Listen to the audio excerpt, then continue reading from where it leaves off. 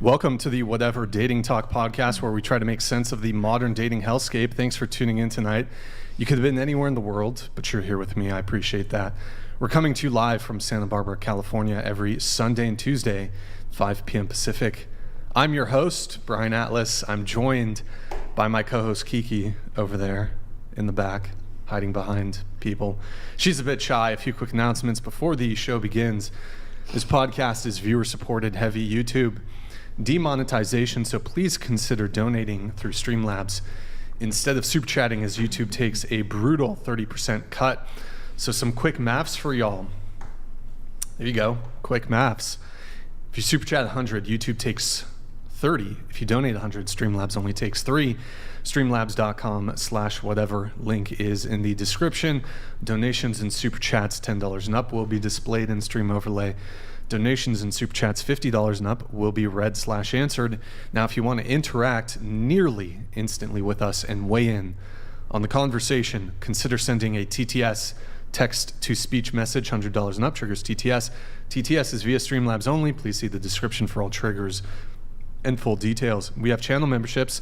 To become a member, hit the join button. Thank you, Morgan. I'm stuttering here. Okay, thank you. Tier 1 is just $5 a month. We're also live on Twitch right now. Pull up another tab. Go to twitch.tv/whatever. Drop us a follow and a Prime sub if you have one, and your username may very well show up here. Well, it certainly will show up there. So if you have Amazon Prime, you can link it to your Twitch. It's a quick, free, easy way to support the show every single month. We've got merch, shop.whatever.com. Stuff you can wear to not be naked. Don't be a criminal. Get some merch. Follow us on Instagram at whatever. Any girls who want to be on the show, DM at whatever on Instagram. If you can make it to beautiful beachside Santa Barbara, if you're interested in sponsoring the podcast, you can also DM us here at whatever. Follow me on Instagram, BD_Atlas. Yep, there I am, posting reels. Check out my nonprofit movement, of course, Big Labia Matter, or BLM for short. It's really the pressing issue of our time. It's 10,000 labiaplasties a year. It's honestly a war crime. There should be grand juries assembled to see what's going on with these plastic surgeons. It's really a tragedy. If you can't catch the full shows, we have a clips channel here. Link is in the description. Guys, we're so close to 1 million subscribers. What are we? It's we're almost about 44,000 away. Guys, try to drop us a sub and help us get to 1 million. We got a plaque here. We get a 1 million sub plaque when we get there. So drop us a sub. Guys, we have a Discord, discord.gg/whatever. Link is in the description. You can gain access to this glorious glorious Discord via our Patreon. Look at that. And we're highlighting all what's going on in the whatever world. Elon Musk tweeted about our thing. Trace Cyrus, Miley Cyrus's brother, is showing us love on Instagram. So check out our Discord via patreon.com/whatever. Also, this episode is dedicated to Akira Toriyama. Rest in peace, DBZ. We got the DBZ VHS tapes. Sorry, there's a bit of glare on the table, but those are the French VHS tapes. Get this shit right. It was further along in France than in the United States, so I got a little extra early news back in the 90s or whatever when it came to DBZ. So in any case, DBZ was a huge part of my childhood, and I suspect for hundreds of millions of other men and boys. So rest in peace, Akira Toriyama. Disclaimer: the views expressed by the guests do not necessarily reflect the views of the Whatever podcast. Without further ado, we're going to have the guests introduce themselves. So please tell us your name, age, location, and occupation. Go ahead. Oh, my name is Adeline Starr. I am 26. I'm originally from Texas, but now local to LA. And I do professional things, and also a media personality and streamer. So just a variety. What professional things? What does that mean? Corn. Okay, I think I have a pretty good idea what you mean there. There you go. Yeah. All right. How long have you been doing that for? I've been in the industry for actually this month makes about 3 years. So yeah. You said you're originally from Texas? Mm-hmm. I don't know if I'm detecting a bit of an accent also. I'm local to born and raised Texan. Oh, okay. I just moved here. Yeah. Okay, got it. What about you? My name is Lexi. I'm 23 years old, Mhm. and I'm a legal courtesan.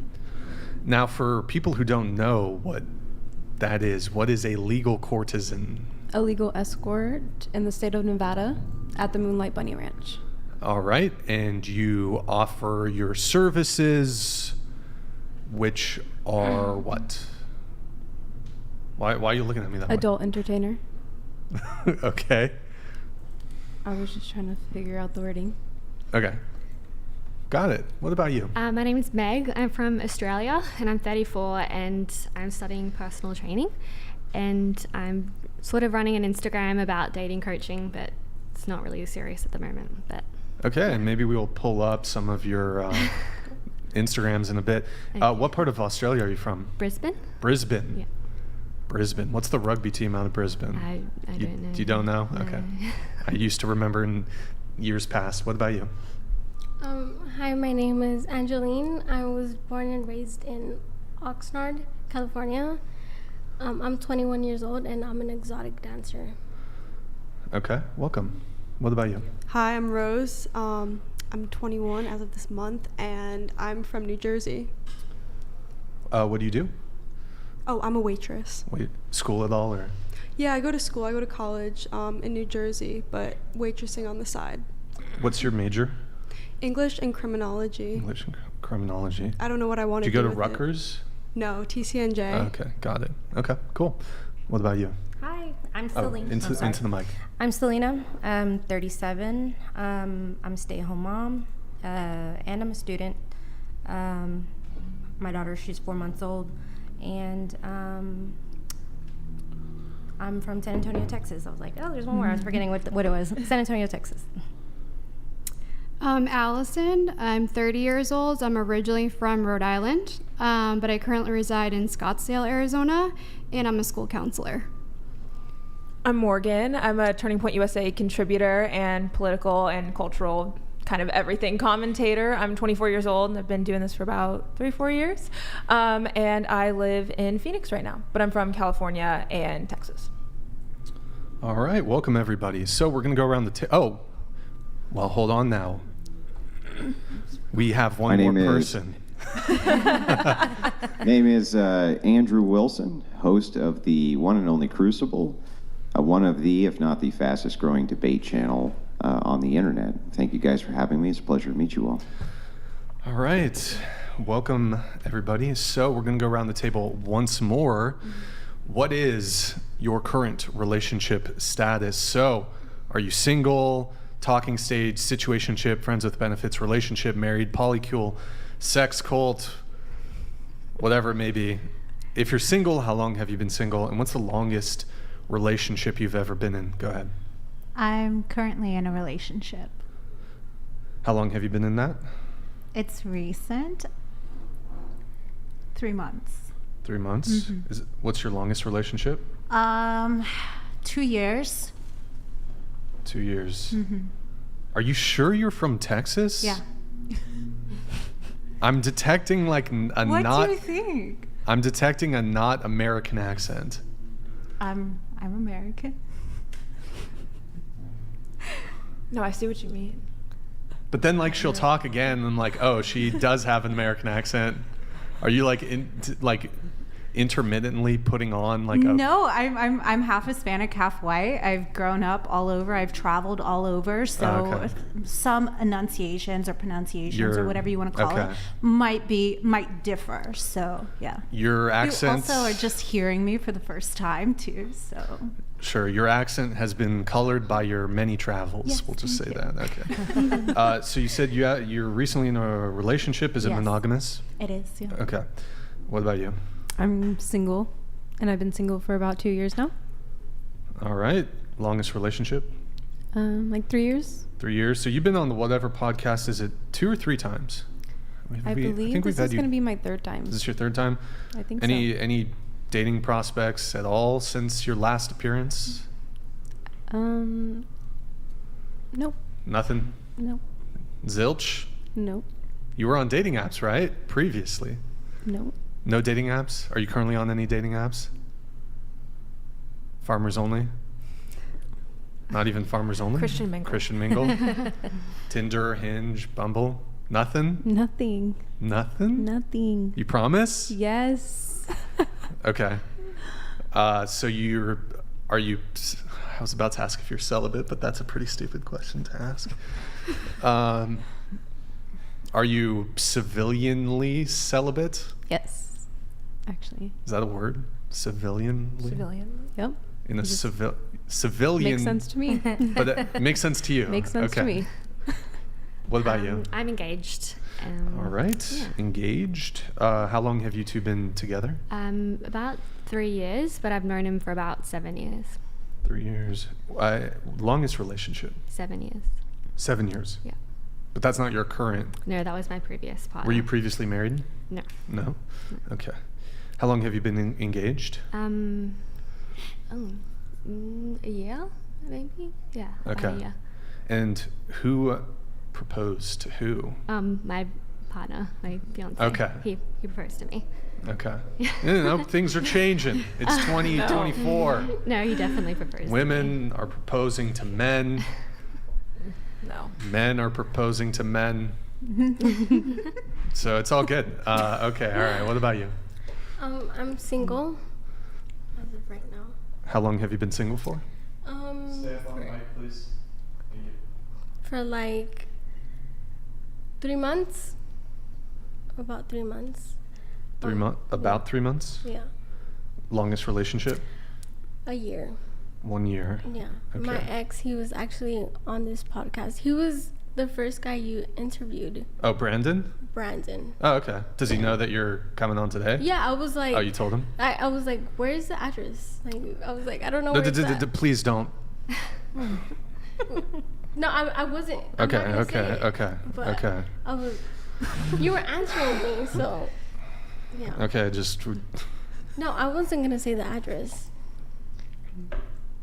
Hold on one sec. Are we getting is the chat okay? Chat, can you tell us what what the issues are? Are you guys lagging? Is the frame rate bad? Is the show quality bad? Maybe try doing a refresh, but 1 in the chat if the quality is an issue, 2 in the chat if it's yeah. Okay, we're gonna keep going. Was that the guy who? So you said you've been single for 3 months. So the previous guy you were dating, is that Brandon? Yes. Wait, just Yes. kindly a reminder Yes. when you speak. We need you speaking okay. into the microphone. Okay. I apologize. It's yes. okay. Go ahead. Yeah, I'm in a relationship. How long? It actually was 5 months as of like 2 days ago. 5 months. Grid 1 Motorsports donated $100. I am 53, retired from TN, married, 2 kids, and a raging headache. As an unofficial member of the panel, I represent the patriarchy and all it offers reforming feminists. That is Grid 1 Motorsports. He's also part of the panel today. and he's also been part of the panel in many other of our shows. So thank you for joining us once again to the Whatever Podcast, Grid 1. Appreciate you. Welcome, welcome. So 5 months, longest relationship? I don't, like a year, about a year maybe. 1 year, okay. How much, and when was your 1 year relationship? That was in high school. Oh, that way was back, a okay. long time ago. Sure. Yeah. Okay. What about you? I've been with my husband 5 years. That's my longest relationship. Can I have you just tilt your mic down just a little bit? Okay. Okay, 5 years. You're married, right? Yes. 5 married. years. And that's your longest relationship, you said? Yes, we Okay. were together less than a year before we got married. Okay. Yeah, and 5 years So total. dating together. like 6 years total. 5 years total. There's Oh. 4 years total married. Oh. We just celebrated our 4-year anniversary. Okay, but so together Yeah. 5 years. I Yeah. see. Okay. And you have 1 kid, 2 kids? I have 2. 2 So kids. I have an 18-year-old who lives in LA. That's why I was out here. Okay. And a 4-month-old. Gotcha. And different fathers or? Correct. I see. Okay. Got it. Okay. What about you? I'm currently single. I've been single for about 5 years now, and my longest relationship was about 7.5 years, almost 8. Sorry, what was the last part? 7 and 5 years and what? It was about a 7-year relationship, 7.5 years. Okay. And so you've been single for 5 years. Yes. So from 25 to 30. Yes. And I've only so been casually dating, I would say, in that period of time. This most recent period. In this most recent 5-year period where you've been single, what's the longest period of time that you've seen anybody? I've noticed kind of a trend, like 3 to 6 months has kind of been like the mark. Yeah. Did you consider any of those your boyfriend, or did it never get to that? Yeah, at one point I did, but it lasted about 3 months, and there were certain reasons why we broke up. But why did he dump you? I actually ended things with him. Oh, excuse me. Yeah. Whoa, Brian. Excuse me. Oh. You're just assuming I'm just he dumped assumptious. her? Whoa. Very, yeah. Some values just didn't align. Okay. Fine. So your 7.5-year relationship, was that from like 18 to 25 then? You got it. Yep, throughout college. And then I went to grad school and moved in Were you with guys him. engaged? No. Any kids with anybody? No. Why did that 7.5-year relationship end? One day he just came to me and he was like, hey, it was a nice ride, but, I don't want to do this anymore. And he gave me a pat on the back. And Pat on the back. No, that was it. It was a tough Can you pill to demonstrate swallow. on Morgonn the pat on the back? It was a nice ride. Oh, wow. Brutal. That's sad. Brutal. Yeah. 7.5 years? Yes. Yeah. Okay, wow. Okay. Good times. But so you've been single for 5 years. Correct. Are you on dating apps? I am. I'm currently on Bumble. Just Bumble? What about Hinge? Anything else? I got blocked from some of the apps randomly, and Yeah. I don't know why. I did too. I got blocked as well. Yeah, and they didn't were you guys disclose. soliciting money? No. Like, here's my cash app. No, I actually got blocked for bullying. Oh. Yeah. Why don't you tell us that story real quick? I don't know. There was just some men on there that were like a little too entitled. So, Tell us about the bullying. What were you doing? I can't even be mad at you. Right? I feel you. Right? Yeah. They're just some guys like they thought they were like great, and I don't know. Had to. What did you? Come on, give us the details here. I just roasted them. How did you roast them? It could be anything. Anything. It could be anything. I don't know. One guy like bleached the tips of his hair like blonde, and I just kept calling him frosted tips, and he didn't like it. But what did he? So okay, you said they were kind of being maybe entitled or whatever. So what? How were they being? How were they acting for you to start roasting them? Entitled and demeaning. Okay, give us an example. Give us a. Well, very objectifying. They would be hitting on me in like rude ways, in the sense that like trying to think of an example. Like send you a kind of like emojis. Vulgar. Yeah. Oh, emojis. Emojis and vulgar talk. Like it started with the emojis, and then it led to like give us an example. Vulgarity. Let's hear it. Okay, did any of them say something along the lines of, "Excuse me, madame, I wish to have carnal knowledge of your nether regions"? Yes, yes. That sounds that's pretty polite. That's no, not in that way though. But not in that way. I see what you're saying. They did it in the inappropriate way. I see. Okay. All right. So then you talk shit back, and then you got banned. Exactly. And okay. I don't think it Your was life's justified. over. I don't It's think over. it was justified. If you ever get out of this, wait, did you say you're? No, you're in a relationship, right? I am in a relationship now. Done. Once you're out of that relationship, he's a lot better never... than these men online. These men online think they're hiding behind a screen. They're hiding behind. They're hiding behind a screen. All right. Okay. And it's like all right. So don't hide. Where did you get? You got banned from Tinder and Hinge. And Hinge. I did, yeah. So now same reason you're in for both. Bumble's what's left.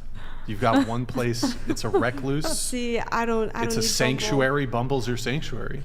I am happy. But you're in a relationship. So. Yes. Don't need. Morgonn, your relationship status. I am single, but dating intentionally. No dating apps right now, and the longest relationship I've been in is like 8 months, I want to say. 8 months. 6-8 months. And, What was the other one? How long have you been single for? How long have I been single for? A little over a year. 1 year. So you've been on the podcast, I think, 2 times, right? Yep. No prospects since. No prospects from the whatever crew, unfortunately, or maybe fortunately. But I have been dating intentionally. They're actually. What does that mean though, to be dating intentionally? Dating intentionally. No sleeping in the same bed. No napping. I'm napping. waiting for marriage. Waiting for marriage. Yep. Going on dates intentionally with the intention to get married at the end. That doesn't mean that I'm dating the person that I'm going on the dates with is who I'm going to marry, but it's mutually knowing that we are dating in a way that is for marriage and honoring that. And if I recall, the dating intentionally thing, that's been your standard since you were last on the show. Yes. From the first time even, Yes. I think. And I don't recall exactly when your first appearance was. I think it's been like 9 months. I think 9 months maybe your first appearance. Have you kept, because you listed, well, okay, no sleepovers, no napping, none of that. Have I been what's the word? There's a nail word. on the head? There's a good word for it. Have I stuck with it? Have you been what's the word? Hold on. Let me just pause the podcast for 20 seconds to try to buy a vowel. Wait, have you been it's not forthright. It's like something right. Obey. The fuck? Consistent? Have you been forthcoming? It's like I'm evoking like something like an arrow just going straight. I don't think you're evoking anything right now. Called out. Wait, what's it? Yes, I have stuck to my morals. God damn, that's gonna bother me. Not engaged sorry. in any. I actually hadn't kissed anyone in over a year. So since my Word. I know. And nothing else. Nothing else. Because you could literally not kiss. Wait, No. Excuse me, Nothing. sorry. You said how long have you been Single? intentionally dating this person? No, so right now I've been intentionally dating, but I'm single. You're But single. Wait, sorry. So you're single, but you're intentionally dating somebody. Like I've gone on not someone. Like I've gone on 3 dates in the last in 2 months. intention to find marriage. Yes. With the goal to be married at some point in the future. Okay. So like if I'm going, like somebody, like a man asked me on a date, like Yes. I will go on a date. I want to get to know them. I want to them, like this is a future partner in person. Different guys, like you're like. Well, no, I've gone on 3 dates in the last 2 months with 2 3 dates, 2 months. Yeah. Okay. That's it. But yes, I've stuck by my morals and have not done anything. God, Andrew is So it's like shopping around for a husband. Andrew's What was that? It's almost like shopping around for a husband. Well, I'm not shopping for a but husband. like seeking out. But like, I am seeking marriage. Like I don't the want to individual, casually date. right. I'm not hooking up. I'm not going on dating apps to, just go on a bunch of dates or waste somebody's time. And I know my values and I know what I'm looking for in a future Right. partner. Like, I'm not going to marry someone currently if they're not also waiting for marriage right now or re-waiting for marriage is totally fine. But, I need to make sure that those values and those morals So are. just Have you always done this, or is this like, have you done this in the past? So I have been doing this for about 4 years now. 4 or 5 years, maybe longer. It's been a while.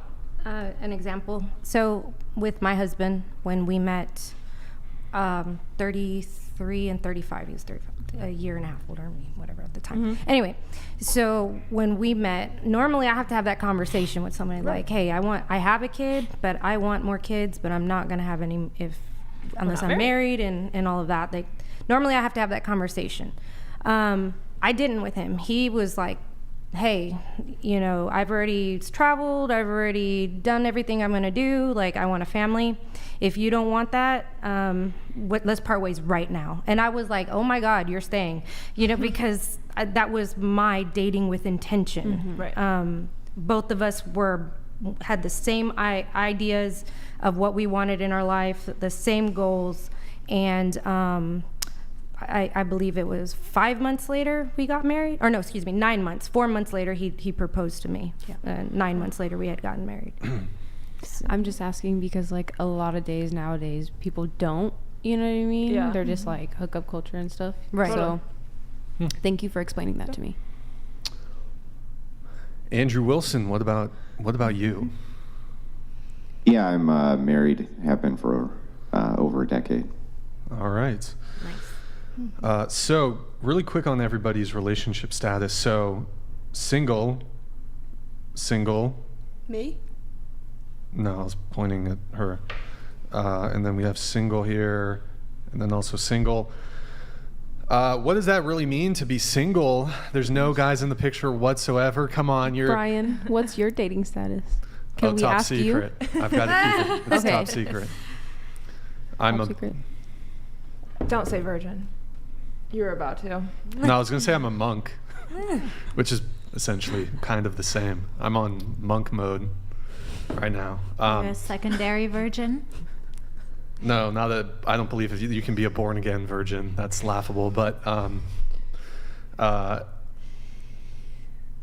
there's no guys in the picture. Come on.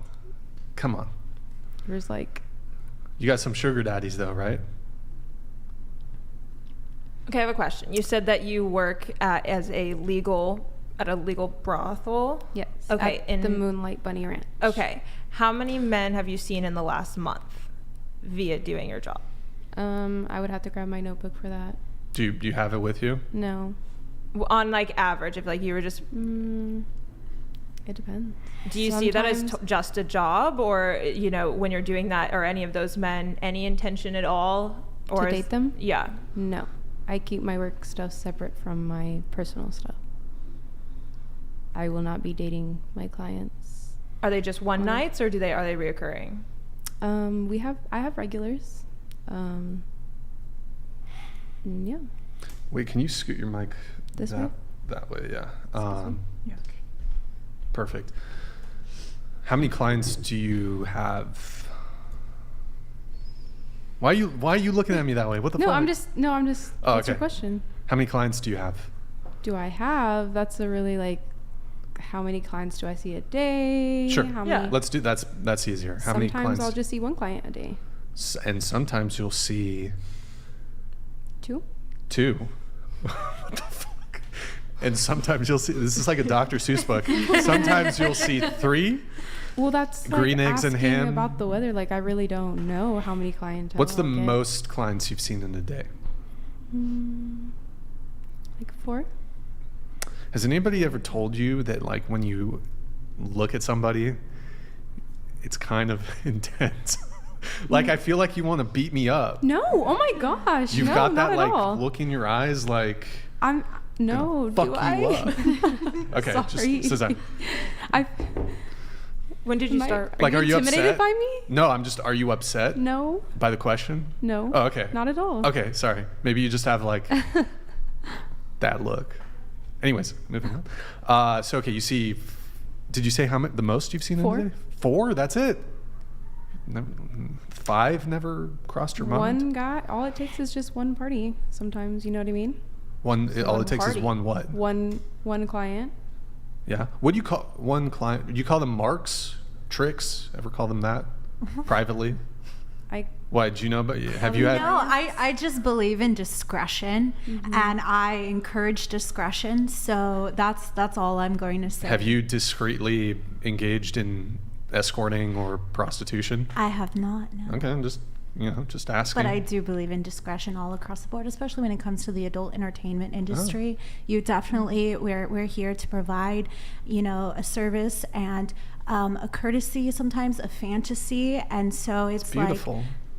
That's just part of it, and yeah, it's great. I know. But so are you saying that because you're objecting No, to me but asking she's- about the? Hold on, wait, hold on. I'm letting her have her own space, and if she No, wants but to share the that, I'm not question- going to stick up for her. No, but the question was, do you refer to them as Marks or Johns, which is just sort of like a descriptive term? Oh, I don't know. That's So I personally don't use those terms with my clients Okay. because I think that those terms are just Little disrespectful. rough. Okay. I like to Alright. be respectful Yeah. in the environment that I'm in. Okay. The environment that I'm in is legal, like I said. Yeah. And we don't go around talking about our clients like They're clients. that. That's definitely Okay. not what we like as I've Moonlight heard- Bunny Ranch to Not have. the Moonlight Bunny Ranch.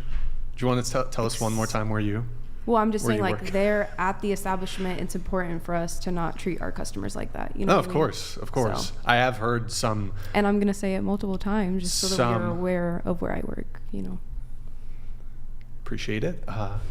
Yeah, where's that Legal. again? Yeah, one more time. The Yeah, legal Moonlight Bunny Ranch. The See, legal. he didn't hear me, and I've said it a couple times. Yeah, yeah. That's why I keep He's hard of reiterating it. hearing. Andrew's hard of hearing. Sometimes you need to Might be deaf. repeat things. Just so. Okay, so you're single also, but you know, is there any guys in the picture? Any prospects? Any dating so apps? I'm a stripper. Of course, my relationships are not going to last. Well, you said Oh, you were dating okay. that guy before. How long were you and Brandon dating? For a year, but he met me there. He met you at the club. Yeah. Yeah. Okay, and any. You said that relationship ended 3 months ago. Mm-hmm. Okay. Yeah.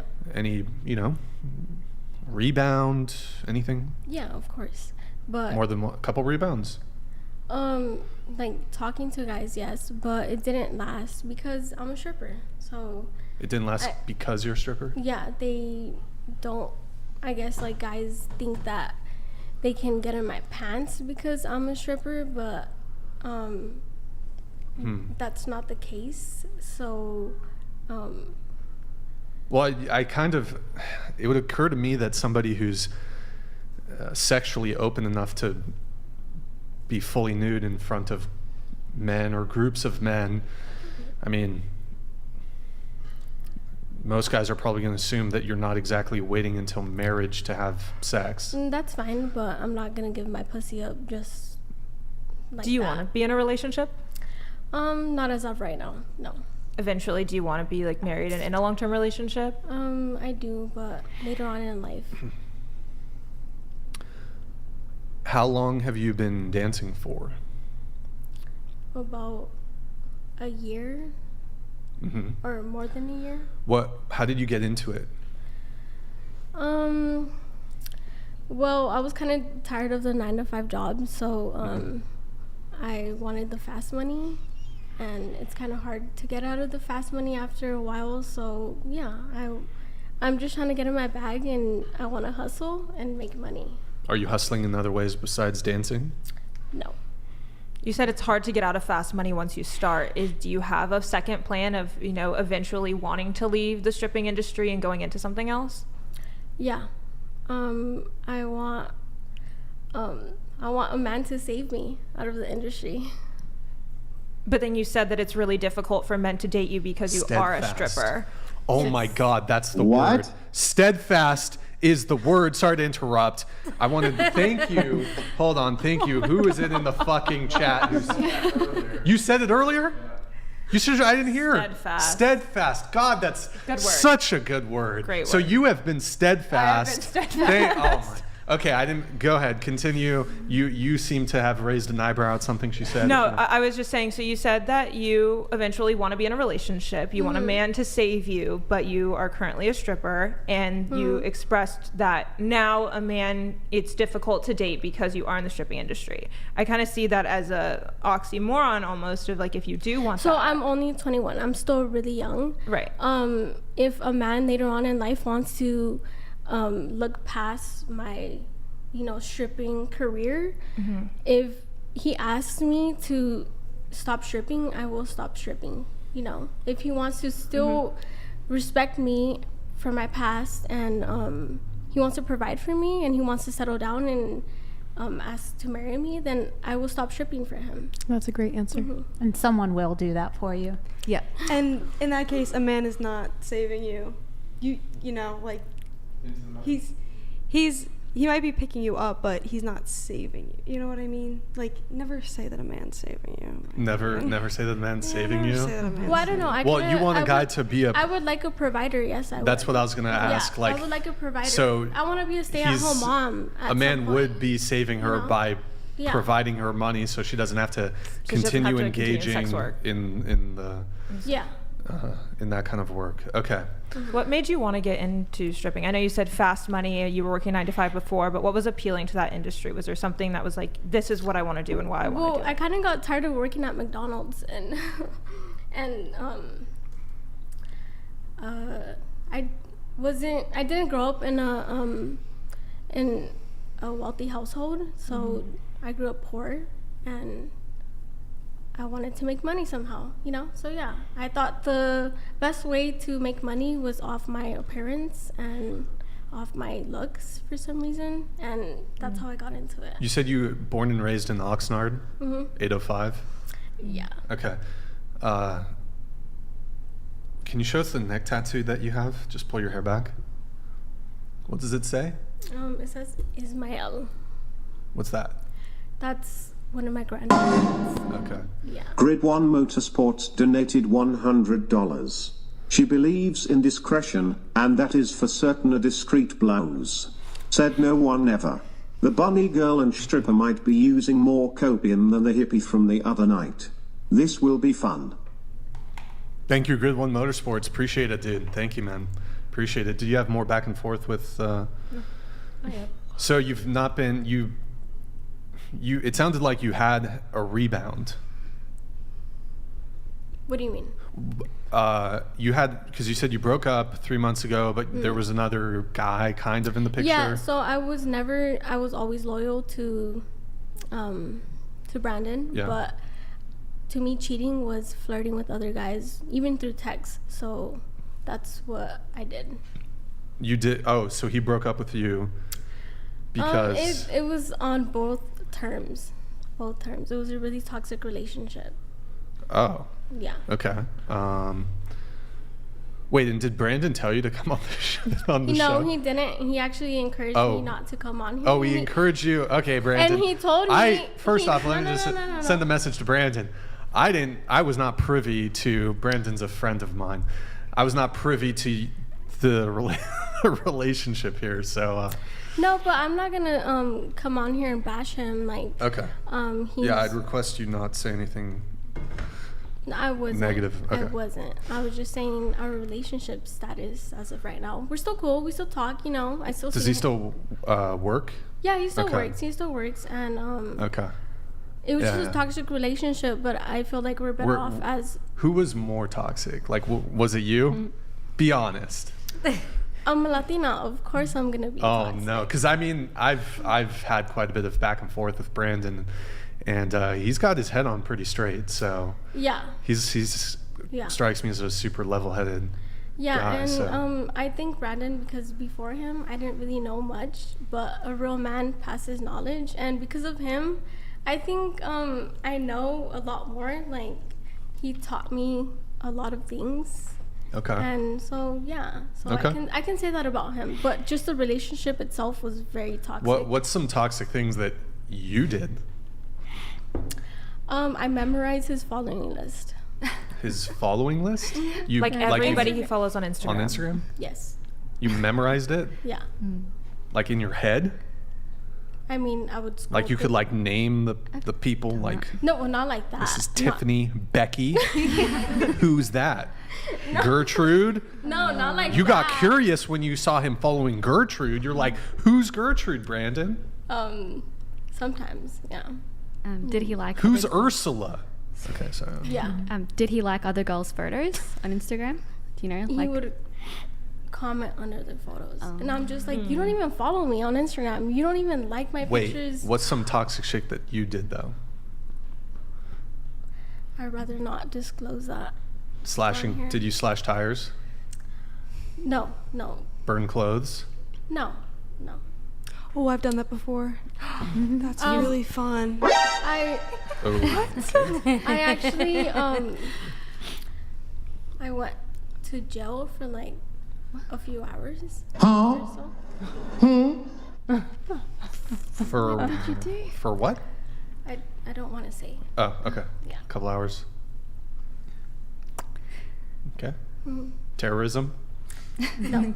Oh, okay. But I was bailed out. Conspiracy to defraud the government? Treason? Was it treason? I have a feeling it was treason. No. No treason? Light treason? No. Heavy treason? No. Medium treason? No. Okay. All right, I'm off. Okay. But good to know. Any dating apps? Are you on dating apps? No. Would you date a customer at your club? No.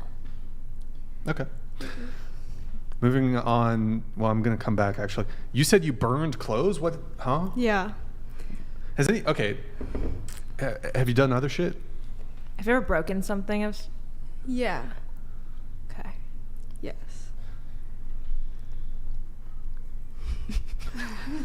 You. Watch out. Tire slashing. Have you slashed tires? No. Oh, let me do the singular. Have you slashed a tire? I'm not gonna let you off on a technicality here. Have you slashed a tire? A singular tire. Yes. For legal reasons, no. Wow, that was. Did you see? She tried to use the loophole of plural. She tried to use plural to get out of it, but I fucking saw that. What did they do? Singular. Oh, What kind of tire was it? I see what you're trying to do. You're trying to catch me. Well, I mean, you did that shit. Happened to my best friend. They did it to my best friend. It wasn't done to me. I am way more aggressive when it's to someone I love or someone I care about. Have you stabbed somebody? Shanked? No. Okay. I'm not a criminal. Wait, so it was your best friend's boyfriend? You kind of just pleaded Yes. Okay. And your best friend's boyfriend? He was like really like Bad. bad or like Okay. So, but I mean, more so in like a dating context, you know. He was burned clothes. Well, burning clothes. I feel like that's not bad. Yeah, it's pretty. That's vandalism, property damage. You know, Is it? Probably a misdemeanor. Like, why did you burn his clothes? Because he was being rude. To you? Yes. What did he say? Was it the guy you were dating? No, it was another. It was a different dude. Why are you like Oh, no. doing this revenge shit on dudes you're not even dating? I'm confused. Were you dating him? No, he was also another one of my friends. So we burned it together. We burned his shirt together. I was kind of like helping. You her. said you burned it? Okay. You said you Yeah. burned it because he was rude. What? How was he rude? Well, he was just leading her on, in a sense. What do you mean leading her on? Like, there was this thing where they were going to date or expected to date, and then it just like didn't happen. So you were the side girl? Wow, that's fucking So sad. yeah, it does. I think it does. I don't know. So if a guy were to take you on a couple dates and then be like, hey, like maybe leading you on, and then you're like, you know, he's not seeing it, and then you just burn his clothes. If I have access to them. Okay. I think that's a little unreasonable. Just a little. Well, I mean, the way that I would frame it is psychotic behavior, psychopathic, lunatic. Yeah. That's how I would frame it if you were, you know, to burn people's clothing because you were upset at them. But that's just me. I mean, college is college.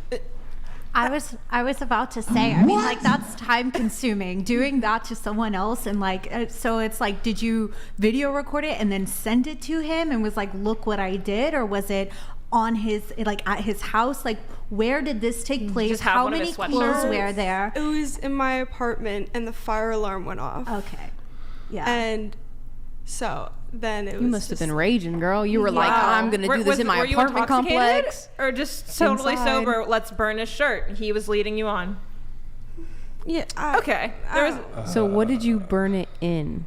A lighter. I had a No, lighter, you took the lighter, and then where did you put the clothes? And so it just started like going up in flames. So you just lit it. Lit it on the Just floor? lit You it. lit it on the Yeah, floor? just like Like it I- was Like a on your shirt, kitchen a floor? sweatshirt, Yeah, it was like a outfit. cut off. Like you didn't, cut off. you Okay, weren't like t-shirt. over the bathtub lighting it on No. fire. Like you were just straight up in your Well- kitchen, just like lighting it well, on fire.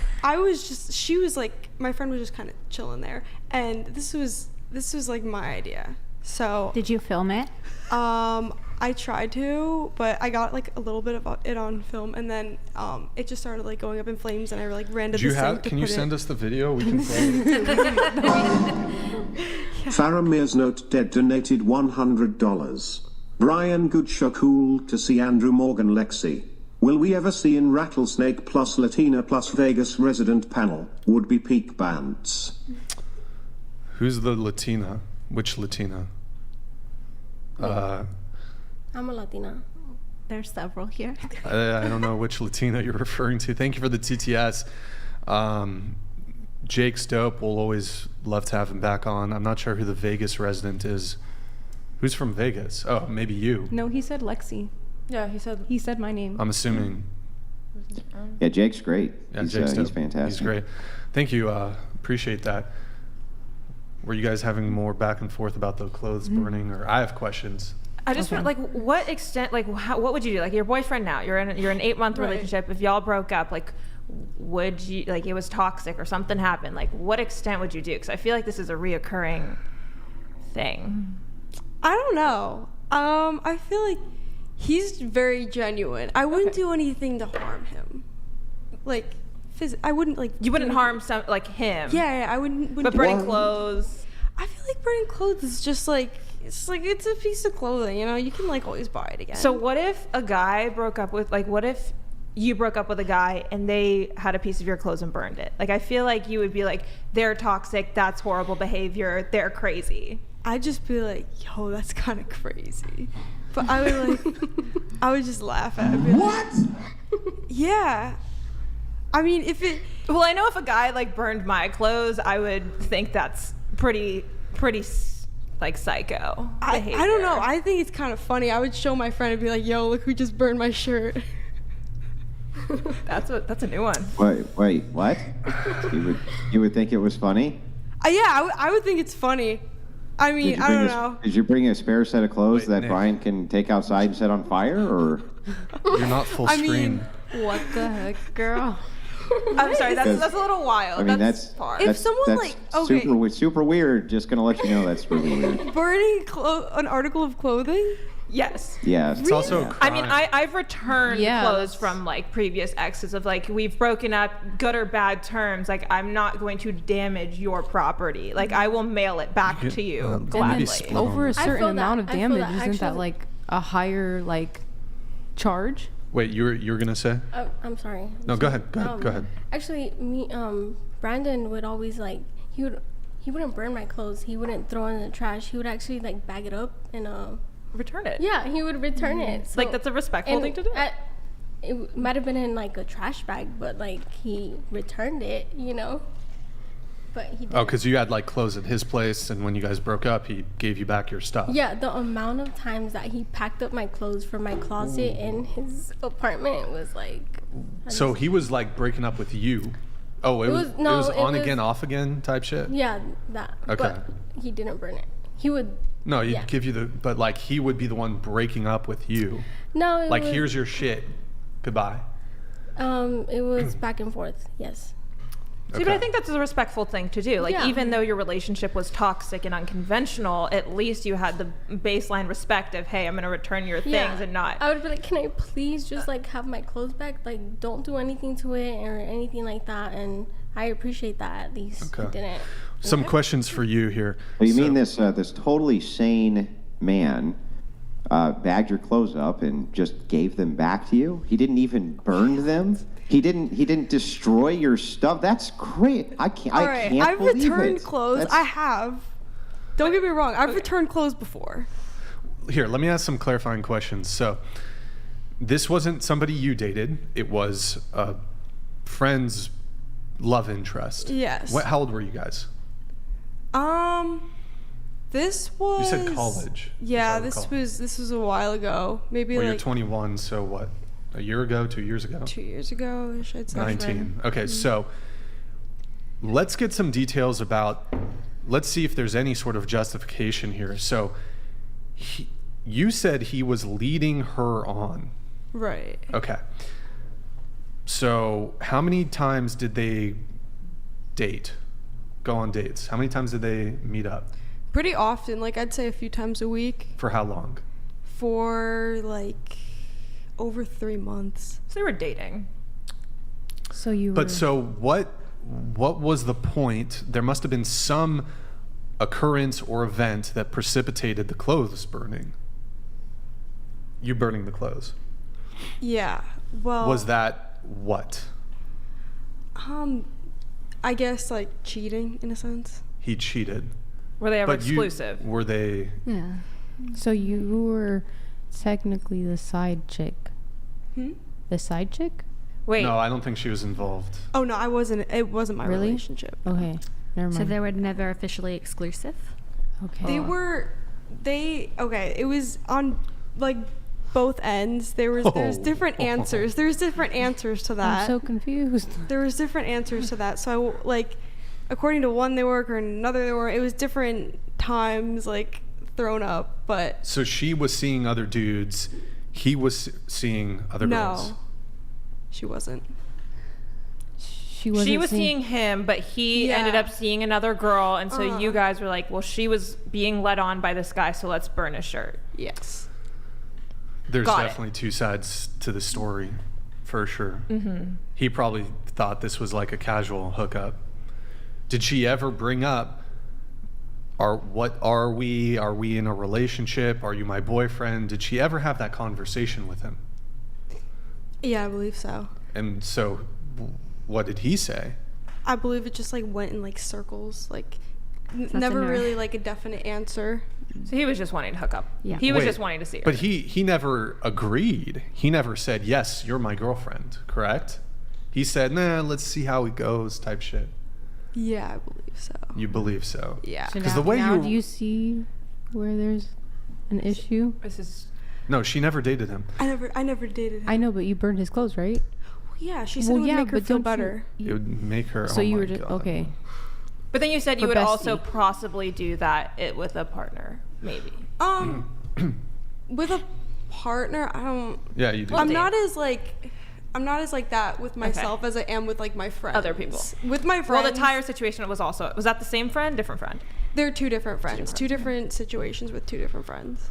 Okay. So she's just a ride or die bestie. Yeah. Is what I'm Yeah. hearing. That's not for me though. For me, I'm not. Because the way you originally described it, you said, well, he kind of led her on a little bit, which makes me think they were never in a relationship. Sounds like they were just hooking up. Just like they were having sex and just for a long No, time. but with my other friend, they were dating. Wait, Grid what? 1 Motorsports donated $100. Less than smart blonde girl, realize this is me calling you a liar. You do not have to lie to be more interesting, and it is a sin. Wait. Gentlemen, this is why you cannot believe shit women say. I'm not lying, buddy. All right. Okay. I don't know. It does sound a little more fantastical as we go on here. Just Because saying. I don't know the situation of like their relationship, and like it's their relationship, so I don't want to like say. I mean, I can anything also that's- say this: there's a huge tendency, oftentimes, for.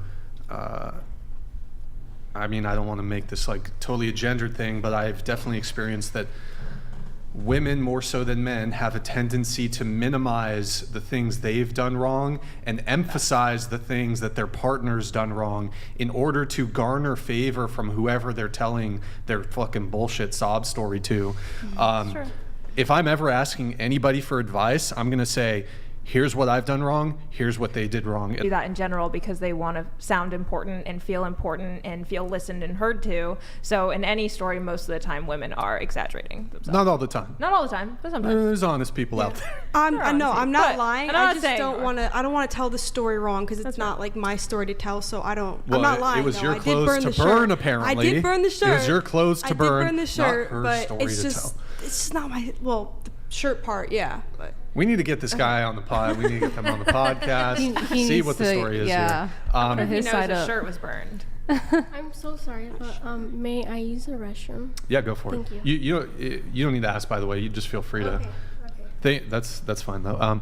And then you're single over here. Yeah. Single for 5 years. So any dating apps?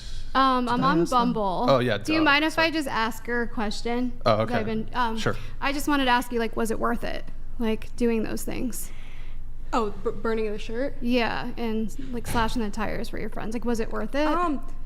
Well, for the shirt, I'd say the burning the shirt was it was like funny to us in a sense. I don't know. It was funny. It made her feel better, and it was a like. What if murdering him made her feel better? And it Would- was just wait, is funny that to you. justification? Funny. It was just like a nothing shirt. It was Robbing like his house. it was like a cut off shirt. What if it was like, let's say his dad was in the, he was in Bosnia, son. He was in the shit. And that was his dad's last shirt he wore before he got, It wasn't. That was his dad's shirt that he wore in the Bosnian War, son. How you gonna burn that And shit? you just straight up lit that bitch on fire. Burn that. It was just like a nothing throwaway Priceless. shirt. It was priceless. But how did you know? Shirt. Token of war. What if it was his favorite gym shirt? But did you ask him? Were you like, hey, is this your favorite shirt before I burn it? Well, I do kind of like know him. Wait, so what was his reaction? He was like, yo, that's crazy. Yeah, very much so crazy. Yeah, you're crazy. But like in a funny way, like he didn't really care. Here, I want to give you a scenario. Let's just flip the genders, and a dude burned a girl wasn't ready to commit to this guy she'd been seeing for a while, but they were hooking up, but just she wasn't ready to commit, and the guy then had him and his male friends conspired to go and burn an article of clothing of hers. Is that valid? Is that The Bronasons donated $100. Jesus Christ. The crazy chick is nuts. God, bro. She is too ugly and has A-cups. You do not get to burn stuff and slash tiles unless you 36 DD. Know your place. Say Christ is Lord. Well, he's right. He's not wrong. I mean. Oh well, I don't know if you should admit to that. No, not. So I'm just wait, gonna he's not wrong about the 36 double Ds part. You're only allowed to burn stuff if you have large You're only allowed mammaries. You have 36 double D. Okay, like That's so crazy. Okay. if that's. Mine Yeah. are triple. You can ban a whole So okay, whole like record. I just painted the scenario where it's So then basically you're allowed to burn the genders are reversed. I'm a bit of a pyro, so I was wondering if you gained satisfaction and if you let him know. Because it just, at the end of the day, it just sounds like, yes, it is problematic behavior. I will not dismiss that. But it just sounds like two girls, one was hurt, one was like, hey, let's burn his shirt. Yes. And, okay, let's do it. But for me, I would have like at least videoed it or something. And I would have done it in a safe place. Yeah. And then, just like, kind of like express that. But like at the end of the day, like if you didn't have anything else going on, you didn't have anything better to do, it just sounds like typical college behavior. That's exactly what I Yes, was. it is problematic. No, yes, they that's are not red typical. flags. That's not but typical no. college behavior. Okay, what do I'm not going to say I'm a college kid, or I went to college very briefly, but that just sounds like another crazy college story. It is. So that's all I have to say about that. I mean, that's Okay. a great way to just sort of. Sum it up. And this is why you shouldn't go to college. Oh, okay. Yeah, how Learn- come you'll learn typical bad college behavior. behavior isn't, I don't know, learning higher education, but rather It should be. promiscuous It should sex be, but things like and, American and burning Pie. people's clothes. Why is that standard college behavior, just out of curiosity? It's a balance. It's a balance of. Oh, yeah, it's a balancing act. It's the prostitution to education ratio. Well, That's no, how it's a we gotta balance of it out, right? education and having fun with your friends. Can I add something? Sure. And then we're going to move on from this. Okay. I think going back, because you mentioned gender roles, right? The switch, if it was, females' clothing being burned, I feel like they would call campus police, and it'd be a legal thing. So I think it would be escalated higher. Yeah. Not everybody, but I think that the situation would have been different. I will say stuff like this happens all the time on my campus. Okay. So going to you, I think I was asking your single status. Any prospects at all? Are you currently dating anybody? Currently just started talking to somebody like this What past does that? week. What does it mean to just be talking to somebody? How did you meet? Phone calls. Phone calls? Yeah, we matched. Did you match on Bumble? Correct. Yeah, we matched on Bumble, and we've been just having phone conversation. It's very new, like probably 3 days. Have you you guys live in the same city? Yep, we both live in Arizona. How many phone calls have you had? Maybe like 4. It seems a little excessive to me, but we haven't gone on a date yet, but we have one planned when I come back to Arizona after this podcast. okay. All right. And so single for 5 years. Was it just like string after string of... Yeah, I mean, if I'm being honest with you, I just noticed like a pattern. Like 3 to 6 months, I would have like kind of a fling, and then somehow I would get ghosted or it would just end it. And then I noticed that after they dated me, they ended up, in a relationship or engaged or have a baby on the way. So Did you sleep with them? Sorry. No, not like all of them. No, Not all like of them. all of them. What do you mean? So there's multiple men that you dated for 3 to 6 months and you didn't sleep with them? I rather not like disclose that information, but honestly, not all of them. No. So you're telling me there's some men that you'll sleep with prior to 3 months, but other men you wouldn't? Like, that doesn't make any sense to me. That's just kind of how it happened. Like they didn't want to fuck, or you were making some men wait and other men you would just fuck on the first date? Probably a little bit of both, if I'm being honest with you. So you would be in a... Why the differing standard there? I mean, that would... If I was dating a woman who... If I was dating a woman who her previous guy she was in a relationship with, she fucked him on the first night, and then she's going to make me wait 3 to 6 months, and then the next guy she fucks on the first night, I'm going to be like, well, why did you make me wait 3 months, but the last guy you fucked was immediately, and the next guy you fucked was immediately? I'd be like, what? Yeah, I can understand. So but that's what you were doing, basically. Well, it's been 5 years, right? So Right. like within that time, I've grown up, right? So I was like 25, recently single after 8-year relationship. So I was kind of seeing things a little bit differently. And now that I'm 30, like going back to, I'm dating with intention of like, I want something serious. I want to get married. I want a family. Okay. So that's kind of how it changed, I guess, over time because I matured. So are you waiting until marriage? No, I mean, I'm not really sure, honestly. I don't really have a stance on that. Okay. Yeah. I had a question. Of course. Could it be that in that time you with every relationship where there was 3 to 6 months, whatever, you went through something, and that's why the next one you probably bounced into it too quickly, and you're like, no, I'm gonna do things differently. Yeah. And then it ended up being the same result, no matter what you did. Yeah. Because I could kind of see that that's why okay. some were and some Spencer, weren't. it's all right. It's all right. People that you slept with. Right, kind of a Because pattern. we're kind of like emotional creatures. That's why like back-to-back dating is not great for Yes. women. Yeah. Because of the emotional toll it can take on us. Yeah. But that's the only thing I was kind of thinking, that maybe why you had some encounters with.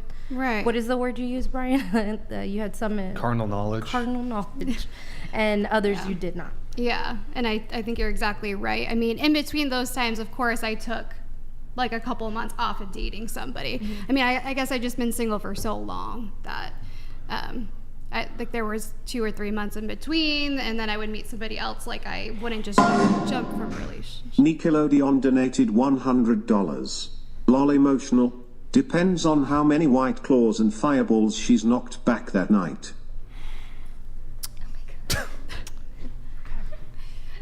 Thank you, Nickelodeon. Appreciate it.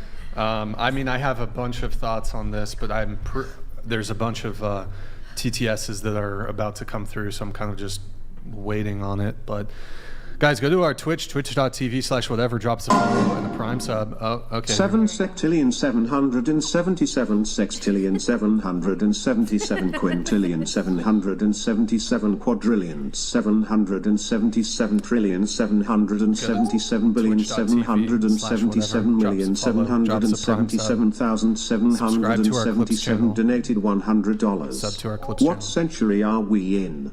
My sprinkler goes like this.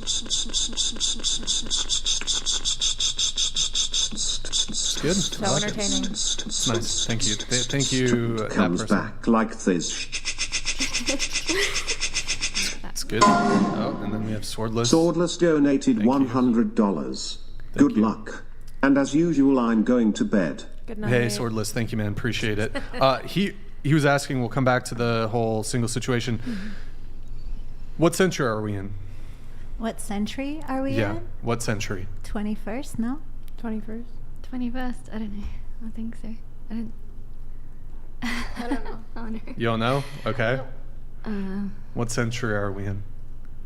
I think it's the 21st, right? I'm going to say 21st. 21st. Yeah, I'm going with 21st. Okay. It is the 21st century. Okay. Okay. Wait, so, going back to you. So you were saying that you would maybe earlier on in this 25 to 30 single period, did you have any like casual hookups or one night stands, anything like that? I'd rather not disclose, but That's a yes. I would say That's a yes. Oh, okay, yeah. Oh, you would say what? I would say hookups, yes. Yeah. Okay. And were these like from dating apps, or you'd go out to bars and clubs, or?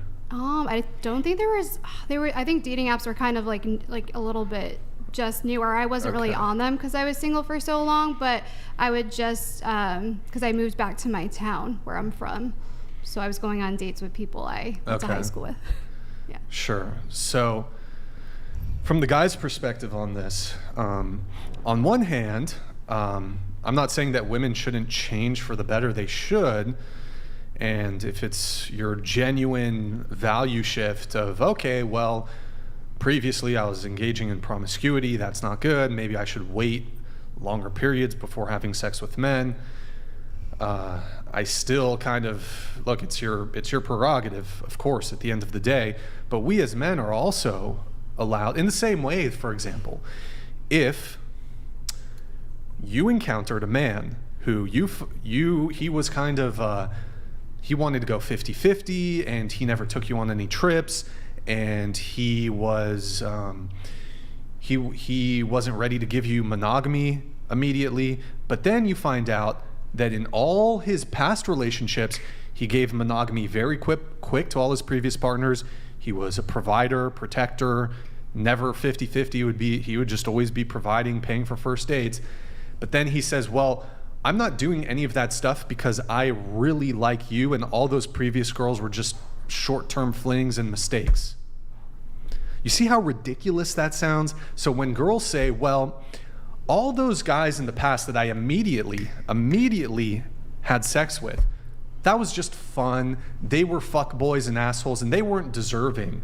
But I really, really like you. You're a great guy. We're gonna wait 3 months for you to receive this benefit of having sex. You see how ridiculous that sounds? Yeah, I can understand where you're coming from, for sure. Yeah. But I do think people can mature and grow up, and if they make the conscious decision of, I am going to wait to have sex with this person, whether it's until marriage, whether it's 6 months, whether it's a year engagement, whatever it is for that person, which personally I do believe that waiting for marriage is 10 times more beneficial for every single relationship. But you can have a past and then also be saved, or make that decision of, I'm going to date with intention in the future. Yeah, right. You absolutely can. But you I need don't to think you find can a guy. reverse that, You need to find a guy who's willing to accept that, in my view, frankly, kind of suboptimal scenario. But I also think it's a double standard for guys. Well, my personal recommendation, though, for men is that's not an acceptable scenario. So she ought to go find a guy who's willing to accept that the 10, 20, 30 previous men she slept with was instant, but when you finally come along after she's had her fun in her 20s, now she's 30, all of a sudden she's going to change up, and then you're going to wait 3 months, 6 months until marriage. Is it the same standard for a man if he slept with 20 or 30 women and then all of a sudden was like, I want to wait? I do not have a double standard on this. As a woman, if you're desirous of having sex early on in a relationship, and the man, despite his past of promiscuity, is like, well, I've turned a new leaf and I'm waiting until marriage. As a woman, you're certainly also inclined to say, well, I don't want to wait to have sex. You fucked a bunch of chicks really quickly in your past. I don't think women hold that position as frequently as men do, but I don't have a double standard on it. Women can have the exact same standard on this as men can. And so just to my personal view on this, if that was always her standard from the very beginning, then that's a different conversation. But if you're you fucked a bunch of dudes in your 20s, now you're 30, now you're trying, it makes the guy feel like a sucker. Now, women are in this damned if you do, damned if you don't position, though, because But should women hold out? Because I don't think that they should just necessarily, we talked about this last time, because if a woman is getting into a new relationship with a man and she decides to hook up with him and it doesn't work out in her favor, then she is adding another man to her body count, which is then going to negatively impact her for her next relationship. And so I think it's 10 times more valuable if that woman were to hold out and say, you know what, I am not ready to have sex with this partner until you get to know them. And I think that's just an equal honoring and respecting of each other. So is this kind of like from the view of the future potential partner's position, like she's adding another body, so he's gonna judge her in a certain type of way like that, or is that for her own self? I mean, I think it could be both. Yeah. And because like, let's say she slept with 50 men, and then okay, she has another one after the 51 or 52. It won't necessarily make she's still like, her body count's still going to be a massive disqualifier. Right. I'm saying 10 or under. If you're at the 10 or under mark, like, you know, having another intimate relationship does psychologically and hormonally, you know, impact a woman more than it would impact then men. She should also wait to receive all the benefits that she would otherwise receive from the man. So maybe she doesn't get any provider benefits, because she should wait, right? Just like she's making him wait. So are you saying that a woman can only provide sex? That's not. Because there's multiple things. That's not. I think that's an equal balance provide. relationship. But when what do you mean? Like if a man is paying for a first date. What does you know, that is showing her, if she is waiting, she wants a man that's going to be able to provide. Okay, little things that are shown there. Okay, so men are typically expected to make the first move, approach, initiate, set up the date, plan the date, handle the logistics, pay for the date, go for the first kiss, move things forward from there. Physically, that's a masculine man, someone who's firm in themselves, leading, being dominant, masculine. So that's what's expected very early and upfront from the man. So if that's kind of what men are expected to do, then what are women expected to do early on in the courtship process? I would say respect them, show them feminine intentions, and just be a feminine woman. You know, loyalty if you are exclusive talking to that person. Can you give me examples of that? Like if a man is putting in this much effort to go and see you, you know, you're going to do your hair, you're going to look nice, you're going to give him attention, you're going to allow him to be a masculine man. You know, if he's opening up your door for you, if he's going to offering to pick you up, you know, there's little things we can do, Brian, like coffee or something. You being a man, but do you care about any of those things? What things? The things that she just mentioned.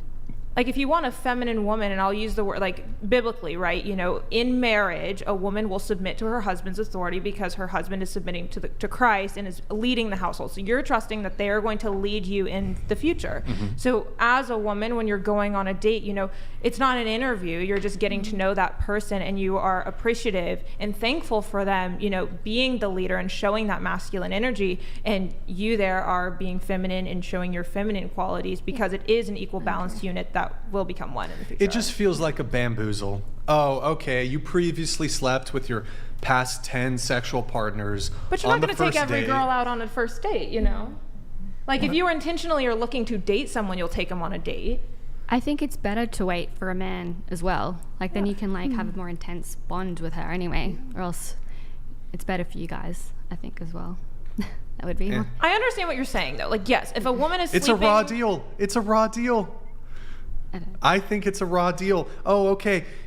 A month ago, you just had a one-night stand. You were on some fucking cruise or traveling. A month ago to a first date, understandable. But if you're talking like a woman who is like, you know what, I have committed my life. You've been celibate for 3 years. Maybe you get a bit of a pass. If you've been celibate for 3 years and then you want to wait, fine. But don't pull this game of like, oh, I want to wait 3 months, but then you fucked a guy last week.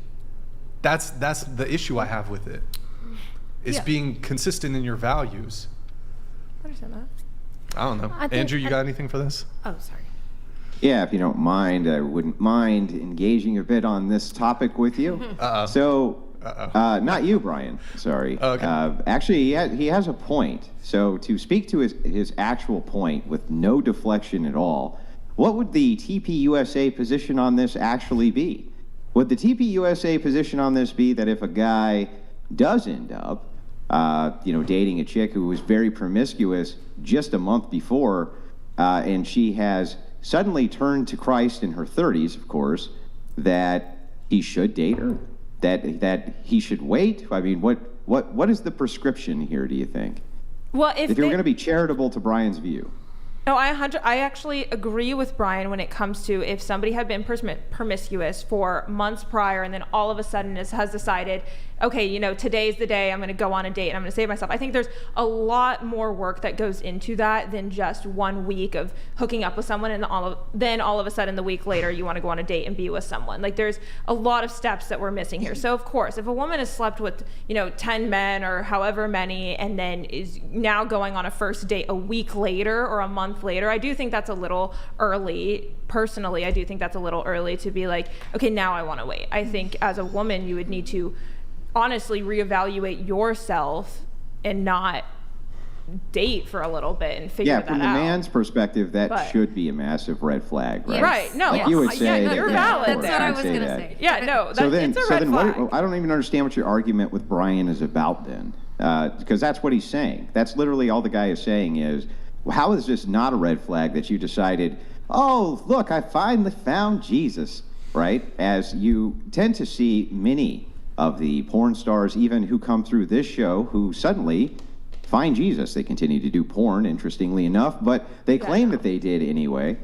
Are we supposed to give or excuse their past 100 sex partners just because now they have and claim that they found salvation? No, that 100% is a factor. Would you consider that a massive red flag? No, it's a 100% a red flag. 100%, because it's a lack of judgment, and I do believe that Jesus Christ does save us for our sins, but I don't think it's going to be an overnight switch of one day you're like the day you become saved, the next day all of a sudden clean slate. Well, it is a clean slate, but it's not like the next day you're going to jump into a relationship. I mean, this is a years and years long process. So if somebody has decided to save themselves, like let's say 5 years later, and then you become into a monogamous relationship, let's say you're an ex-porn star, whatever it is. But no, I'm not disagreeing with Brian if looking at the timelines of a 1 week to a month. Like, no, that's very reasonable. And well, then I guess you're going to have to look at Brian and say, Brian, you were right. You're right under... Yeah. I'll give you 2 years. If a woman has waited 2 to 3 years and has not engaged and has truly dedicated her life to her new self, then different scenario. But I will give you you're right with the red flag. I was agreeing with that. Is that a checkmate? Checkmate? No. Checkmate. Well, statistically, I guess. Statistically? No, what are the not statistics okay. on this? But go ahead. Well, statistically, if you're looking at like her history of like past hookups and dating, and then she claims she seeks salvation, it's something to like, I feel like something to look into, but at the same time, according to like, if we're getting into religious purposes, like we cannot cast stones at the person. Like, let the Would you date a guy who's shorter than you? Would I date a guy? I'm not sure actually. Grid 1 Motorsports donated $100. To skew this, as a man whore until I was 32, when I dated with intent to marry and met my wife within the first year. We had sex the first night and have not been apart since. When you know, you know. Yeah, I mean, I can speak from my own personal experience also, Grid 1. I mean, I've had a 5-year relationship, 2-year relationship. I've had other long-term, I've had a 9-month, 1-year relationship. Most of these were not like, let's go on dates for 3 months and then finally have, no, we had sex relatively quickly, second, third date.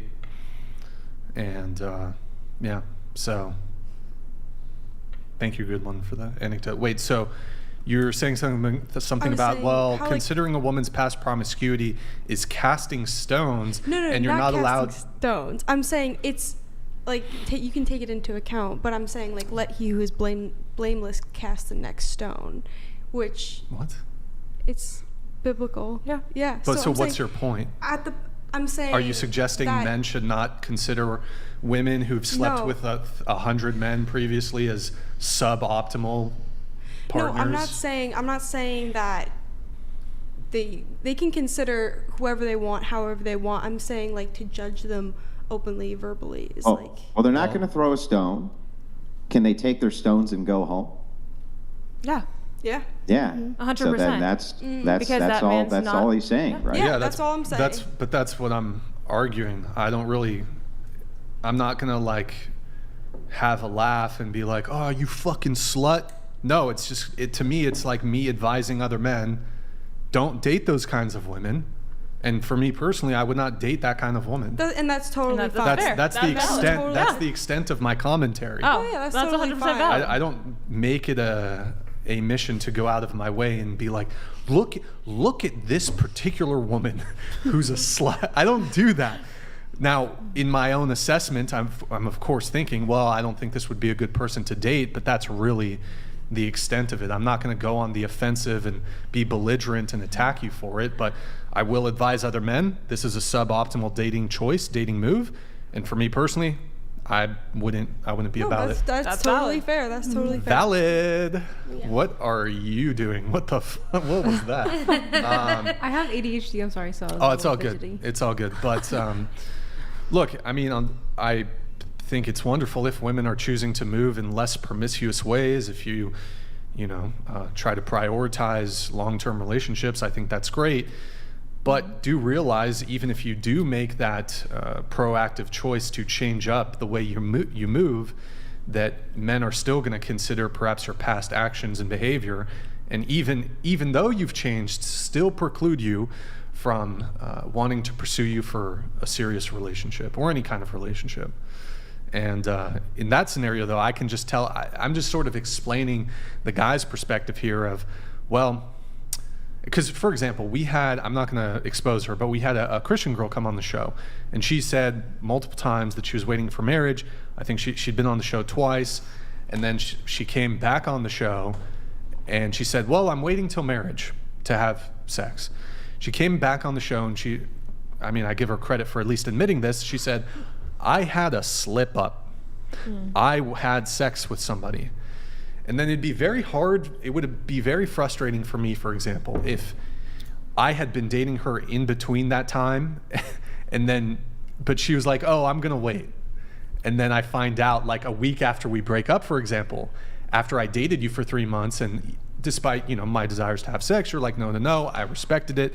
And then as soon as we break up, you go and fuck another guy. I would, look, that's tough. That's your prerogative, but I'd be like, well, did you really think that? Were those really your values? And then similarly, if I was about to pursue a woman who said, Bast's donated $100. You guys are missing the issue here. It's not about being Christian now, it's that withholding sex is a tool of manipulation. Chad gets the cheeks up front, good guy has to wait for seconds. Oh, which I agree. Yeah. I don't think women should use sex as a tool for manipulation, 100%. A woman shouldn't withhold sex within marriage, personally. yeah, But well, he's even talking before that. before, if you're going on dates, Well, they're using it for compliance or leverage to secure a long-term relationship or to secure monogamy. I don't think it's worth it. What do you mean, for the guy or No, either way, I don't think you should sleep together before. But Okay, sure. I'm trying to remember what I was saying. Oh, and just the last thing, I would also kind of feel like getting a bit of a raw deal if I just met a girl and she told me that a month ago she had a one-night stand with a guy, but now that she's met me, oh, okay, I'm waiting until marriage. I'd be like, my dude, a month ago you fucked some dude in a club. Like, that's ridiculous. Good for you, but I feel like I'm getting a raw deal here, so goodbye. Like, it's not like, it's not me feeling entitled to anything. It's me like, okay, I feel like a sucker in this situation, so this isn't a fit. So would there be like nothing else you were getting from the relationship? What do you mean? Besides that? What do you mean? Because normally, like, when you consider a relationship, you consider like multiple parts of it, not just the sexual end. Like, what if? Sure. You can obviously, women offer a great deal outside of sex. What if there was something else that you like found in her, like another quality that you liked? She'd basically have to be a slave for me to accept this very suboptimal scenario where I'm essentially a sucker for a month ago, because this is the scenario I gave. A month ago, she had a one-night stand with some dude, and now she's telling me she wants to wait 3 months, 6 months, or until marriage to have sex. She's gonna have to basically be a slave for me. She's gotta clean my house and shit. She's gotta fucking vacuum. She's gotta do some Mr. Miyagi shit, paint the fence. Wax my car and shit. In this suboptimal scenario, yes, I understand where you're coming from. I also Chores. don't think any sane woman who wants to date you would say, oh, hey, by the way, I just got banged 2 weeks ago, but I want to wait with you. Any sane woman will not tell you that. So this is a far out hypothetical that probably will never happen. I would hope she would be honest. It's not about honesty. It's about, like, just, again, y'all are going to love me for this discretion, right? You don't need to know anything about what I did 2 weeks ago. You don't need to know about the date I had 2 weeks ago. I do need to know. Why do you need to know? Because if I find out, let's say we get engaged and you fucking lied to me about that shit, it's fucking over. Goodbye. Okay. I don't care. But this is I don't care if the wedding is fucking out. planned. Okay. And if you should never you shouldn't lie to a guy like that. What are you doing? She's just helping. Wait, was there a slip? Was there a slip? No, she's just looking out. I don't think Okay. Was there? I didn't see a nipple out, so I was just making sure. Okay. So what? I know. I think I'm just having fun. So I think it's a really far out hypothetical situation that no woman's going to go on a date with you and then tell you that they did something 2 weeks ago. And if she wants to wait for 3 months, then it's a shitty situation. That's your choice to pursue that or not. So. Well, the thing is like, I assume on this first date there would be some conversation about, where our values align or don't align when it comes to the rapidity with which we would, I'm framing this in, when it comes to, do you want to have sex? Do you want to wait? Not exactly in those words.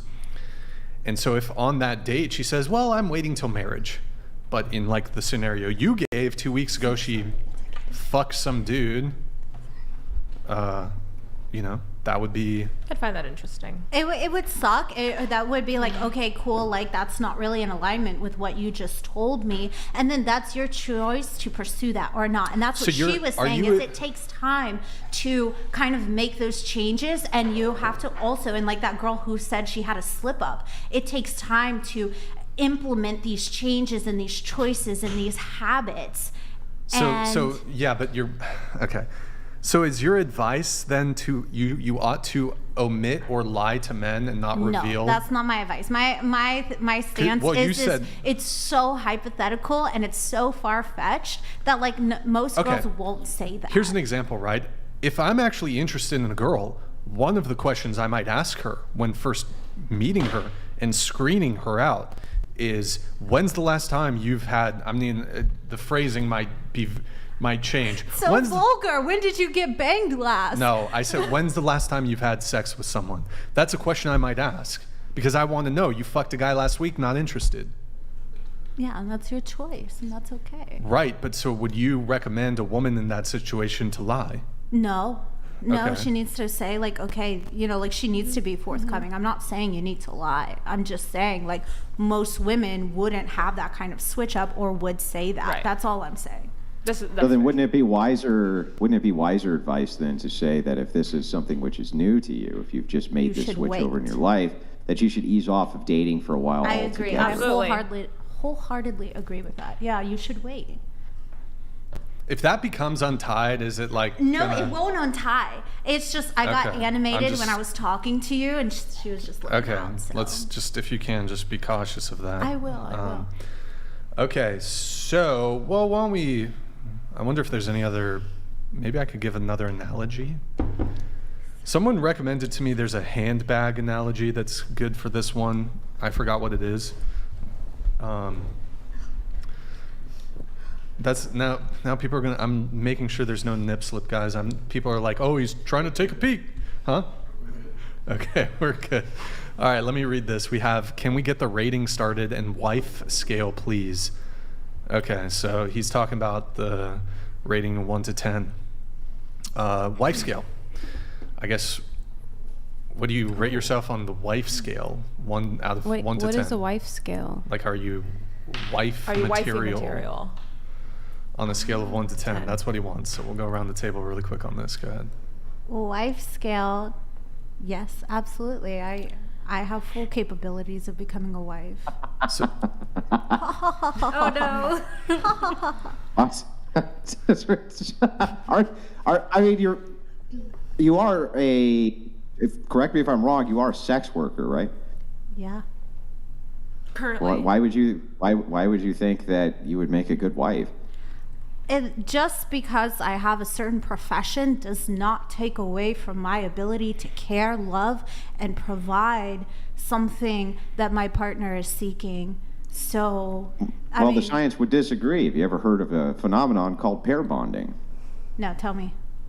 Are you aware that the less sexual partners a woman has, the easier it is and the more likely it is that she can pair bond with her first sexual partner? Mm-hmm. Okay, but that doesn't mean that I can't bond with my person now. Well, it's true. You could be the exception to the rule, but wouldn't it throw up a red flag if it was known that the more sexual partners a woman had, the less likely it would be that she would actually be able to bond with you? For instance, the more men you sleep with, the more likely you are to be divorced, for instance. The more men you sleep with, the more likely you are to step out of a long-term relationship. All of those things are true, and that's probably due to this pair bonding thing. So why would a man want to trust a sex worker to be a wife? Maybe he has also been a part of the industry and understands.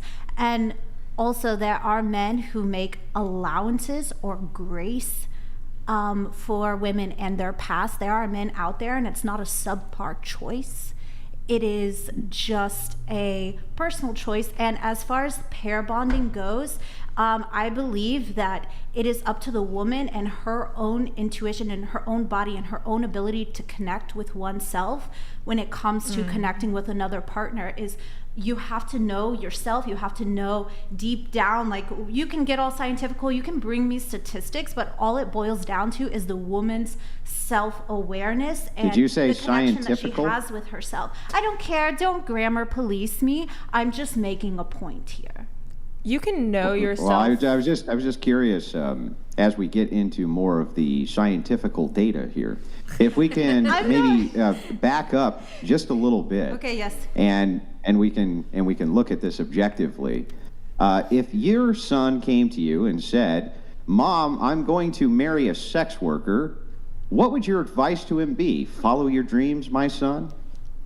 My advice to my son, if he wanted to pursue a sex worker, was, does she have an exit plan? What is y'all's long-term goals? Do you support this? And if not, what is that trajectory going to look like? It's all circumstantial, and there's no just like copy and paste answer to this. It's about what one another's motives are, and if it's not a good fit, then it's not a good fit, and it's not going to be beneficial or healthy for everyone. Now, let's say he came home with Betty Sue, and he loved Betty Sue, and Betty Sue had no sexual partners, and she was just head over heels for him, and so was a sex worker at the same time. And their prospects looked about the same to you. Which one would you recommend your boy go with? whatever he feels or whichever. No, what would you recommend? Not Me what you know. personally, I know. would We already wanna- know his feelings. He can't decide. Mom, what should I do, Mom? Okay. Should I go with the prostitute or with Betty Sue? Which one would you tell him? I would look at either girl's ambition and what they want to do with their life, because Betty Sue can be a leech, and that prostitute or whoever it is can be self-sufficient and want to add value. They both want to be whoever's going veterinarians, and they both have about the value. same IQ, and they both have about the same resources to go to veterinarian school. If you had to choose, which one would you tell your boy he should go with? Whoever's going to add the most value to his life. And if this prostitute or whoever it is can give him more life advice or more knowledge that's going to help him in the long term, then so be it. And which one would you just intuitively say, without looking at any scientific data at all, if your boy asked you, which one do you think will be more loyal to me? Which one would you think you would tell him would be more loyal, was more likely to be more loyal to him? I believe it's all about their own personal choice to commit. Gosh. Yeah, I mean, you can look at someone's past behavior, you can look at all of that, but it's about the commitment and the now and the choice that they're making. So Betty Sue may have not been with anyone else, and that might motivate her to pursue other options, as opposed to this prostitute who has been with several people and knows what else is out there, knows that my son is a good man, and that she is winning the lottery because she has experienced all of these other things. But sexual experience means nothing in the dating world, because if your son, hypothetical son, is going into a relationship with a sex worker, which both of you are. The Bronasons donated $100. Left to right, Morgan wife 8, purple jacket 3 not a wife, already a wife, angry A cups 4 and not a wife, Kmart Cardi B 4, Queen of Australia 6 wife, Bunny Ranch Thought 4, Leche Bags 3 not a wife. Yo, this guy's gunning for me. Man. This guy is gunning for me, bro. We have one more coming through, and then Morgan will finish with her question there. Thank you, KDF. Thank you, the Bronasons. So the guys before me weren't good enough for you to settle down with, but they still got to F. Now I'm the man of your dreams, but I don't even get what the bums got. Make it make sense. Yeah, pretty much. I mean, that's going back to what I was talking about before. So women will it's just funny with that, they'll give the sexual benefit to these, you'll say they're fuckboys, they were jerks, assholes, not deserving of it. And then the guy who is actually deserving of it, he's the good guy, whatever, he's the one who gets to wait. Men are waking up to this and seeing that's kind of a raw deal. And yeah. Can I just make this last point real quick? I'm almost done. Okay, and then we'll have I was just Morgan curious, curious on this, just back to you real quick. How would you feel if you hadn't eaten breakfast this morning? For me? Yes, you. Oh, I mean, I had breakfast. Okay, I thought you did. Thank you. Was that a jab? What was the point of that question? Nickelodeon donated $100. She would tell him neither, because her degenerate ass will be desperate to keep the only man in her life to herself. She would tell him either because her will be desperate. As if my hypothetical son Angie, would do you be want to good. explain that really quick?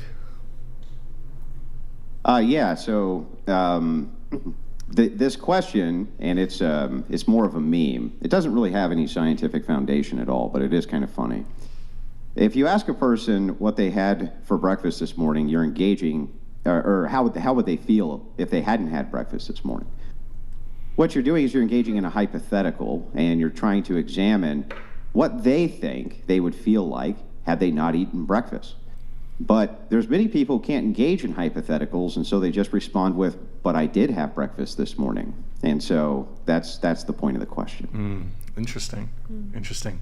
Morgan, you had a question. And you, just to be clear, you did have breakfast this morning. I don't understand. Okay, all I hear is breakfast right now, so let's keep it rolling. Okay. The point I was making is that if there is a woman who has a significantly high body count, a sex worker, and then a woman who does not, statistically, morally, physically, you can know your inner being as much as you want, but if you have slept with 100 plus people or even 50 plus people, that woman is going to most likely cheat on her husband. She is going to want to divorce her husband. She is going to want to leave in that situation because sexual experience means nothing. You can sleep around with as many people as you want in your past life and then going into a marriage, but that sexual experience is not actually offering anything to the marriage other than her actually being insecure in that marriage and always constantly comparing. And Andrew was bringing up pair bonding, and it's the oxytocin, it's the hormones in a woman's body that is being released, that when you are engaging in intercourse with a man, you are being bonded to that person and then creating the inability to be able to connect with future partners for a longer term relationship. But I've also heard people being like older people being like 30s in their 40s being like, I've only slept with my wife and da da da da, and this is why we're breaking up, and it didn't go as planned, and like I wish I got to experience more people when I was younger, and I feel like Who says that? The man or the woman? A lot of the times the man. A lot of the times the man. Which, I mean, sure, that may be like a 5 to 10% of I don't think it's a 5 to 10% of marriage. There is a significant large gap between women who have a lower body count versus women who have a higher body count and the happiness in marriage, success in marriage, and divorce rate in our country. I mean, 53% of marriages end in divorce in America, and 80% are initiated by the woman. I'd like to add a little bit. Also, the multiple relationships, the sexual relationships, whatever. You're also practicing to divorce because you're never committing to anything. You're just learning how to break up. And so the more partners that you're having, the more likely it is that you're going to divorce. You'd have to work 10 times as hard to stay in that relationship had you been somebody who had multiple relationships. I have a question. Can I ask you something? Sure. How do you not have feelings for people that you have sex with? That's a really good question, and it's pretty common. It's about compartmentalizing, and it's a choice. Okay. So, yeah, that's it. It's compartmentalizing. Do you find it difficult to do that? Is it easy? No, because at the end of the day, like, it's a job, and it's like, okay, I'm not going to chalk it up to anything because it's its own field, and there's no right comparison, and I would be doing it injustice if I tried to make a comparison. But it's about compartmentalizing, and it is a choice to kind of turn on those feelings and those connections. And if you are someone who does not have that ability, then maybe that's not the right field, or maybe you need to get in touch with yourself a little bit more before you start to engage in promiscuous activity. Do you think it's gotten easier to compartmentalize the more you've been in the industry? I would say yes, and I would say yes. It's something that you have to have kind of already, and you have to have that relationship with yourself. That's why this industry, this profession is not for everybody. And that's why so many people do have problems. That's why you do hear these stories, is because the women themselves have not done that self-work to be able to differentiate what is work. So then that means that it's you as you go, it's becoming more and more common for you to be able to not pair bond with your sexual partners. It's a choice. That's why I believe that this whole pair bonding wait. Is loving a person a choice? Like loving a man that you fall in love with, is that a choice or is it not a choice? You can have control over your own feelings and your own emotions as much as you want. So I can feel something for her, and I can feel that strong connection, and I can say, no, I don't want to pursue that, because that will not honor me in these other ways. But when asked, most women will say, and this is, you can look up data on this as well, that they don't have a choice as to who it is they're attracted to and who it is that they love. Of course, the reason for this is pair bonding. So if you're saying I can now compartmentalize that, and you're basically saying now I can control who it is that I fall in love with and don't fall in love with. It's not even a choice now, right? Or now it is a choice, whereas before it would not have been. Wouldn't you consider this to be kind of a pushback against this idea that, you know, maybe you're not so great with the pair bonding? If you could just turn it off like that? Like, why couldn't you just turn it off like that with your boyfriend, too? Because I choose not to. Right, because you choose not to, right. Dive deeper into that. So I mean, and some encounters are, it's a progression, right? So when the first time you have sex with someone, you might feel like really, really into them, and then the next time it's not really there. Or you might have sex with with a person, and it's good, it's great, but you don't feel that connection. But the next time, after time has progressed, you feel a deeper connection. It's all circumstantial. Yeah, but what I'm saying to you is that if most women don't have a choice, let's say, on a biological level, they fall head over heels for the person that they engage with the very first time in a sexual romantic relationship. Their biological drive is telling them to do that.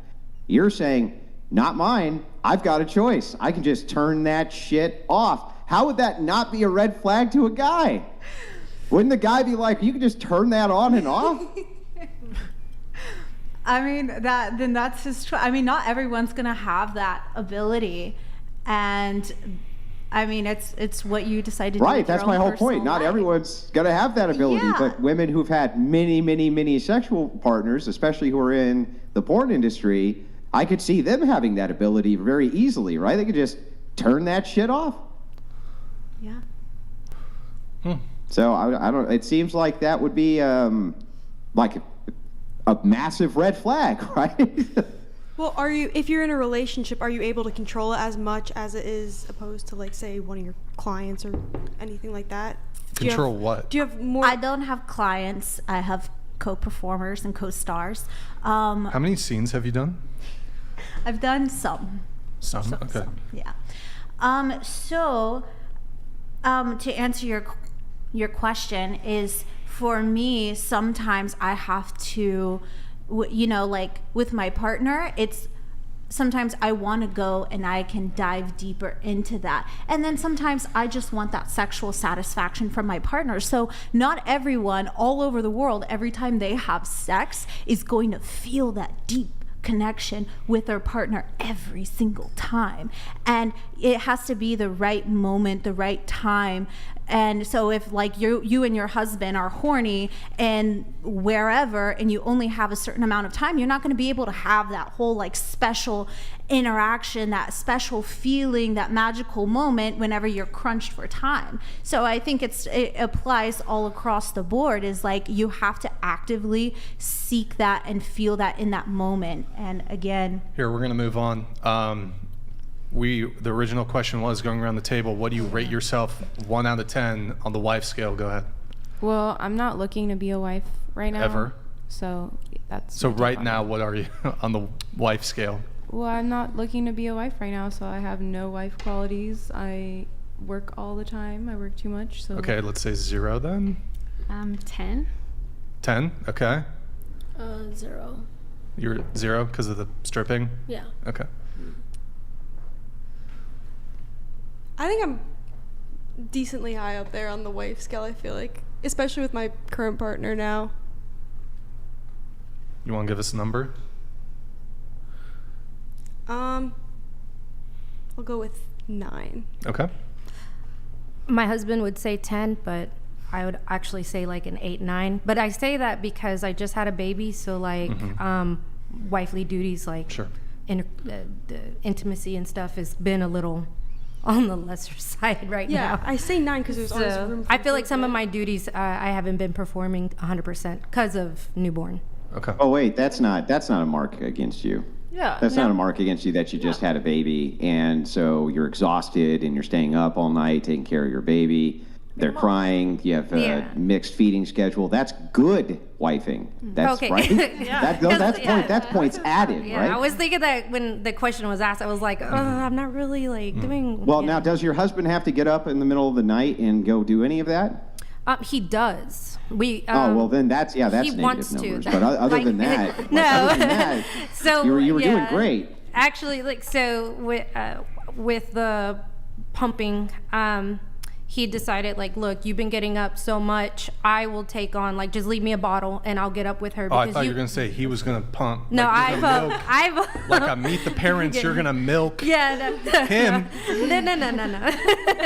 Like milk. So like we came with, you know, a routine. Yes, that has worked for both of us. It's his first kid, so he was glad to do stuff. What about you? Yeah. I would say a 9. 9 in the wife.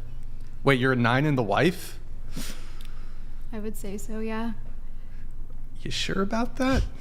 Yeah, I mean, I just have a caring heart, and I feel like I would be a great wife, and I'm great with children, and I want a family, and that's like where my mindset's at right now, that I want to be a wife. The reason I'm a bit is incredulous is that the right word? Andrew, is that the right word, incredulous? You said you've been... That would be the correct context for the word, yes, All right. incredulous. Yeah. I also, Brian, am very incredulous, but I'll let you lead off here. You say you're a 9 in the wife department, but you've been single for 5 years, so the guys aren't seeing the wife. Maybe she's waiting for the right guy to give it to. Give the wifey give them qualities the wife. to. Yeah, I'm just, you know, I want the right person, and obviously in my past for the 5 years, I just haven't found that right person. And I've been learning and growing, and yeah, I mean, I'm not perfect. A 9 on the wife scale, though, I mean, that's high on the wife scale. I would assume you would have no problem finding a partner if you're you know what I mean? Wait, did you say of the these 3 to 6 month relationships? Yeah. More often than not, were you ending them, or was the guy ending them? Because if you're ending them, you could probably make an argument for you being a 9 on the wife scale. But if they're ending it, you know what I mean? I think it's a mixture, but most of the time maybe I've ended it because I started to realize I want something, you know, more seriously. And some of them weren't taking it as seriously into a relationship. All right, Morgan, what about you? 1 to 10 on the wife scale. On the wife scale. I would give myself a 9. I would give myself a 9. All right, there you go. 9 for Morgan. Now because she also rated, do I need to grill you as hard? What, I don't me? know. You should go for it.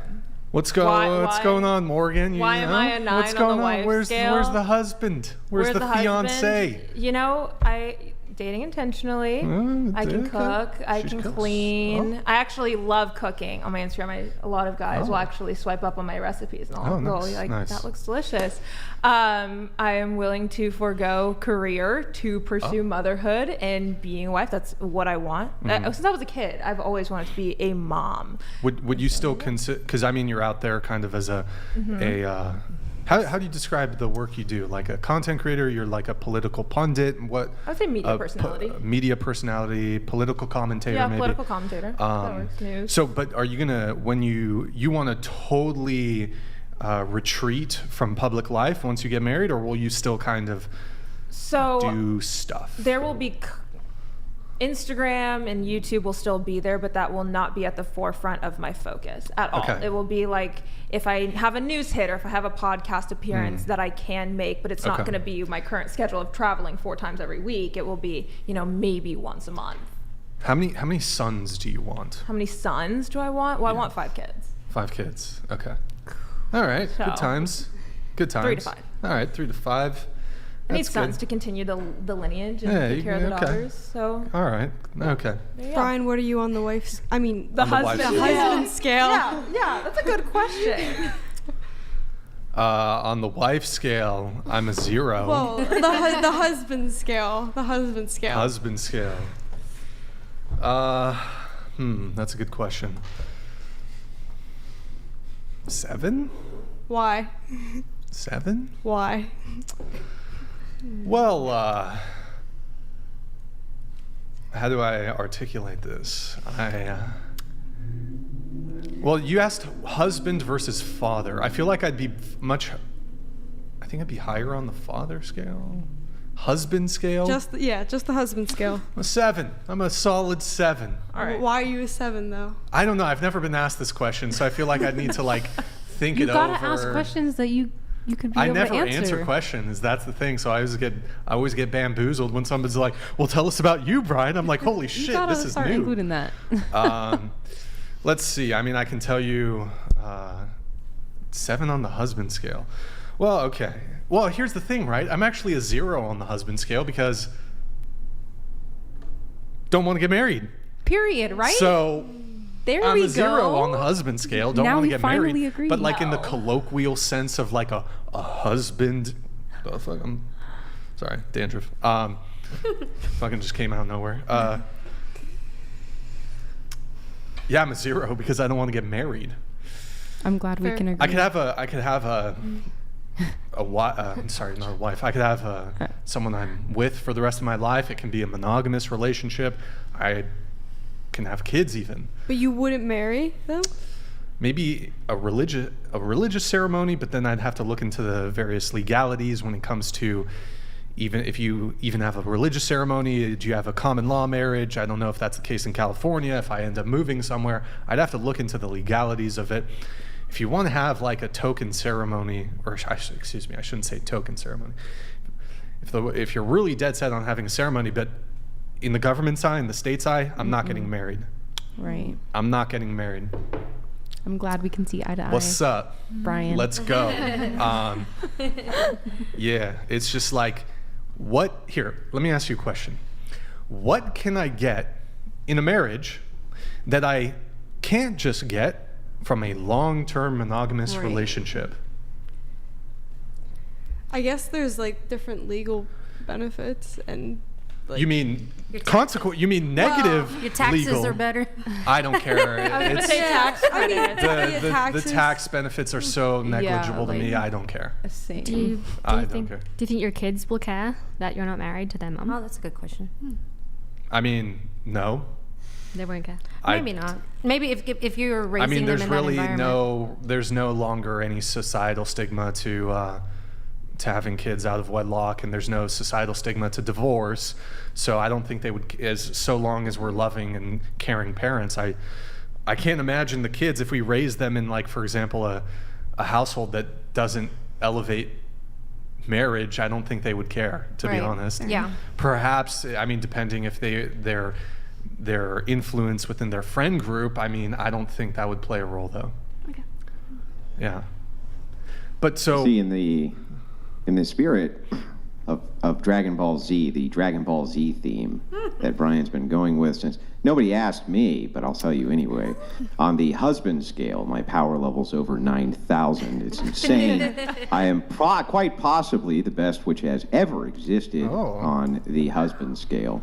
My aforementioned it's over 9,000 detailed orientation around duty to my family is just simply unparalleled. Just so you know. Second. Plus, my wife said I was a 10, so I'm just regurgitating what she said. But I'll open the question up to the rest of the table, then we'll move on to something else. But what can I get? Or what can I get in a marriage that I cannot get in a long-term monogamous relationship? It's not. I don't think it's about you. Like, marriage is not really for men. It's for the children and the mother. What do my... Okay, fine. Let's talk... Sure.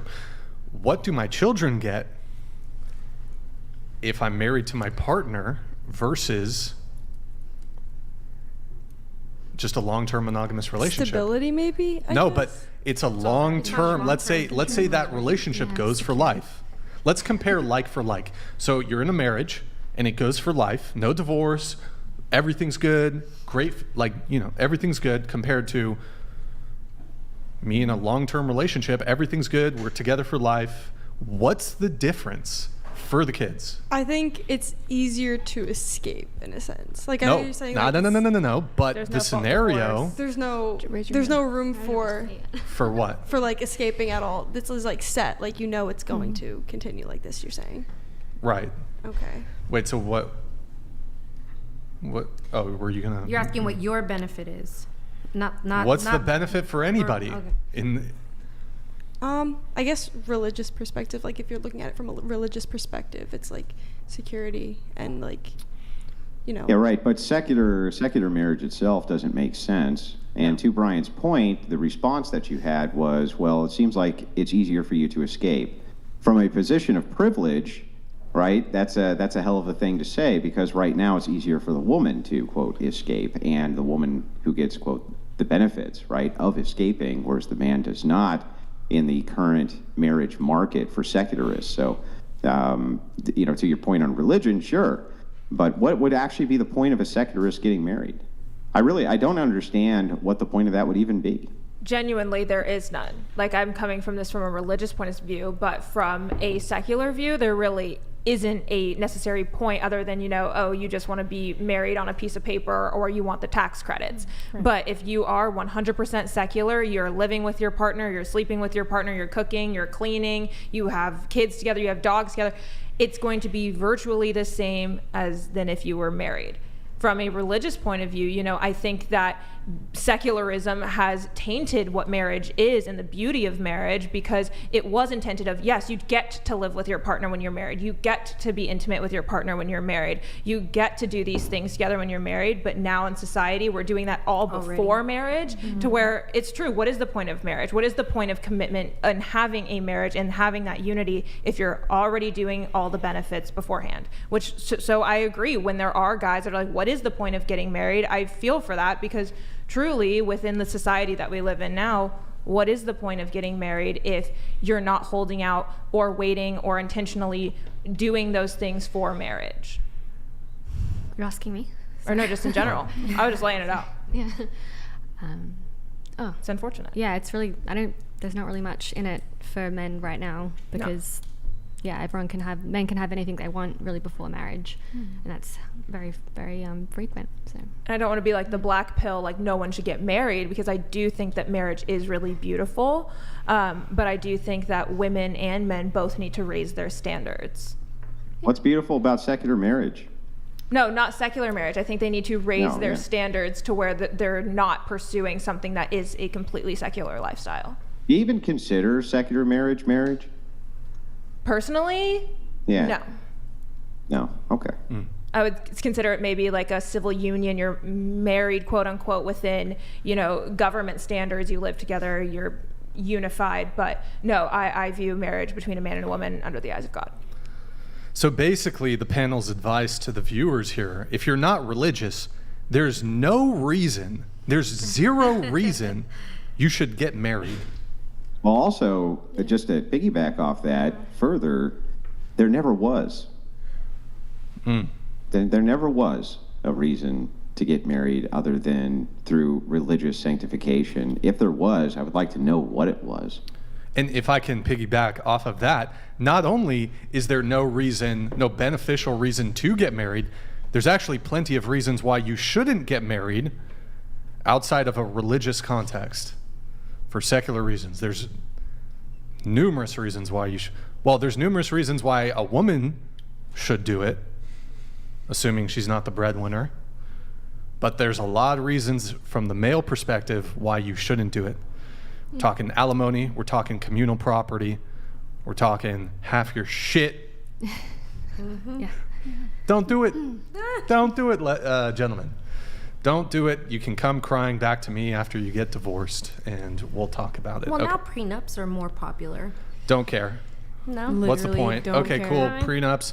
Cool. So then, when you want to dispute the prenup because you feel like the prenup was unconscionable, you signed an unconscionable contract, then we're each going to be paying, or if I'm the breadwinner, I'm going to be paying for my lawyer, and then I have to pay for your lawyer for us to argue over the legalities and the enforceability of this contract, which we both signed.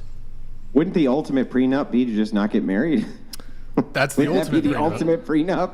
That's the ultimate prenup. Okay, I'm going to read these two chats, then we got some more stuff. Wait, did we? No, we read this one, right? Morgan, can I have you read this one? Yes, a woman's past is very important to a man. If women were open about their past, honest about every aspect of it, and used some common sense, maybe they'd have a better chance of finding good partners and long-lasting relationships. Ever think of that? I agree. Oh, Thoughts for thoughts. Thank you, man. And then we have Daniel W., if you can read this one. Marriage is a commitment I have dealt with my children daily when I say, quote, when are mom and you going to live together again? I want mom and you to love one another again. Happy is a state of mind and it wanes and grows. Women are taught today to give up and classify everything as abuse. No fault divorce. Yeah, this is a fantastic point that the super chatter Daniel brings up, which is that marriage is not ultimately about happiness. Yeah. It's about submission to God, and it's about growing a family. That's the point of marriage. It's not about, it's never been about, you can have whole years, multiple years in a marriage where you're miserable due to the conditions that you're in. It happens. And it's like, it's never been the point that you get married because of happiness or you stay married due to happiness. That's just absurd. That's why I don't think secularists can really make it in marriage and why they fail so often. Or the Christians who basically identify as being Christian but who are actually secularists as well, is because they see it as a happiness index rather than as what it's supposed to be, which is a long-term commitment under God that you're not supposed to break, covenant you're not supposed to break. And even if you're miserable, you're supposed to work through that shit together. 100%. We have Stifler here. Ask everyone to rate their looks on a scale of 1 to 10, starting with you. Oh, looks. man. Scale 1 to 10. I'm a 10 to somebody. You're a 10 to somebody? Yeah. What I may not be a 10 to you or anyone else that you may meet, but I'm a 10 to someone, and so that's what I'm probably. What would you say that you are to most people? Yeah, that's. I'm not inside most people's heads, so I'm not going to answer that. Well, you're not inside I'm not going to anybody's head, entertain but you this just said, question hang on. because I feel like hang it's on. very This makes no degrading. sense. Hang on. This makes no sense. You just said to somebody you're a 10, so apparently you can read somebody's mind, but you can't read everybody's mind. Well, so somebody's if you can gonna read, tell if me you that I'm can a read at least 10 one to them. person's mind, that they're going to think No, you're a 10. someone will What do you tell think me. most people think? Actually, most people tell me that I'm a 10.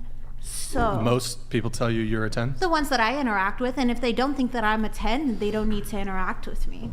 Period. How does that conversation go? Do you ask them? Are you like, do you think I'm a 10? No, I don't ask Like, that how does question. that go? I don't ask that kind Are of these the question. simps on your OnlyFans? No. Okay. That we don't talk about, they don't rate me. I don't ask to be So rated. who are these people that are just randomly rating you a 10? I don't ask to be rated. Or- I'm just saying, but to some people or a lot of people or the ones that I interact with, I am a 10, but it's not like a, how would you know? hey baby, They tell you? you're a 10. What? But do they tell I you? check all the boxes for a lot of people, and that's it. That's all. That's all that needs to be said. You said that this question is what? It's just, I don't remember the exact. You said degrading. It's degrading. Why yeah. is it degrading to It's ask? literally degrading. 10, 9, 8, 7, 6, 5. 4, I don't think that's the definition of degrading. Yeah, but it's It's like going down a scale. You're degrading. So for me, I'm not going to engage with this anymore. Okay. Let me ask. Well, here, I've got some questions for you. Yes. How tall are you? 5'7". Do you have any preference at all when it comes to a man's height?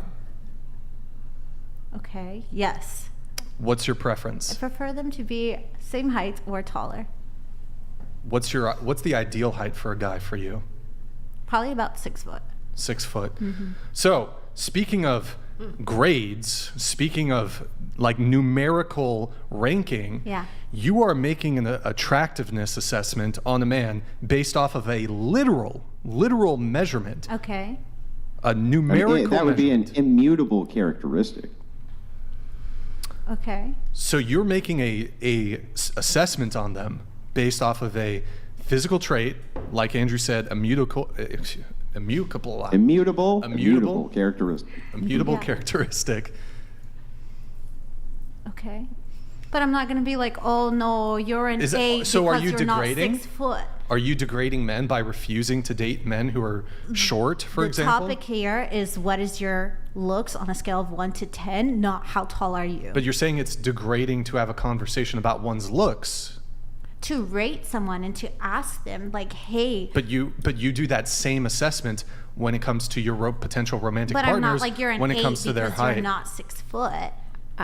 I think that it could be detrimental to somebody's self-esteem, asking somebody like that type of question. It's detrimental But to someone's self-esteem. I feel like it could be that way, but well, I'm not saying that they I have a feel that way weak for they have that a weak question. constitution, and they need to prepare themselves for the I shouldn't say brutalities. Well, you've heard of the tale, of course, of the emperor with no clothes, right? No, indulge me, please. Oh, well, the emperor with no clothes, I'll just make it very, very quick, very brief. There was an emperor who was very picky about his clothing. They couldn't find the right clothing, and so everybody lied to him and told him that he was dressed, and he went through the streets naked, while everybody just lied to him and told him how nice his clothing was, right? So I'm sure that was a big boost for his self-esteem to be lied to, but if he had a choice to know that he was naked or not, I wonder which thing he would have chosen. It's an interesting story. So wait, can you? How is it degrading? I know you love this. I know you love this. Yeah, I love it. I know you do. I know I this love is one it. of the favorite. This is like a pinpoint in your lovely show. Splitnik. It really is. But no, honestly, like I think that I'm a 10 to someone out there, and that's all that matters to me. And not everyone. What's your own self-assessment My own self-assessment of your own looks? is not something that I'm going to answer because I don't believe in that. So I'm not going to encourage All right, here. that. Well, let's go around the table. Maybe I'll come back to that. 8.5. 8.5. I'm a 7, but my fiance thinks I'm a 10. Okay. I'm not gonna sit here and rate myself, but I know I'm not everybody's cup of tea. But I think I'm pretty, but I don't think I'm. Not everybody likes, not everybody is attracted to me. Okay, so you don't have to give yourself a precise rating, but do you think you're a 10? No. Okay. Maybe no. Oh, we're gonna say maybe I'm a what? Do you want to just rate yourself? It seems like you kind of want to just. Okay. An 8.5. Okay. Yes. What about you? Same with her. I'm different to like everybody, but I'd say I'm like average. So 5? What is average? I suppose that'd be 5. But you could be. I suppose average could also be 4 and 6. Yeah, I'd say within that range, average. Okay.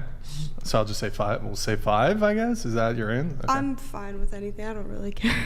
Well, just engage. You. I don't know. I'm average. Whatever you. It's not what I think. Objectively, being like perfect and one being objectively in the world, there is like the prettiest to like the not like pretty as like objectively viewing a woman. I think I'm still anywhere within like the 5 to 6 range. Okay, sure. Like average. Yep. 6. We'll go to 6. Yep. We'll go Cool. 6. A 6 before the baby, 4 now because I'm working on it. Okay. I would say a 6. All right, Morgan. Said 8 every show. All right. Still an 8. I'm a 5. I'm a 5. Maybe there's someone out there who thinks I'm a 10. Yes, but my absolutely. own. Yes, but they're probably few and far between. My own self-assessment is I'm a 5. I thought the last time you said you were a 7. I said 6, and then I've Okay, said then like, why did it go down? oh, I've gained weight. I've Oh, gotten chubby. okay. Oh. Yeah, I've Dad done a little bod? dad bod. Those are hot. Working on it. There's a lot of There's a lot of girls like girls that like dad bods. burritos. They're trendy. But I'm ranking my own. I'm ranking my own. Also, I think that's partially. I think there's some women who are like maybe, but I think it's cap from most women who are like, oh, dad bods. So yes, I need to lose a bit of weight, so that's why I downgraded my my ranking. So easy. So, oh, Andrew, what are you? 4. 4. Okay. Wait. So going back to you, you said you're a 10. Okay. And this is based on our own accord, right? So if it's my own accord, what does your opinion have to do with it? Well, nothing really. Nothing. In fact, it has nothing to do with then it. the So based on question your has own been accord, what would you say, answered. according to you, you are? Yes, I'm a 10. Is that what you Oh, want? okay. So we just wanted an honest assessment of what you think you are. We did it. can I ask you a question? Who's a man who you think is unattractive? I don't have any names. Are you, when it comes to your politics, are you more liberal, are you moderate, or are you conservative? I'm pretty apolitical. Apolitical. Do you know who Donald Trump is? Yeah. When it comes to your disposition towards him, do you like him or do you dislike him? Are you going to ask me if I like Donald Hold on. Trump? When it comes to your disposition towards Donald Trump, do you like him or do you dislike him as a person, politically, whatever it may be? How did we go? Now, there is only Just- one just- right answer. Just to this engage. question. Just engage with the question. Yeah, I'm kidding. Go ahead. Just engage with the question. Okay, engaging with your question. You don't need to repeat me. You can just answer the I question. don't care for Donald Trump. So you're leaning towards dislike? I don't care for him. He has no Okay. place in my book. Okay. So, do you find Donald Trump, is he a 10 to you in terms of looks? He is not a 10, but he's a 10 to Melania, and that's him. Okay. Now, if he were to come in here and say that he's a 10, your assessment and his assessment, there's a conflict there, right? And that's his personal, Okay. MO. So your position is not everybody can be a 10, or everybody is a 10, correct? No, anyone can be any number they want in their head. That is my position. So that is my stance on this. let me ask you a question. So if Donald Trump, and maybe you wouldn't even say this to his face, but if Donald Trump said, I'm a 10 out of 10, Yeah. in your head, would you disagree with his assessment of himself? You don't have to tell him, but would you disagree with his assessment? If Donald Trump was like, hey, Addie, I'm a 10, I'd be like, great. That's great, Donald. I'm happy for you. But would you disagree with his assessment? No. You might placate him in his delusion, but No, it doesn't matter to me. it's not. I'm not asking if it matters or it doesn't matter to you. I'm asking if you, in your own mind, would you disagree with his assessment of his own attractiveness? No. Mm. Because what he thinks in his mind does Who's not that matter guy to on me. that show who's got the kind of funny neck? Who's like overweight? What? Ed? 90 Day Fiancé. Can you pull up Google images of Ed? Oh my god. He thinks he's a 10. Okay, so let's say Ed's here on the show. So excited. Big Ed. Man. Big Ed. I was sucked into that season. Yes.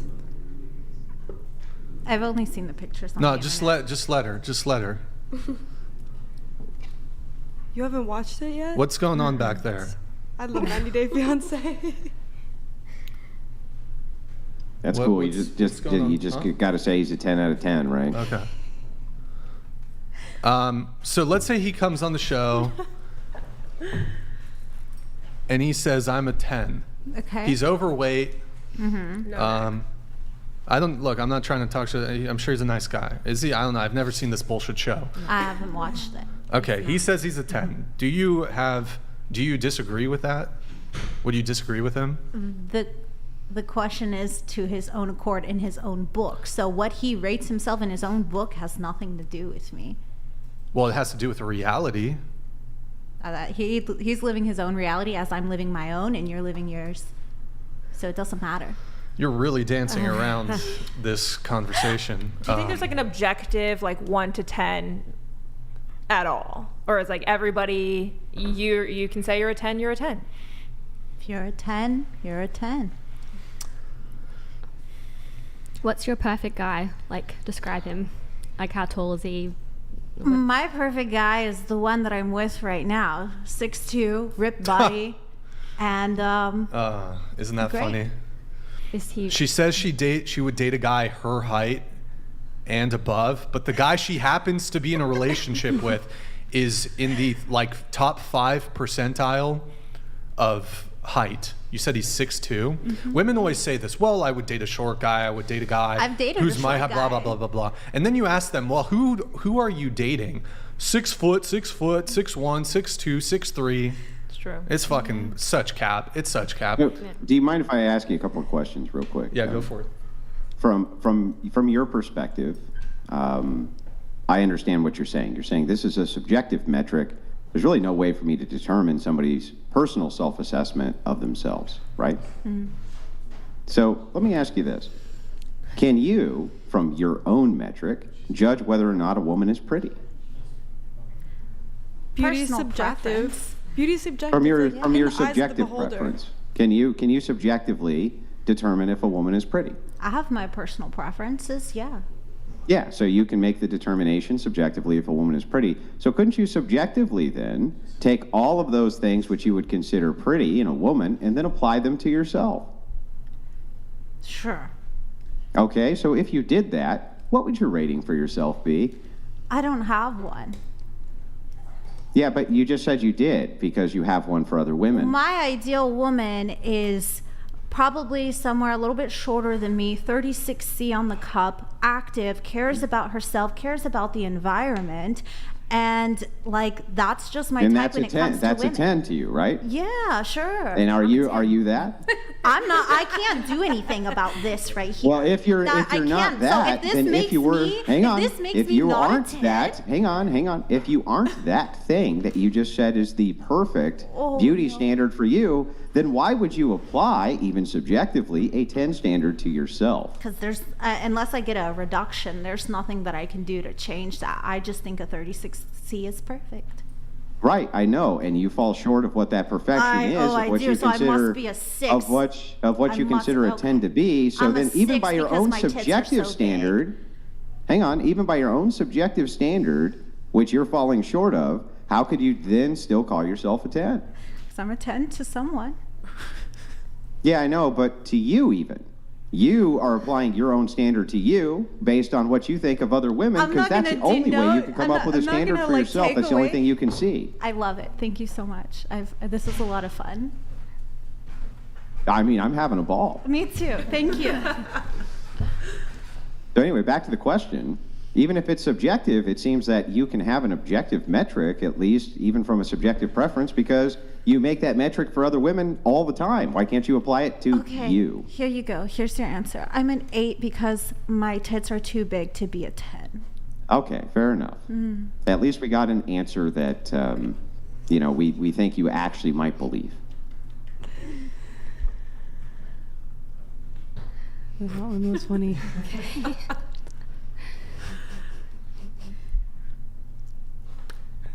I just want to say I'm a 10 to her. Like, I'm a 10 to her. Are you 36C? I was before the baby.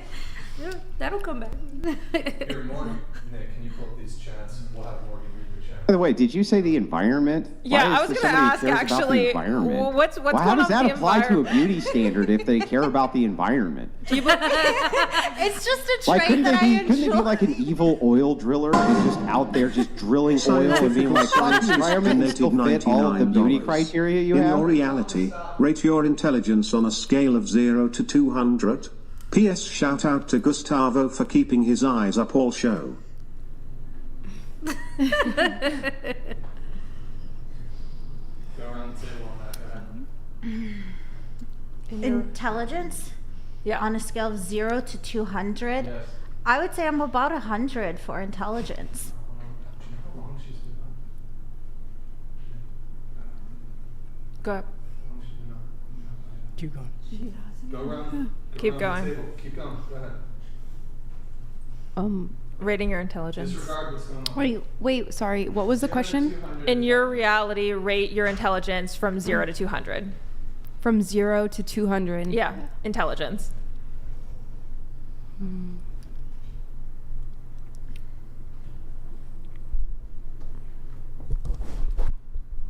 73. Say 73. 73. 73? Yes. Are you sure you don't want to revise that? Well, no, actually, yeah. Maybe like, I don't know. That's a weird question. I guess like 100. I don't know. Okay. I'm not saying I know everything in the world. I don't know. That's a weird question, but I'm not like. Well, 100 would be like the average, would be like the middle, sort of. So you probably want to be above that. Okay. I reckon you'd be above 100. Yeah, you don't want to be 73, I promise. Yeah, You don't wanna it's be not. there. That would not be intelligent. Okay. Anyway. Can you pull your mic to the edge of the table? Ooh, 140, I think. What? What? What? 40? Well, if you put it in a bell curve, like the middle would be 100, right? So I don't think I'm 200, but I think I'm past the middle. So probably like a standard deviation from the middle. I don't know how much that would be, but I'd say 140, 150. Like a thought process. I don't think I'm a genius. Yeah. So, yeah. 140 is really, really high, just so you know. Ah, okay. I don't know. That's like super. That's not that common to find 140. Why? What do you mean? Well, so I mean, the question's alluding to IQ. It's asking what you guys think your IQ is. Yeah.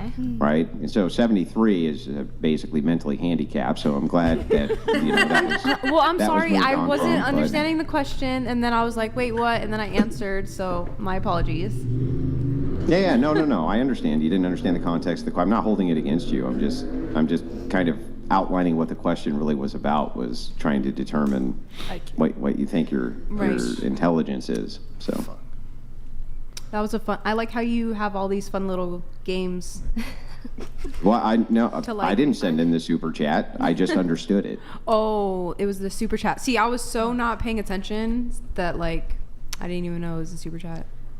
I thought it was like. Oh no! Question. Did we go around on that, or are we still stuck on her? I think we're on her. Yeah. What's the question? Rate your intelligence from 0 to 200. Into the mic. How do I talk into it? I think I have a low IQ, if I'm being honest. I was not the brightest student in school, so yeah.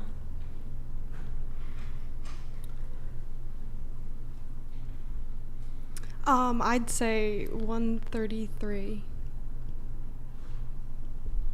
I'd say maybe 110. I would say like 115. I was going to say around a 130, 140. So this is basically IQ? It's IQ. Yeah. I feel like I did this a while ago. I don't remember what my result was. I took an IQ test. I can't remember. I took an IQ test on a... I'm so glad I'm not dating donated $100. Who would you choose? 10/10ths, Jason Momoa, Brad Pitt, etc. No ambition, lazy fast food worker. Or Donald Trump as he currently is. Teflon Don to some, Trump 2024. Make America less stupid again. Who would you choose? 10 out of 10, Jason Momoa, Brad Pitt, but no ambition, lazy fast food worker. So this is basically like physically attractive guy, but no money, no status, no ambition, lazy fast food worker, or Donald Trump as he currently is. Starting with you. There's two options though. Fast food worker or Donald Trump? Okay, really hot, broke guy versus Donald Trump. Okay. Donald Trump. Donald Trump. Donald Trump. So IQ is based off common sense, so I'm guessing Donald Trump. Wait. You got a few more points. And I'm being very serious. Like so serious. What about you? Neither. Honestly, whatever my boyfriend is, I don't care if he's rich or poor. Oh my God! That's my answer.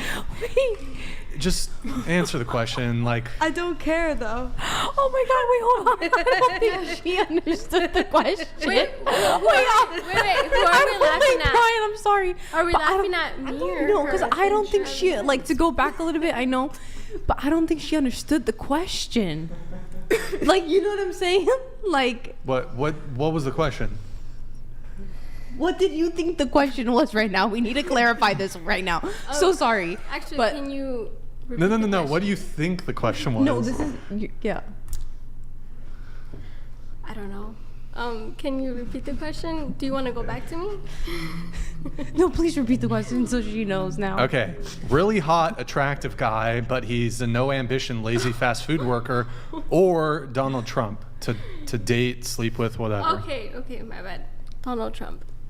Yeah. Yeah, same answer. See, same answer, but it All was right. just funny. I just Here, sorry. just You do? hypothetical. Okay, thank you. Hypothetical. Okay, hypothetical. I'll go with Donald Trump, I guess. Okay. Donald Trump. Donald Trump. Donald Trump all day, every day. Mm-hmm. And on my ballot. Now you have to Hell ask yeah. yourself. Now you have to ask yourself, if you kind of switch things up a little bit, what do men pick? If you were like, take a really successful female politician versus The homestead. a 10 out of 10 Broke bum McDonald's girl. Yeah, the dudes. No, the one that stays with her parents, doesn't know how to do her laundry. Well, that's not part of the. No, she's a bum. That's a bum. I feel like that's a bum. No, that's ideal, actually. Well, If she doesn't know how to do her laundry and staying she with doesn't the know how to parents. cook, she I doesn't meant take out her the trash, staying with the and her parents. room is dirty. Let's have. Yeah, let's- that's- okay. No, let's. I want to know about that one. So staying with the parents is actually pro, typically. I but know, but I'm talking about all the other things. Other shit. Well, Doing the that and scenario still is no staying with the ambition, parents? lazy fast food worker. Yeah, I'm taking the 10 out of 10. Even though No laundry she doesn't do her laundry at her parents' don't house, care. and she can't cook versus at her parents' Kamala house. Harris. Yeah, I'll take the fucking 10 out of 10 versus Hillary Clinton. Yeah, I'm gonna take the 10 out of 10 McDonald's employee. She definitely wouldn't do anything. If Bro, it's I ain't Kamala. fucking Hillary Clinton. Sorry, it's not happening. I'll give you that. Not Okay, happening. yeah, like, because honestly, I can't even argue with you on that either. Right? I feel like Sorry, the I guy- can't. Like, Brian, that's funny. The guy scenario, yeah. If I was a dude, I'd take a. Right. Morgan, Yeah. can I have you read this one?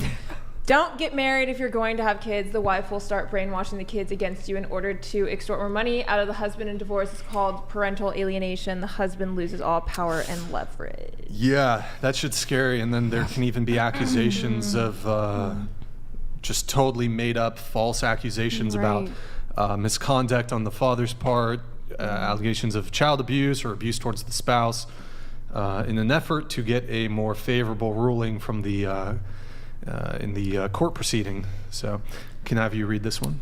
Women hate this question because they hate hierarchies. Hierarchies. Sorry, It's a tough. Yeah. I'm dyslexic. It's all good.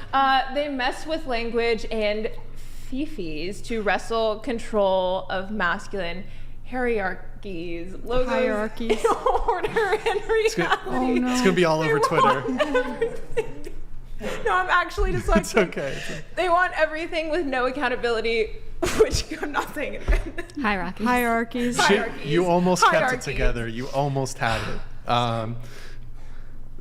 That's Sorry, just one. kind of, yeah, it's kind of true.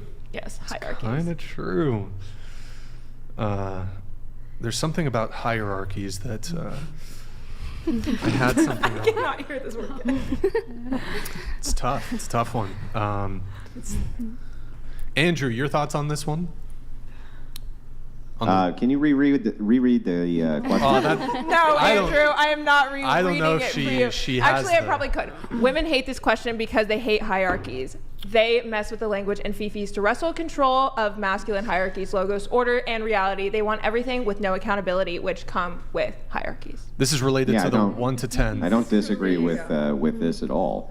So I've noticed that, and this is, again, it's not a monolith, so not all women are this way, but I've noticed that women who engage in sex work and engage in promiscuity, they generally don't want to take any accountability for that, so they do enormous amounts of mental gymnastics to put the blame on somebody else or to give an excuse for why they're engaged in such a horrendously immoral activity. Now, that's just my personal perspective, but I tend to agree with the super chatter that would be a rejection of hierarchy and the moral order, or what he calls logos, which would be the logi and logic, which would be the epitome of masculinity. So I tend to agree. Good times.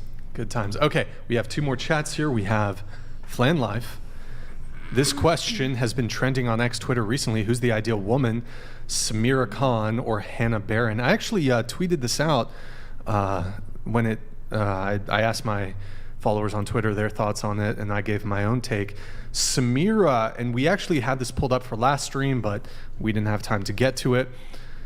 My understanding, unless she's changed it in the past few hours, Sameera has actually put her Twitter private, so we can no longer even see the original tweets. I actually have it pulled up. Nick, if you can try looking at the Twitter refresh it, see if she's gone off of private. But she was milking the shit out of this. I mean, she got a ton of engagement.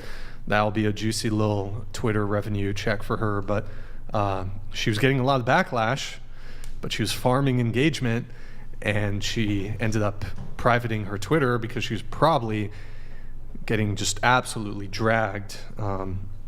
Is it? What's her name? Sameera?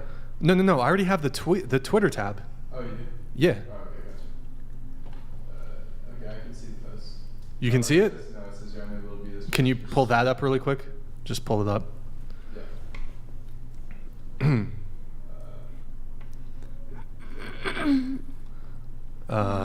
No, that's wait. Do you want it back? Sorry, I said no. Can you scroll it out a little bit? Andrew's cracking up over here. Here, just scroll it out a little bit. Let's see it. Scroll out. Or, Make it smaller? Yeah.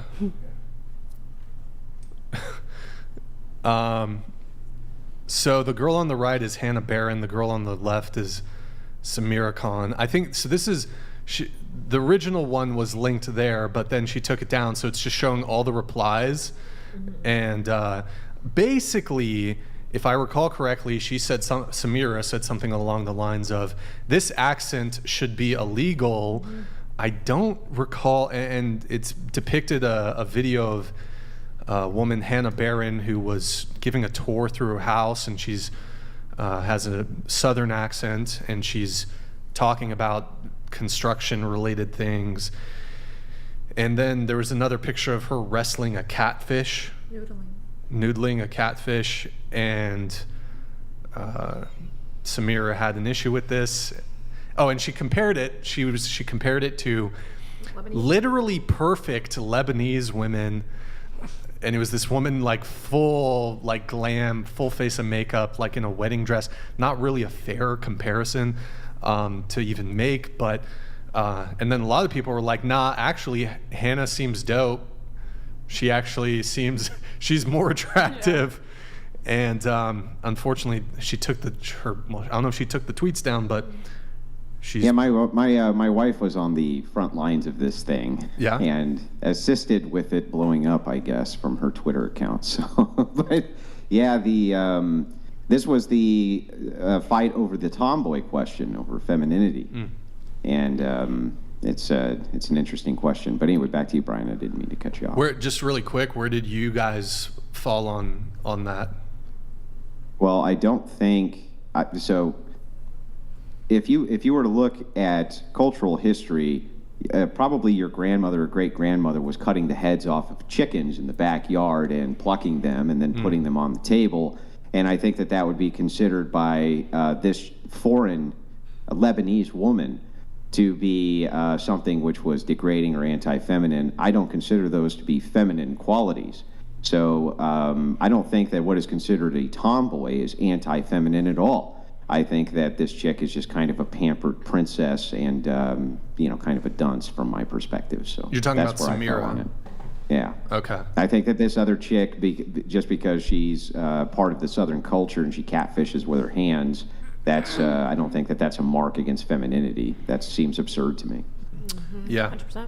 Yeah, and I mean, my initial thought to it was, and it's unfortunate that we can't pull up the original tweet. I think part of the reason Sameera got a bit attacked is Sameera was being a bit belligerent and aggressive in her addressing it, and but my personal sense of it is actually, and again, I don't know anything really about Hannah Barron. I saw the two videos that Sameera provided, and just going off of those two videos, Hannah seemed perfectly pleasant, physically attractive. So I didn't really see anything glaringly like, oh my God, this is terrible. And so, anyways, unfortunately, I didn't see any marks against her femininity at all. She lives inside of a culture where this is common. And it's very common down south, especially for fathers to take their children out fishing, and maybe they have, these different types of traditions there that aren't found generally in the Northern Hemisphere or, of the United States or the Eastern Seaboard or this type of thing. But it seems to me like this other chick was just coming at it from a position, trying to dunk on her from a femininity angle. And I don't think those things have much of anything to do with femininity. Mm. Yeah. Well, Flan Life, thank you very much for the recommendation on that. Unfortunately, yeah, she privated her account, so we can't really see the originals. But yeah. Okay, let's see. Let me get into some of my pre-show notes here. Oh, wait, hold on. Oh, no, we were doing the rating 1 to 10 thing really quick. Oh, okay. Here, I'll just end. So, still a 10? Yeah. Still a 10? Okay, don't take this the wrong way. Oh, my God. I'm so glad I'm not dating donated $100. Andrew Shakalaka. He's built like a Greek god, hung like a rhino, rich, morally astounding. He takes you back to his place. Next to his bed, a fully loaded AR-15 with a 30-round magazine. Reaction? Go, starting with you. Oh. My reaction to hang on. To be clear, because the question started with Andrew, he's not saying Andrew's built this way. He's saying if you were to run into a man who's built like a Greek god and he has tons of cash, but you go back to his place and he has an AR-15 or some guns, what's your response to that? Well, I'm from Texas and from the South, where there's tons of guns, so that really wouldn't be a deterrent. It would be an issue that it's next to the bed, but yeah. I mean, isn't that the perfect place for it? Yeah. I mean, like, just don't have it on the nightstand. Like, just kind of tuck it. Like, I don't want to look Tuck at it. an AR-15? Why don't you want to look at it? Thought you were from Texas. Yeah, I Right? mean, just somewhere appropriate. Like next to the bed. What if it's like hung up on a rack next? That'd be beautiful. Like, that's ideal to me. Like, literally, you step out. Oh, of he's bed got it and right it's on the nightstand. You know, that way if he wakes up and he's alarmed, he just reaches over, it's right there. He grabs it. Seems like the perfect place for it. Great. Oh, scoot your mic that way if you can. This way? Yeah. Your answer to the question? The guns Yeah. doesn't, like, they don't bother me. Okay. Yeah, if my fiance had a gun, I would feel pretty safe. Oh, well, you're in Australia, right? They totally outlawed. Well, you can if you get a license for it. Okay. Yeah. Okay. It wouldn't bother me, to be honest. Okay. Yeah. Personally, I'd run away. You'd run away. I don't like guns. Interesting. Okay. Do we dive into that, or here? Well, let's come back. Let's let everybody answer. Go I ahead. have no problem with guns. I'm all for guns. If he doesn't have a gun, then I'm running. Yes. Okay. Wait. So you said you're from Florida, right? From Jersey. Oh, Jersey. Oh, Okay. strict laws. So Why would you run? Like, what's the issue there for you? I don't know. I don't like guns. I think they're like scary and violent. They're scary and violent. They're scary and violent. Or who? Well, the people who use them as well. Okay. So both. Both, I guess. in So if a sense. firearm was like sitting on the floor and nobody's around it, it's scary and violent. Yes. Why? Well, no one's touching it. It's just in the middle of a field. It depends if it's like loaded or not. It's a loaded If Glock it's 43 in loaded- the middle of a field and no one's touching it. Is it still violent and scary? I'd be more comfortable if it wasn't loaded. Let's put it that way. But like, I guess it's not like the worst thing. Okay. Could you even tell the difference? If it was loaded or not loaded, could you even tell the difference? No, I was just saying if I had that background knowledge. So then why would you mind either way? Because I don't like guns. They're scary. What, And I don't like. why don't you like guns? Is there a reason? Because they're dangerous and they have the potential to like harm someone and kill. And if they fall into the wrong hands. So does a That's knife. just like a So does car. a fist. And a So does car. a car. Yeah. Guns are. So does a. Never mind. Have you ever shot a gun? I have not shot a gun now. Okay, I think maybe having a little practice with one will Guns kinda are help. Well, I've been help to, with some of I've that. been to a range. I've seen how like they work, what they do. But like, you actually holding and manipulating. Okay. Here's would the not wanna scenario. touch a Let gun. me ask you a question. So, you're dating a guy. You guys are living together. Let's just say you're actually married. You got two kids, young kids, right? Boy and a girl. Middle of the night, you hear some you hear people breaking into the house. It sounds like multiple people. Let's just say it's 3 people are breaking into the house. In that scenario, would you prefer either you or your husband, boyfriend, whatever, to have a firearm or to not have a firearm in that situation? I would prefer them to have a firearm, but it's like in the hands of someone that I don't know or don't trust, I don't like it. Even in the hands of someone I do know, there could be accidents. Like there's accidents all the time with like guns. Well, I mean, not if you're responsible, but okay. But so in that scenario, you would want them to. There are a lot of. So kids in that scenario, you would want them to own a gun. In a home invasion scenario, in a home invasion scenario, I guess I would prefer they own a gun. Okay. Would you prefer in a home invasion scenario that you owned a gun? That I owned a gun? Yeah. Like if single woman, you're wait, hang on. Did you just say yes? Did I say yes? Yeah, did you just say yes? I would just get a big dog. Yeah, I know, but did you just say yes? No. I would not want to operate a gun or own a gun or do anything with a gun. Why? If my potential. Now let us assume for a second that we had a crystal ball, and you were able to look in the crystal ball, and you knew it was 100% accurate, and you knew that on such and such day, that 3 men were going to break into your home and they were going to essay you, and there was going to be no help available to you. Would you get some firearm training then? And would you get a gun then? I guess if I knew that was going to happen, then, and I had no other options, then yeah. No, but you do have other options. You can just not have a gun and accept the inevitable, right? Any other options besides those 2? Right. So when confronted with your personal safety, you personally, right, would opt to have the firearm rather than have your own personal autonomy violated. So why in the world would you deny that to other people? Do the invaders have a firearm? Yeah. They do? Okay. Then yes, I would rather... Okay, now let us assume they don't. Are you going to use your ninja kicks to fight them off, or... If I Are you going to grab a samurai sword and cut them down to size? I would What are you going to do there? See, I genuinely think this is like the reality of a lot of women in America is they're so ill-informed about firearms where they think they're scary, they're dangerous, I would never own one.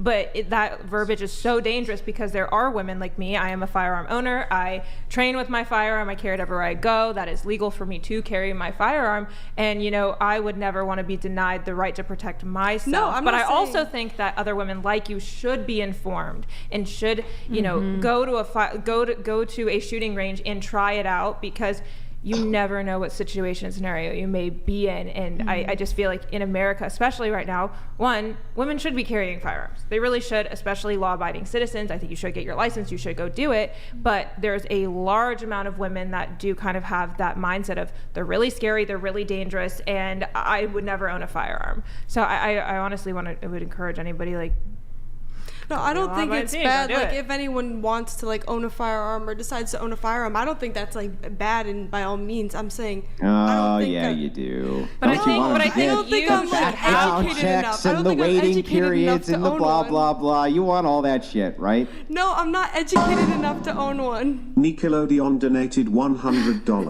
She obviously prefers to like fire. Does you own a Tesla blowtorch, London? Very true. That's good. Alright, whoever Nickelodeon, that's should get as a fire gun. Yeah. A blowtorch. Yeah. He just one of those. No, a blowtorch. Flamethrower, maybe. Flamethrower. Boring company.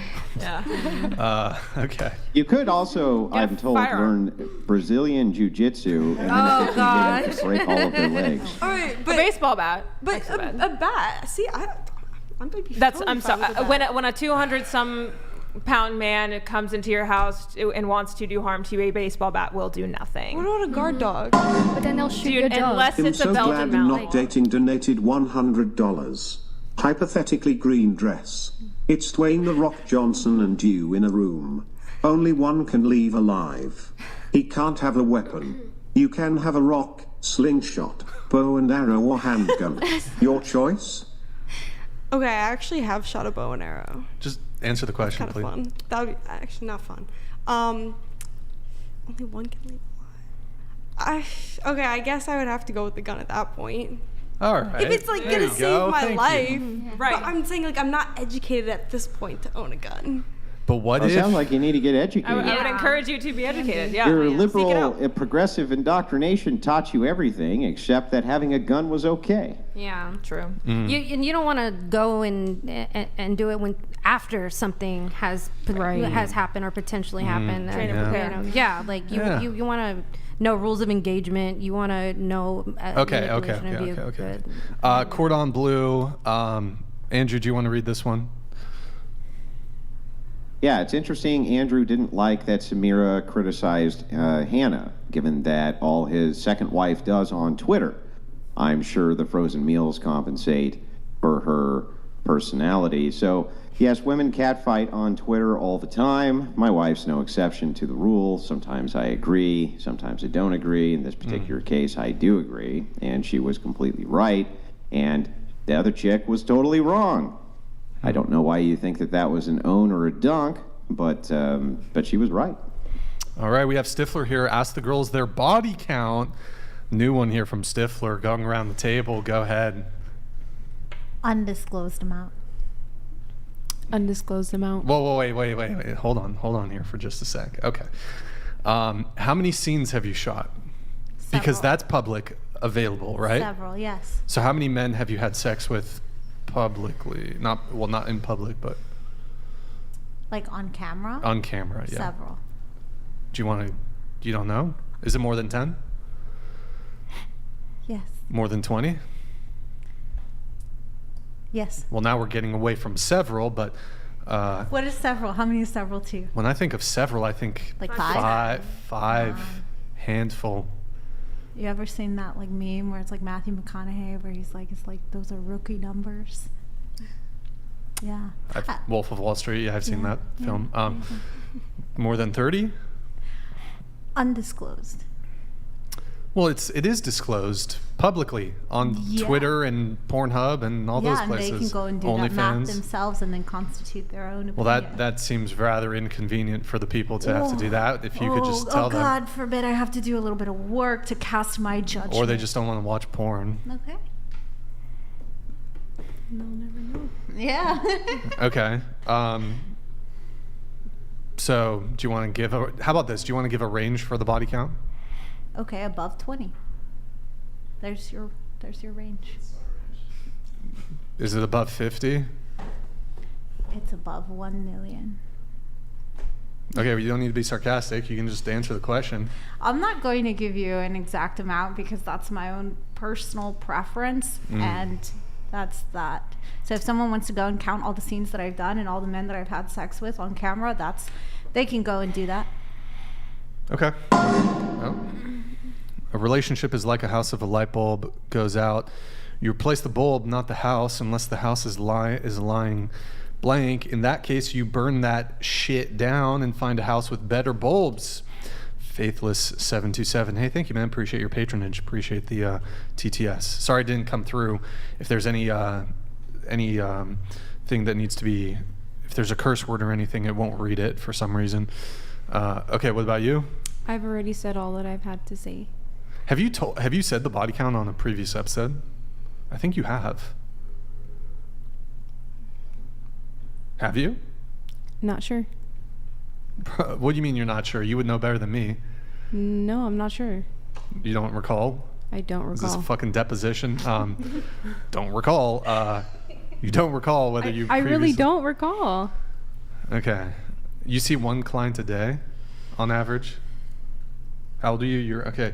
Don't make me do math. I'm gonna start doing some fucking math here. Okay, so next you're a person. courtesan. Here, I'll just do it for you. Okay. You're a courtesan. Let's just say you see 5 clients a week. Okay? Now, do you want to correct me on that? Because that's the assumption I'm gonna make. Maybe it's less, maybe it's more. I've already said what I had to say, Okay, cool. and I will not be disclosing any information about that, so we can either move on or you I'll can do make the your math. inaccurate assumptions about me. Okay, I'll go ahead and make the inaccurate assumptions. Go ahead. Okay, so let's say you see 5 clients a week. How long have you been a courtesan? Oh, come on, you can answer that. What? I've asked that I will not be answering this question. Oh, but if I had asked we can you, move on, that'd be great. If I'd asked you, well, hold on, you're not going to dictate the flow in terms of the show. So you're leaving? No. Is this a rage quit? Break.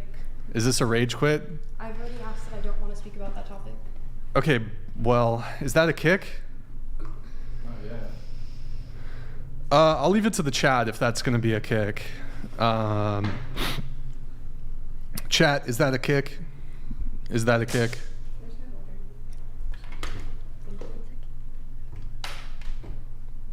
Is that a kick? Hey, hang on. Come back. You don't have to go. We were having a good time. You don't have to get upset. Come back. I'm just taking a little break. I asked that I don't want to speak about that, and if we can. You don't have to. Let's engage in the combo, though. Come on. Thanks. I appreciate that. Yeah, there you go. We'll engage in the combo. Thank you. Yeah. Now, what's your body count? Oh no. You're asking me? My turn? Yes. Me? Oh, I'm not answering that question. The chat seems mixed on it. You know what we'll do? We'll give you a little grace here. You can stay, but you have to wear the dunce hat for 10 minutes. Okay, all right. There you go.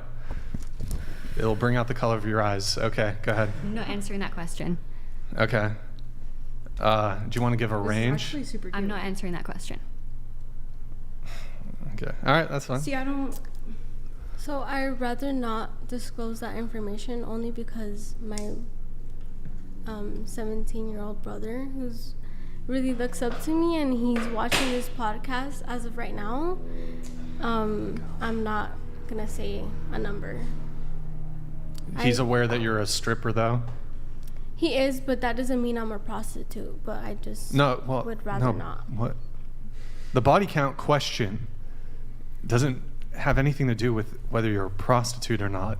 It just means feel okay. Well, I would feel really embarrassed if my brother knew that. I should have started. You got to put the cap on. Go ahead.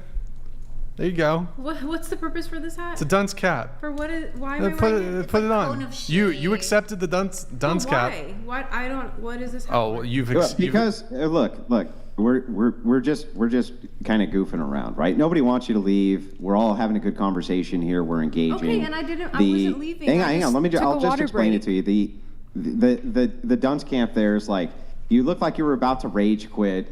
And so, you kind of wear the cap as like we know that it went a little too far. That's all it is.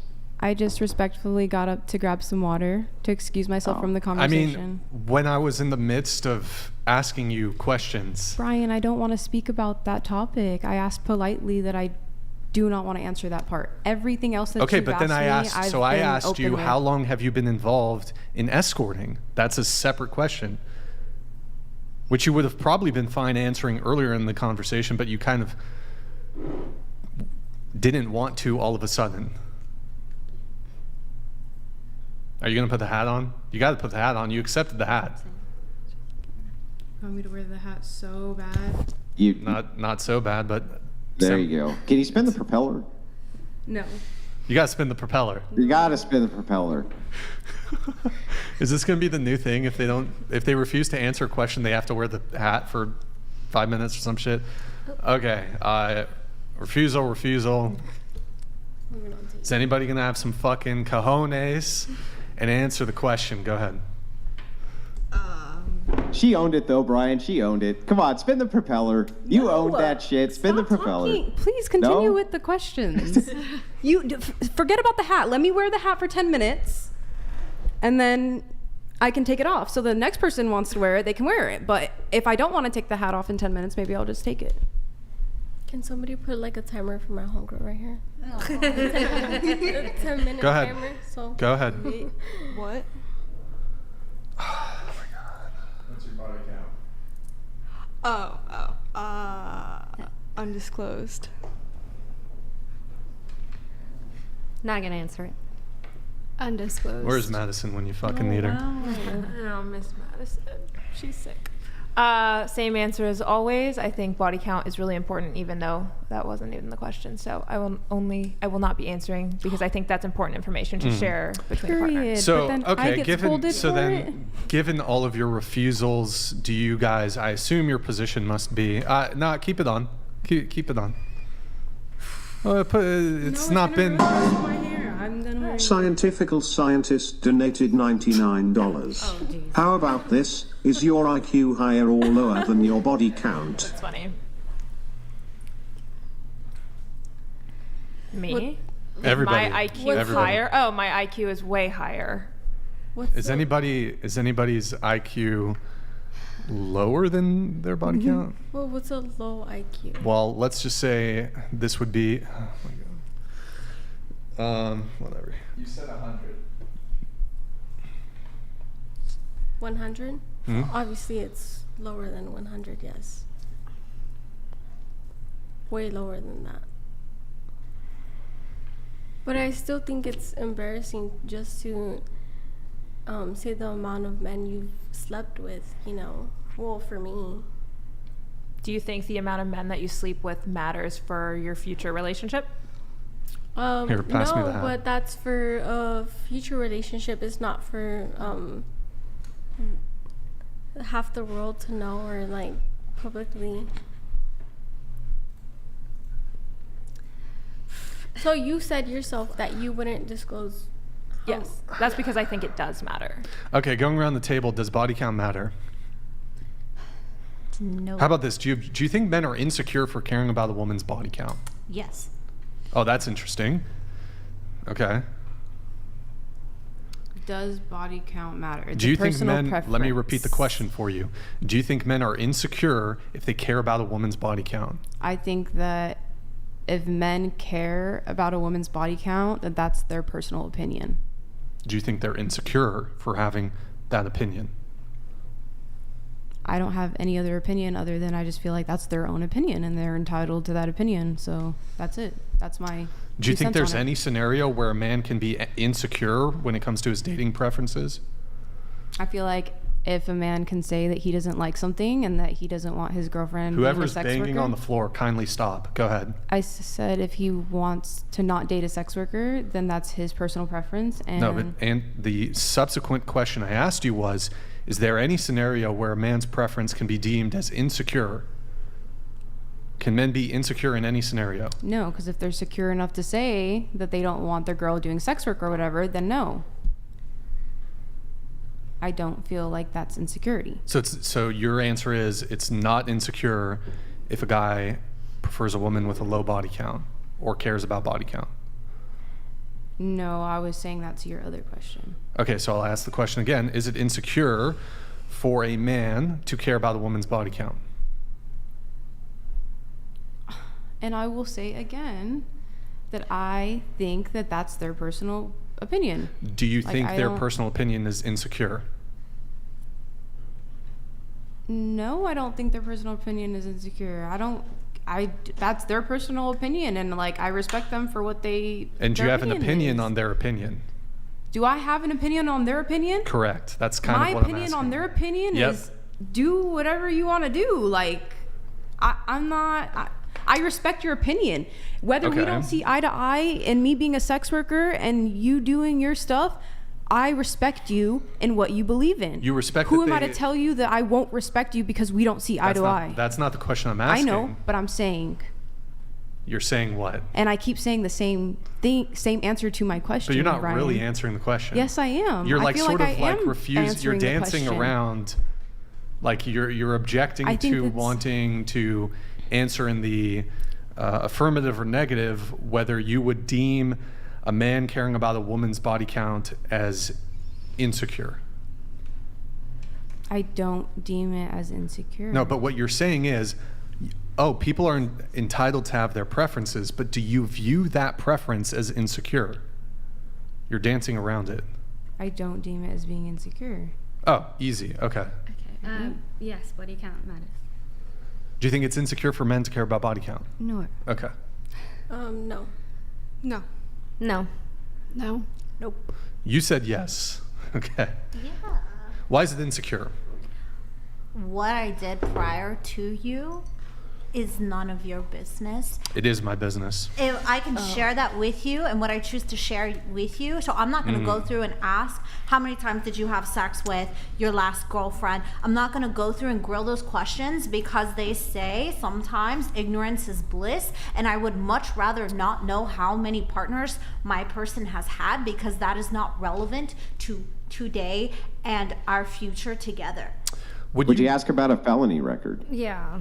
Yeah. Because that affects where we're going to live and what we're going to do. And so my body count is not going to go wait. It's none of your business what I did in the past, right? It's none of your business what I did. I'm reformed now and everything's great now, right? Please pen me in a corner with my words. What I'm saying is when it comes to nobody wants to peg you, okay? Relax. I didn't say peg, I said pin. I'm not into pegging pegging either, so not my forte. But yeah, no, I just think that it shouldn't matter. My body count should not matter to you. If you are secure and you want to see a future with me, it shouldn't matter. But I think my felony background shouldn't matter. Yeah, and if because you were that's secure and you legal, wanted and to that see a future with me, you wouldn't be asking about whether or not I had any convictions in my background. What kind of insecure woman would ask that? Shouldn't you be secure? That affects where we're going to live. That affects applications. That affects so much. Well, it could affect how many ex-boyfriends you have who come out of the woodwork. It could affect what your past situations were, which could affect your credit score, could affect how much money you make, could affect the fact that you can't get a job because you've been in pornography, could affect thousands of different things in our personal life, couldn't it? Oh, yeah. Checkmate. No, I'm just letting you have that. That's my choice to let you have that. Wow, dude, that's... I mean, you said body count doesn't matter, but we've already talked about how it does matter and how cheating, marriage, and all of those things. Like, I'm just wondering, how do you, given irrefutable evidence, choose to ignore and not even look at the facts? That doesn't matter. That's not going to... what matters is how you treat me, where you want to go in life, and those are the things that really matter at the end of the day, not how many people someone has been with. Exactly. The felony background doesn't matter. What matters is how you treat me, and what matters is how you're good to me, and what matters is our future together, not my past. Why would that matter? You can't chalk up, 30 felonies with 30 bodies. Those are not Yeah. What about 300 or 500 from a porn star? You think that would have no effect on the life of a man at all, really? Okay. That doesn't seem slightly absurd to you? I think that a DUI background would have less effect on your life than having a porn star woman, don't you think? Sure. But you'd still want to know about that DUI, wouldn't you? It's important to know how it's going to affect me on paper. Your body count Right, does it's not going to be affect important you on for paper. me to know how it's going to affect me too, your exes, what your current status is going to be, how much of this stuff. Maybe little Johnny is going to come home one day and be like, hey, Dad, I saw Mom, and she was on the internet fucking dudes. Well, who's on first? Yeah. Go ahead and tell me. Who? The guy on first. Who? The guy playing first base. Who? The guy on first. Who's on first? What are you asking me for? I'm asking you. That's a great Abbott and Costello bit, by the way. But yeah, so back to this. I'm just curious, as we dive into this, it seems like you want to know all about your partner's history, but they just don't have any right to know about yours. Doesn't that seem like quite the double standard? I can ask questions, but I haven't asked my partner how many people have you slept with because I don't care. I'm going to swap your seats and move over there. And that's my choice to not care. And yeah, that but why doesn't would make you me care insecure. about his felonies, though, if all of the Because same that things affects where apply? we It's just can about the live. future together, right? That affects where we can live and stuff on paper. Yeah, so could your status as a pornography star. So, like, what if you had children with this guy, and little Johnny comes home, and he says, look, I'm getting beat up at school because they keep showing me all these videos of mommy sucking all this dick. Well, you don't think that would maybe affect our future status in relationship just a little bit? That is a bridge for me to cross if and when I get there. And that can be a hypothetical for so many people out there. And I'm not worried about that. Yeah, though that's nice. You're not worried about that. But I would guess that a man who would date you might be worried about that. Guy who marry you might be worried about that, just like he would be worried about whether or not he had a felony background for the same reasons, right? Porn and felonies do not equal the same. No. Maybe in your Christian which head you consider they an might, analogy, but on paper it does not. Okay, again, anything which you would consider an analogy is always going to be a comparison of two different things because nothing's ever the same as anything else. So what I'm doing is I'm giving you a hypothetical based around the fact that many men Coyote Fiver donated $100. Okay, the Latina might be making terrible life choices, but my God, she's adorable. 10/10 in my book, to quote the Texan. Would you ever date a pilot or a controller?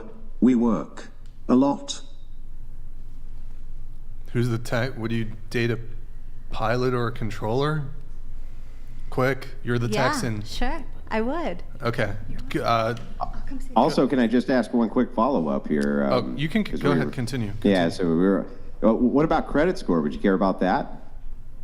Anything that's going to affect us on paper needs to be discussed and dissected, for sure. Because whatever affects you on paper affects your material conditions, right? Yeah. Then so does your body count. The fact that you're a porn star, somebody could have children with you, and your children could then get beat up at school and bullied over it, would definitely affect your material conditions, wouldn't it? Can you see any way where that would not affect your material conditions? On paper.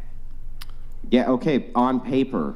The paper part is the effect of the material conditions part. I understand the point that you're trying to make. Wait. That's such a Hold on. I have a question. It's such a far-fetched episode that if you have children with a man and you did pornography for years and years of your life, that kids at school are going to come to him and be like, look, here's your mom, right? And she's in a threesome. And look, watch, here's the part where she gets donkey punched. You think that's far-fetched? Really? You know what? There's several porn stars out there with children who have not had this scenario and who have also had this scenario. So I'm not the one to ask or entertain this question because I don't have children. And that's the end of but the point of the question was to say if you're going to get married, right, or you're going to, get with somebody, I'm guessing there's the potential of children in your future. Okay. So then that would definitely, your history, your past history is definitely going to matter and when it comes to the future of the history you have with a person, isn't it? But the question is about body count, not porn. Yeah, but even with body count, you would agree with me that the more bodies you rack up, the more likely it probably is that you have some kind of like maybe sex tape out there, something like this. Okay. Think about how many women now have OnlyFans, who do porn, who have children. Think about like this new wave. We don't really know how it's going to impact the future. And it's becoming more and more of a norm almost. Do I encourage it? That's not my place to say anything. I'm so glad I'm not dating donated $100. Communication is foundation. Past, present and future. My wife and I have disclosed everything. If she would have said it's none of your business or vice versa, we wouldn't be where we are. Nasty hoe. I love that. So I mean, he makes a valid point. Don't you think that a relationship's foundation should be based around honesty between the man and the woman? Absolutely. Well, then, if your partner were to ask you what your body count was, why wouldn't you just be honest with him? Then I would tell him. If it really mattered to him, then I would tell him. Absolutely. Okay. No doubt about it. I wouldn't lie to him. I wouldn't. So then it wouldn't be none of his business then? I'm just saying, like, to the average viewer or the person, it's none of their business. That's all I'm saying. But the person that I'm going to enter no. Now you're into changing a life, the goalpost. Because initially you were saying even if a partner asked you, it's none of their business. If I'm That's how we got on this in the rest, first place, because you said it's none of their concern, right? With someone, and they ask me, then I would tell them. But I don't think it matters. Because the person's going to love you for you and who you are, regardless. But then why would you tell them? If he wants to know, then I will tell him. Because clearly it must matter. It might matter. And then that's right. Well, then why would you say it doesn't matter? To me, it doesn't. I don't care how many. Yeah, right. To you, it doesn't. But you see why it could matter to a man. It could matter to him, but it doesn't matter to the person that I'm with, and that's all I really care about. Is all that matters in a relationship you? No. Okay, so then when you say it doesn't matter to me, that's nice, but you could see why it would matter to him, correct? But it doesn't matter to him because we've actually had this conversation in the shower about 2 weeks ago. What? And it really didn't matter. Yeah, but I mean, you might not be with this guy forever. Who knows? All we have is now, and that's all I'm focused on. Yeah, but even assuming you were, if you were not, and we were to insert somebody else in the place who it did matter to, you could see the reasoning behind why it would matter, and that it has nothing to do with insecurity, correct? It is insecure for you to think that just because I've had sex with 5 to 10 men that you are therefore Oh, is that the number? It's not my You number. said it was over 20. Yeah, this is all hypothetical. So I'm just Yeah, so indulging let's in your engage with a hypothetical. Go ahead. Yeah, so if I've had sex with 5 to 10 men and that mattered to you, then I'm not the person for you. Yeah, but why would that make the man insecure? Because you're judging me based on these past events. Well, no, he's not judging you because you won't tell him. I didn't say right? You're not going to tell him. That's the whole point. I did not is that you're not say going to tell that. him. I didn't say I would not tell him. Well, then, if you were to tell him, right, why would it be insecure of him to ask? I'm not saying it's insecure. It's insecure of him to then take if it's that not into insecure for him to ask, then but you, it's no insecure. more leg to stand on. No, I'm saying it's not insecure for him to ask. It's insecure for him to take that information and then therefore use it against me. That's Why? what I thought Wait, the question was. use it against you as in not want to see you anymore? Correct. Why would that be insecure? Because that's like, what does that have to do with anything? If you've had sex with more women than I have men.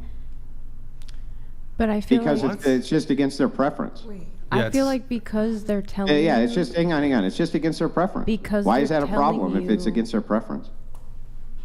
I feel like it's because they're telling you like, hey, like they're like insecure about it. If that's why, you know what I mean? Like they're bringing that to your attention. What? You know, so it's I'm like just not understanding. For me, it's more so about the intent of the question. You can ask and I will tell you, great, and then we can talk about it, we can do whatever. But if you're going to, it's insecure for you to ask me that question and then use it against me. That's What do you mean? why What is do you that mean? insecure? But wait. But they're use it insecure against you enough how? to For example, acknowledge it, let's say though. we're having a conversation and this is a person that is interested in you, you're interested in them, and you reveal your body count, and let's say your body count is 50, and then they say, oh, okay, well, you know, that's a deal breaker for me. I wish you the best, but I'm not going to pursue this relationship anymore. By your definition, is that using it against you? That wouldn't be using it against me, no. What? Would be using it against How- me is if you were to slander me for my past actions. That's what. Well, now you're just shifting the goalposts here. Yeah, that's not slander. How would that be slander? Maybe No, he never I'm tells saying anybody if you about were it ever. to slander me based on the information that I've provided you, that would be insecure. That's not slander. How did that even enter the that has Slander would be somebody taking your body count, going and telling a bunch of And people and that's saying what that you're I'm a bad saying. person If your because of it. That would be intent was to slanderous. do that. That's never been the conversation. Okay, You're and so pulling this that's- out of nowhere. And so I'm saying that would be the only reason that it would be insecure for Oh them my to god, this is ask. such a you're shifting. No. That's not, again, even then, even if I granted you that this guy went and slandered you with it, you still can't tell me how it's insecurity. Even if I grant the whole absurd worldview that somehow it became slander because you told him, and then he went and told the whole world, how would that be him being insecure still? My point is body count does not matter.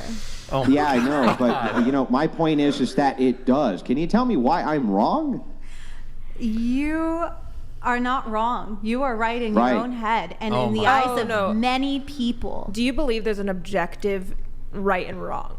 Oh yeah. True and okay, so then how can he be right and also you be right? We all have our own different perspectives. That's it. But like objectively, subjectively, Wait. Is it against here, the law let to me- have sex with more than 20 people? Let me not take a against the crack. law. I'm gonna take. Therefore, it's not right or I'm wrong. gonna take a crack at this. Okay.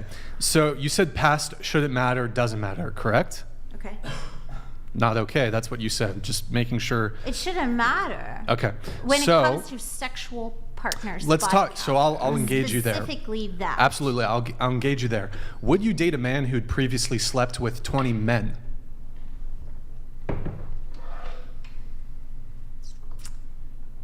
That'd be a tough one. Gotcha, bitch. Checkmate. Well, that's men. That's different. That's a How's it completely different? That's his sexual past. orientation. It's his. It doesn't matter. Let's say he's That's bisexual. sexual Let's say he's bisexual.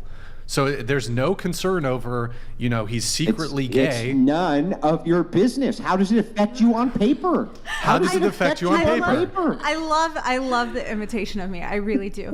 Okay, so you would not date a man who'd previously had sex with 20 other men. It would depend on how I'm feeling about him at that point and how much of the future But why I is would it even see. a question? Because your whole position this entire time has been your past is your past, none of their business, doesn't matter. Yeah. Past doesn't matter. Yeah. But clearly his sexual past does matter.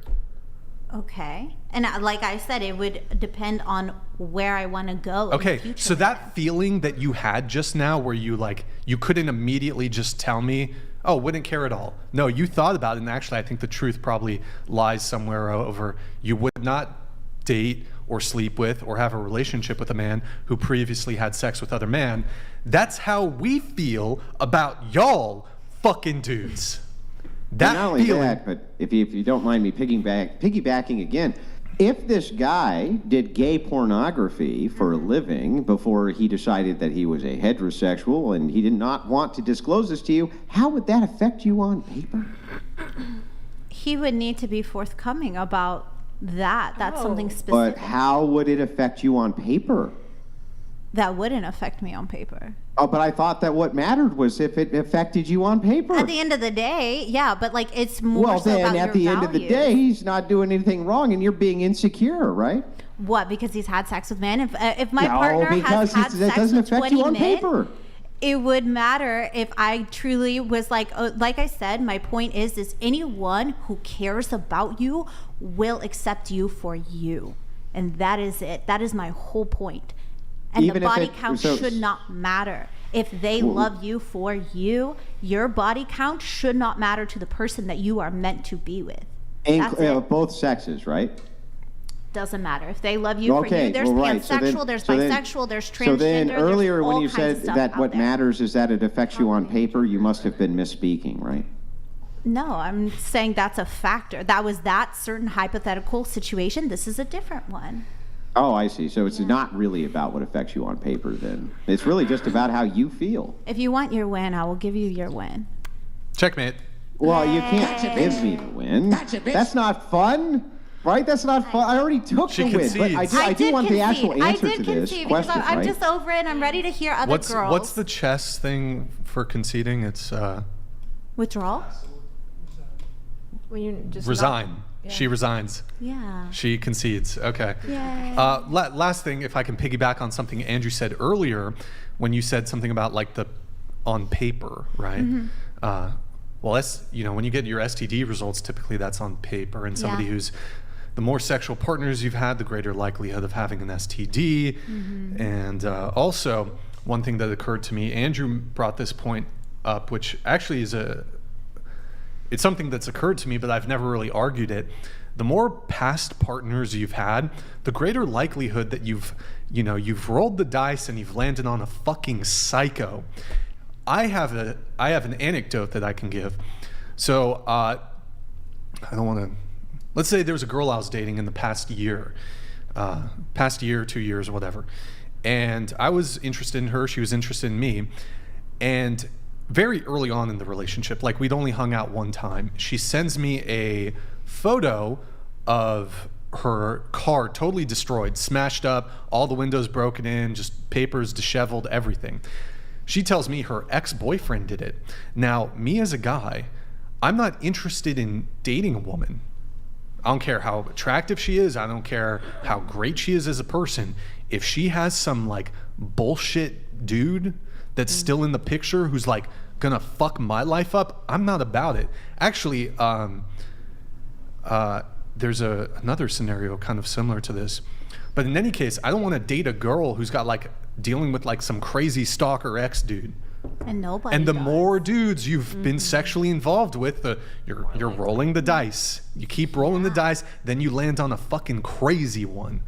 And then as a dude, I don't want to be in some situation where this guy's still in fucking love with you, and he's violent, and he's belligerent, and he's got mental health issues. And if you're kicking it with me, he comes over to my house. I'm not dealing with that shit. And that's a very real scenario. And the more dudes you deal with, you could end up there. Yeah. Yeah. You could, but now, go ahead. Well, I don't want to really, I don't know all the details of this, but Andrew, there's somebody who's semi kind of in the orbit of our community who was dating a girl. Her ex was like crazy or whatever. He went over to their house. I don't know if she shot the chick, shot the dude. Do you know who I'm talking about, Andrew? I do not. If you bring up the name, I might recognize it. I don't know the details of it. I don't want to like say anything. But he is correct. He's just saying that purely by chance, right? If you were to take just a simple flu virus, right? The more people whose hands you shake, the more chances you're going to get the flu, right? You would agree that that's true? Sure. Okay, so if we agree that that's true, wouldn't this same logic also apply to relationships? The more people you engage in a relationship with, the more likely it is that you're going to come across a psycho. And that is the woman or any party's responsibility to essentially close their past before entering a new relationship. That is being disrespectful to your new partner for not disclosing that this person is this way and not ending things. And so like that is like the person that I'm entering this relationship, that is their responsibility. By the way, sorry, you were referencing Hunter Avalone. Yeah, sorry. Yeah. And yes, in that particular situation, a psychopath did show up to do horrible things to him and his then girlfriend. Just like a psycho ex. So yeah, that did actually happen to a streamer. So yes, it is true. The more people that you engage with, the more chances that this will come up. Here, let's move on. I need to get into some of my pre-show notes here from everybody. So we're going to try to get through all those. And let's see. We have. This is a question for everybody. Who here considers themselves traditional? Starting with you, go ahead. I have some traditional viewpoints. Yeah, I think in your notes here you said you're open-minded traditional. I am, yeah. So are you traditional? I'm open-minded traditional. You can have more than just one viewpoint. But if you were to categorize yourself generally, would you categorize yourself as traditional? A traditional woman? I am a traditional woman on the inside. Aside from what I convey to the world and what I do for a living, my own inner values are traditional. Okay. Wait, before I have Would you determine that somebody who claimed that they were not a communist, but went to every single communist rally that there was and wore a communist uniform and wore a nice little communist hat and did nothing but speak about how much they loved communism, but then said privately to you, secretly on the inside, I'm not really a communist. What do you think people would think? Do you think people would believe them? You just called me or equated me to a communist. No, I'm asking you a literal quick. I'm not only am I not calling you a communist, I'd like to know the answer to this question. If somebody, all they did was talk about how great communism was and they wore a little hat and a uniform and just ran around saying communism is the greatest thing ever, would you believe them that privately they just really don't like it though? It's internally they're really a capitalist. Quick answer to this, please, because this is a question for everyone. Yeah, Go ahead. I'm traditional. Yeah. Okay. Yeah, pretty traditional. Yeah. Besides from my occupation, yes, I am. Sorry. Besides from my occupation, yes, I am. Yes. I would say I'm pretty traditional. Yeah. Traditional. Traditional woman. Okay, Can we so unpack this? traditional.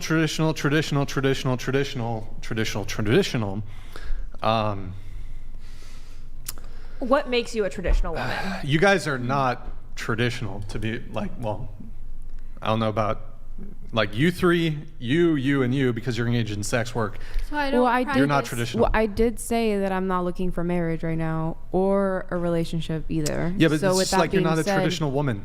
With that being said, I'm not right now, but when I'm not working and stuff like that. And But when how I can do you plan- hold those traditional values but still engage in something that goes completely against what I said whenever I do end up wanting to find a husband in the future, I wouldn't be doing this at that point anymore. And then would I be a traditional woman? Right, but currently you can have like traditional values of what you want to be in the future. I understand that. But you're living a lifestyle now that is not portraying that at all. So you can't necessarily And I said that when I said my answer. I said, besides my occupation, no. But I mean, but then what makes you a traditional woman? I have traditional values, What but are I'm those? not dating, so I don't apply those to my everyday life. What are your traditional values? What do I believe traditional values are? What are your traditional values? I'm not applying those because I'm not looking But for... you just said you are. But just in general, like you're not dating, you said outside of your occupation, you're a traditional woman. So what is a traditional woman if you had to, you know, X, Y, and Z? Like, what would I label as a traditional woman? Okay. Somebody that takes care of, like, the house, takes care of the kids, cooks, You don't cleans. want kids, right? That's what I'm labeling as a traditional woman. Is that what you're? Is that what you were asking? Okay, so. Go Let us ahead. Go assume- ahead. Go Let ahead. us assume for a moment, if you don't mind, that a person came over to you and said that they were a Christian who worshiped Satan. Would you believe that they were a Christian? No.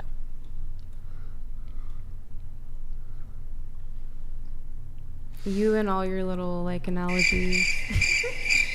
If a person came over to you and said, I'm a Christian and I worship Satan, would you believe that they were a Christian? I said you and your little analogies. I'm not answering. I know what you said, so I I'm just not reasserted answering the your question in question. hopes, maybe in vain, that you would actually I'm answer not it. answering your question. Whoa. Hold on. That question doesn't reveal any. I can see why you objected to the body count question No, earlier. I'm not answering it just because it's like that's not what we're talking about. It's a hype. He's using it as a comparison. No, I because- understand that, but he's been doing that a lot. And yeah, I know. There's I nothing do, wrong I do with tend it. to test people's logic and their worldview so that I can apply whether or not they're being consistent with their own framework. And so what you said I said here, when and I'm I'm not ready beating to up on, listen, retire I from don't this care industry- about your past. I don't give a shit about any of that. All I care about is what you said. So what you said right now is this. You said, right now I'm not a traditional woman. I concede that that's true. But in the future, I want to be and can be a traditional woman then, later, right? Okay, got it. So all I'm doing is just setting the foundation to show you kind of the absurdity here. If It's a not Christian came to you and absurdity. said that they were a Christian It's but not worship Satan, it's not would you believe absurdity. them? It's not absurdity. Do you? Well, hang on. I can demonstrate to you how absurd it is. Just answer the question. No, because it's Would- not absurdity. Would you, if a Christian came to you and said that they worship Satan, would you believe they were a Christian? It's not absurdity to Here, me. answer. Okay. Engage with his Okay, question. well, let me just ask the second part then, because we know the obvious here. If a Christian came to you and said, I'm a Christian, but I worship Satan, but later on, I'm going to worship Jesus, would you believe them then? No clue. No clue. Are you just not going to engage in good faith with his question? It's a totally fair question to ask.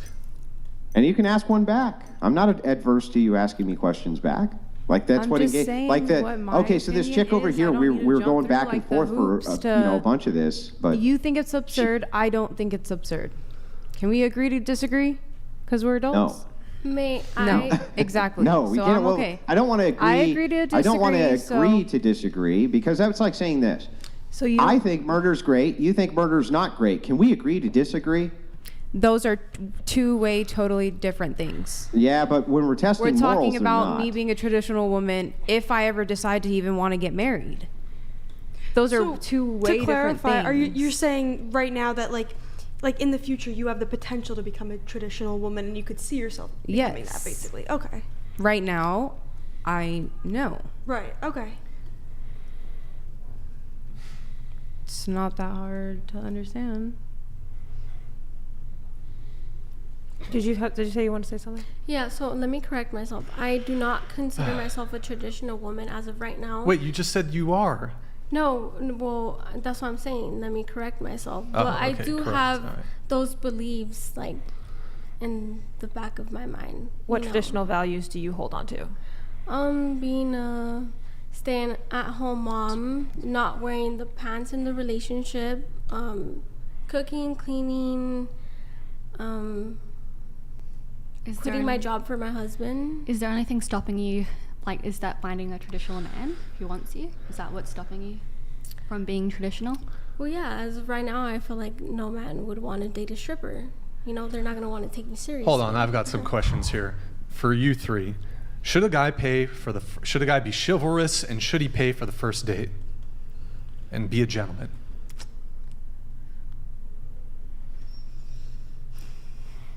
I would say yes. Yes. I don't know. What do you mean you don't have any preference on this? Have you been on first dates? I have. Would you pay for a first date? Would you feel Well, Brandon didn't pay for the first. I mean, he paid for the first date. I didn't, and he knew I was a stripper, so I. wait into the mic, but have you been on other first dates with guys? I have. How many first dates have you been on? Like 2. Only 2? So with Brandon and one other guy, and that's it? No, 2 other guys.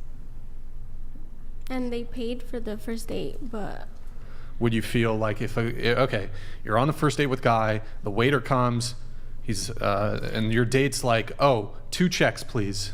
You would be totally cool with that? I would be a little embarrassed, but I mean, I would. Why? Why? Would there be a second date if a guy did that? I do not know. What do you mean you don't know? I don't know. Well, I'm giving you a scenario. I don't know. What do you mean you don't? You can't say I don't know to this question. What do you mean you don't know? No, I can. I don't know. Okay, would you prefer a guy to pay for the first date? I would, but due to my job occupation, I don't know if it's right or wrong, you know. Okay, I see what you're saying. Yeah. I see what you're saying. So saying. I would feel like a little confused because I don't know. You would feel a little confused. Mm-hmm. Okay, would you? Maybe I can define this pretty easy for you. So traditional, if you're going to define it the most concise way that I possibly can, it would be experiments of the past which worked, right? That would be traditional. Experiments of the past which worked. That would be like a very feminist definition of this. I use a biblical definition, but I'm not going to get into all that because who cares? None of you will. But experiments in the past that worked, right? So that's what's meant here by traditional. So which of those experiments of the past would you be moving towards for traditionalism?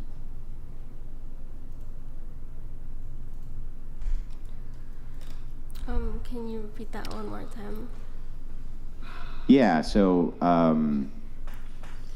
experiments of the past which worked, things like maybe the nuclear family, right? Things like that. That would be a good example of experiments of the past which worked. Mm-hmm. Yeah, so what would you be moving towards as far as a traditional woman? I think I would prefer a provider, but then again, it's kind of hard if I'm still a stripper. Okay. Yeah. So the reason I brought up the who should pay question is, so that's a traditional gender role expectation that's placed on men. you're engaged in sex work, you're engaged in sex work, you're engaged in sex work, you're a stripper, escort, OF girl. These are not traditional things. What now?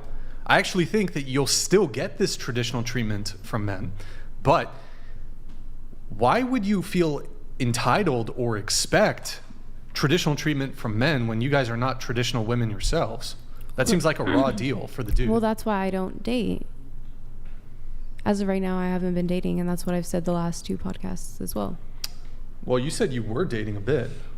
Well, I think you're just saying that. No, I think I did say that the first one, but I haven't been. You said that. You said you've been on dating apps, and if I recall, one of our previous conversations, you said you actually don't disclose to some of the men you date that you're. I don't tell guys that right off the bat when I hang out with them, hey, I'm an escort. But I also don't right off the bat sleep with guys. And I think that I don't need to disclose to everybody that I'm a sex worker for safety reasons.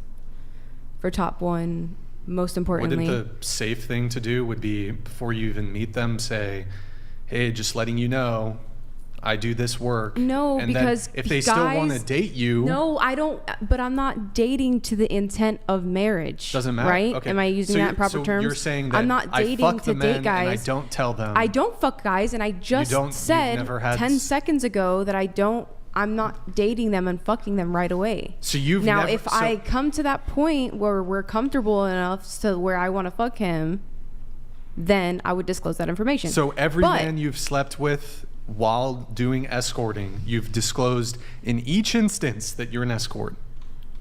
To the guys that I've been intimate with recently, yes. No, I didn't say recently. I didn't say recently. $100. You clearly know that your job is affecting your life. Money is the root of all evils. It's not worth it. Leave stripping. Go to school and get a job that your kid brother is going to really respect. If I recall correctly from your previous appearance on the podcast, you said, I can't remember. If I recall, my previous. You had sexual encounters with men without disclosing to them that you're also an escort. I can't recall what I said in my last episode. If I recall correctly, I could be mistaken, but I'm pretty sure. I'm telling you right now that I don't meet guys at a bar or on dating apps or whatever, and for the first couple hours I'm like, oh yeah, hey, by the way, I'm an escort. Why? Because that's none of their business. For starters. For two, I'm not about to go and fuck them this same night, this week, or even this month. So you want to trap them into liking you? No, you don't want to disclose. You don't want to disclose something. I'm having casual friendships with men, and I'm not having sex with guys. I'm not dating guys right now. Don't you think your occupation though is important for even if a guy you're just casually seeing and going on dates with is an important thing for them to know, even if you're not dating with the intention Do you guys know that a lot marriage. Of girls in my line of work get murdered and all types of stuff for just being sex workers? Here's an idea. So why would I just right off the bat tell a guy that I've only met for 2 hours, hey, I'm an escort? Holy fuck. Okay. Ryan Fulcock donated $100. Only a Christian can worship Satan since Satan is a construct of Christianity. All Christians ACK the devil. Laughable. Smigel is my God. Brian, you would rather die than be a SSS. Ray by 4 Russian GIs. That's really sad. Well, no, that just to respond to the super chat, that actually doesn't follow that you would have to be a Christian in order to worship Satan. You could worship Satan and still believe in the hierarchical authority of the heavens and not be a Christian. That there's no reason that it necessarily follows one to the other. That's absurd. Yeah. Okay. Coming back to the point you just made, you said you don't disclose your work for safety reasons. Now, don't you think it would be safest to just before you even meet them in person? Because if you look at what's happened in the past to girls like that, that's not safe. You don't just go to Walmart and are like, oh yeah, by the way, I work at Moonlight Bunny. I don't just go around saying that for safety reasons, for stalker reasons, for all types of reasons. You don't know. That's why you carry. The logic is not. No, really it does make sense. Maybe I don't. If I plan on being intimate with this person, or I plan on inviting this person into my home and stuff like that, then on that level, you're making a drastic, of course, honestly, for your I will own, let them know. For your own safety, you're making a I'm massive... not going to let a just stranger... let me finish. Stop. No. Let me finish. You're making a massive misjudgment when it comes to your safety.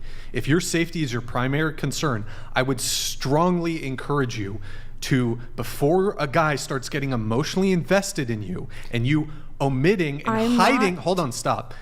You omitting and hiding this thing that could be a major, major deal breaker for him, I would strongly encourage you to disclose before you even meet them, which would be the safest thing.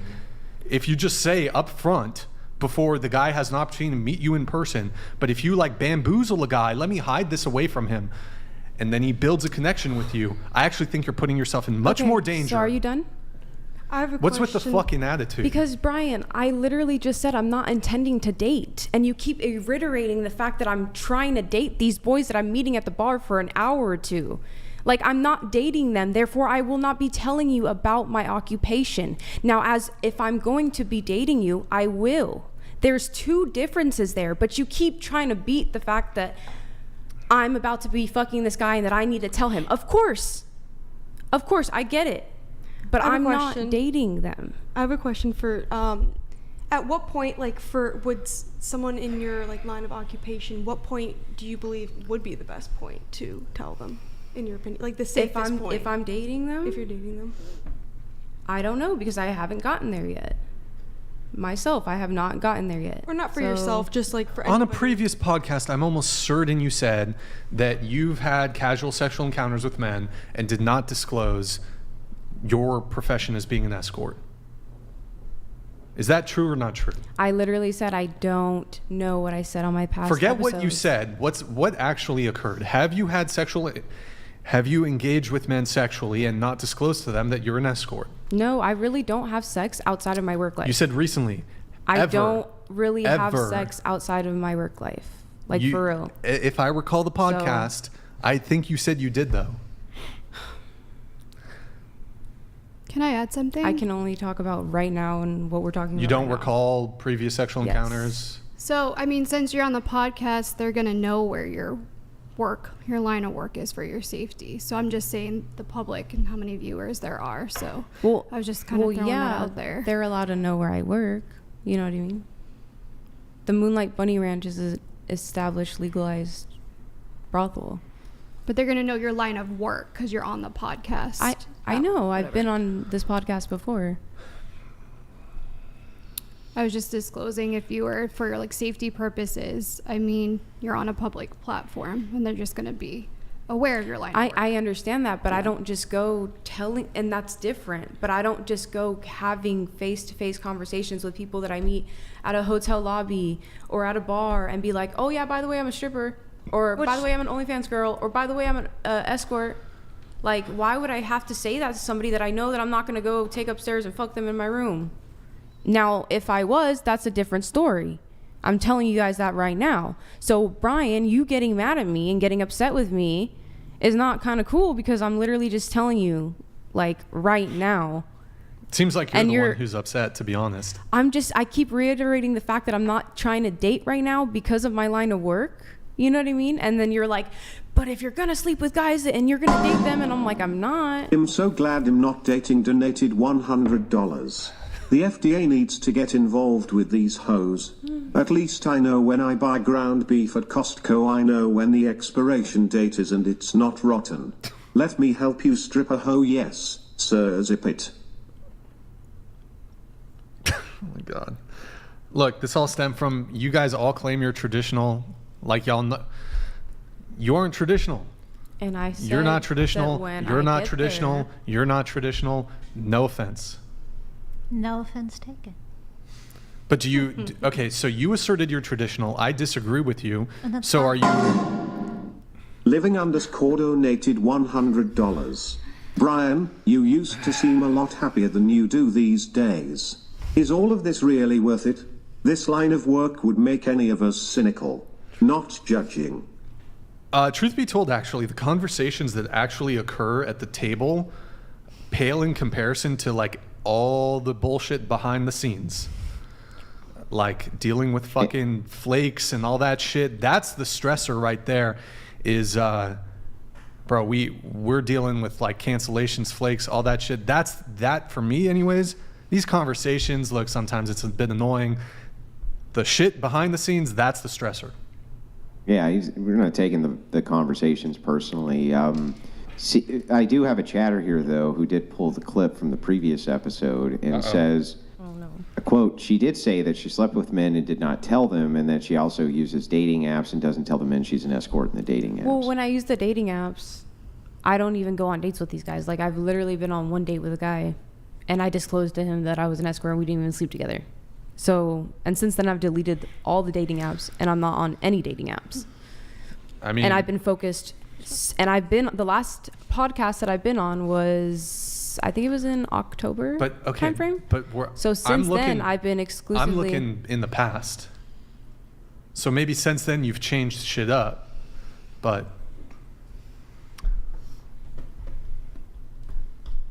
Oh, this fucking girl over here. Hold on.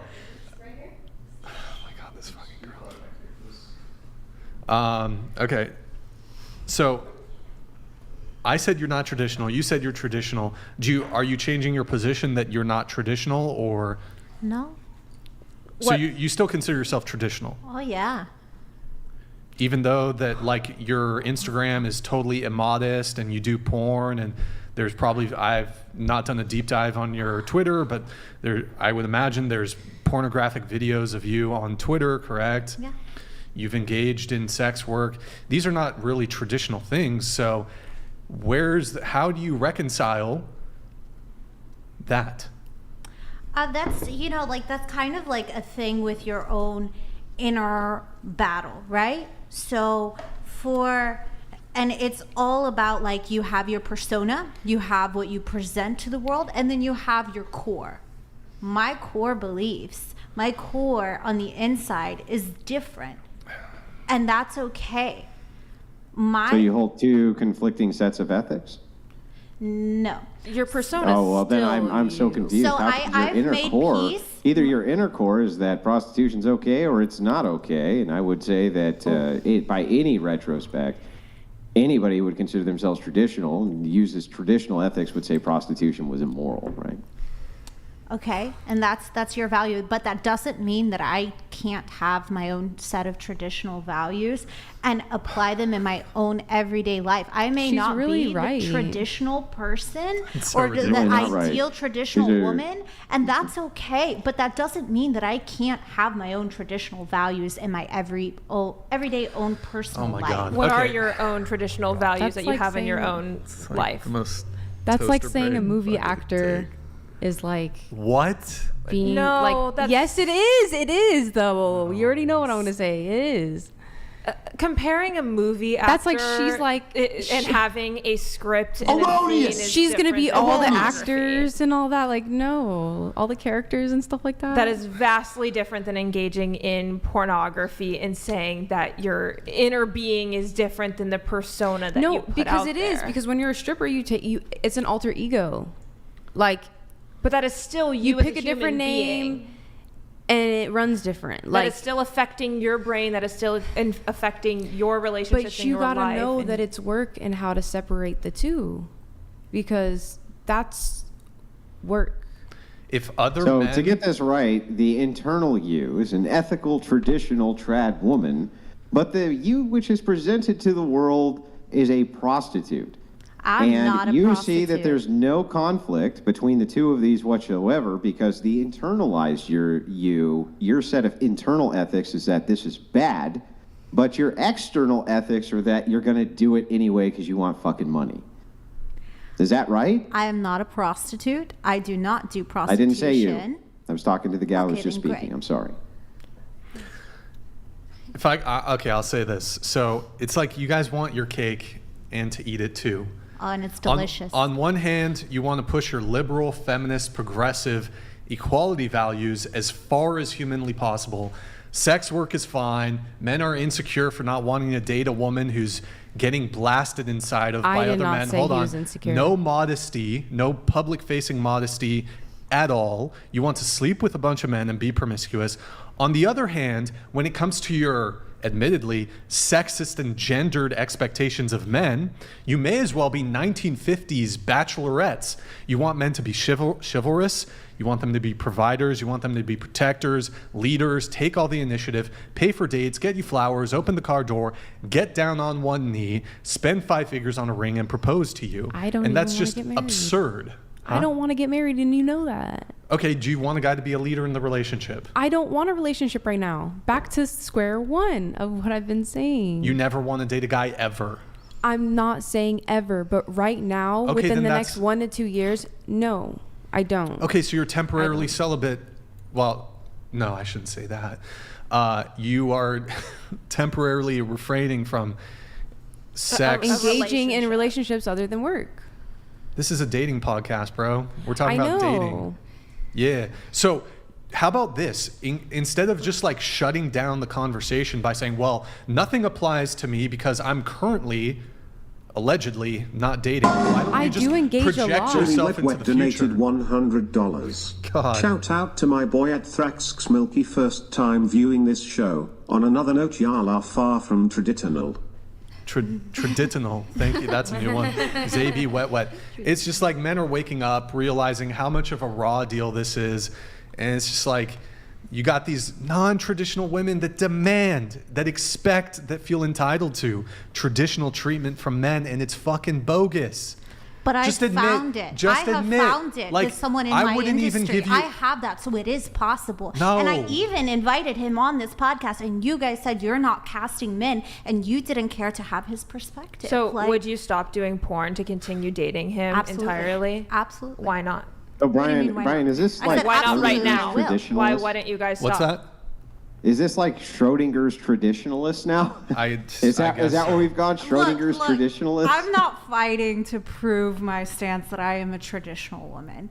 I have my own set of traditional values. I have found success in a relationship with someone who provides traditional dynamics in our relationship, and I am happy. They are understanding because they are also in the industry, and I found that. And He's not traditional either, so, but then why wouldn't, so he's still doing scenes? No, we both quit. You both, okay, so you've stopped entirely from doing porn to pursue a relationship together. See, that's beautiful, and I think that should be how it is. And I'm that was going to be my next question is, did you stop to be in a relationship? How long have y'all been together? It is about 2 months that we've made that commitment to and we committed to monogamy. Mm-hmm. We both acknowledge how that would impact our careers. Mm-hmm. I have stopped accepting pro porn scenes because I am putting this relationship above that, and that's my personal choice, because ultimately at the end of the day I do have traditional values, and anyone in porn or in the sex work life can change and find a man of value. Are you guys doing OnlyFans together? Are you doing any scenes with you and your partner? We are completely monogamous, no longer sharing or doing anything. We've tried, so we had our initial, we were together, we both acknowledged we were in the industry, and then we were like, hey, I don't want you cream pieing other women. And he was like, okay, sure, I get it. And I said, you know what? I don't want you deep thrusting inside of another woman while making out. That's a no for me. And we started putting all these little things and restrictions. And we're like, you know what? No, this isn't going to work. That's still not enough. That still makes me feel a certain kind of way. Just be monogamous together. Exactly. And so then we were like, oh, maybe we'll share women together because I'm bisexual. So then we tried that. And then I was like, you know what? No, I just don't want you getting pleasure from another woman. I want to be the only reason you come. Yeah, these are just preferences. There's nothing about them that are I'm so glad I'm not dating. Donated $100. Brian/Andrew. Take a vacation. 90 acres in the mountains. Nice campfire. Plenty of guns to play with, and a romp in the skid steer will do your mind good. No infected out here in the woods?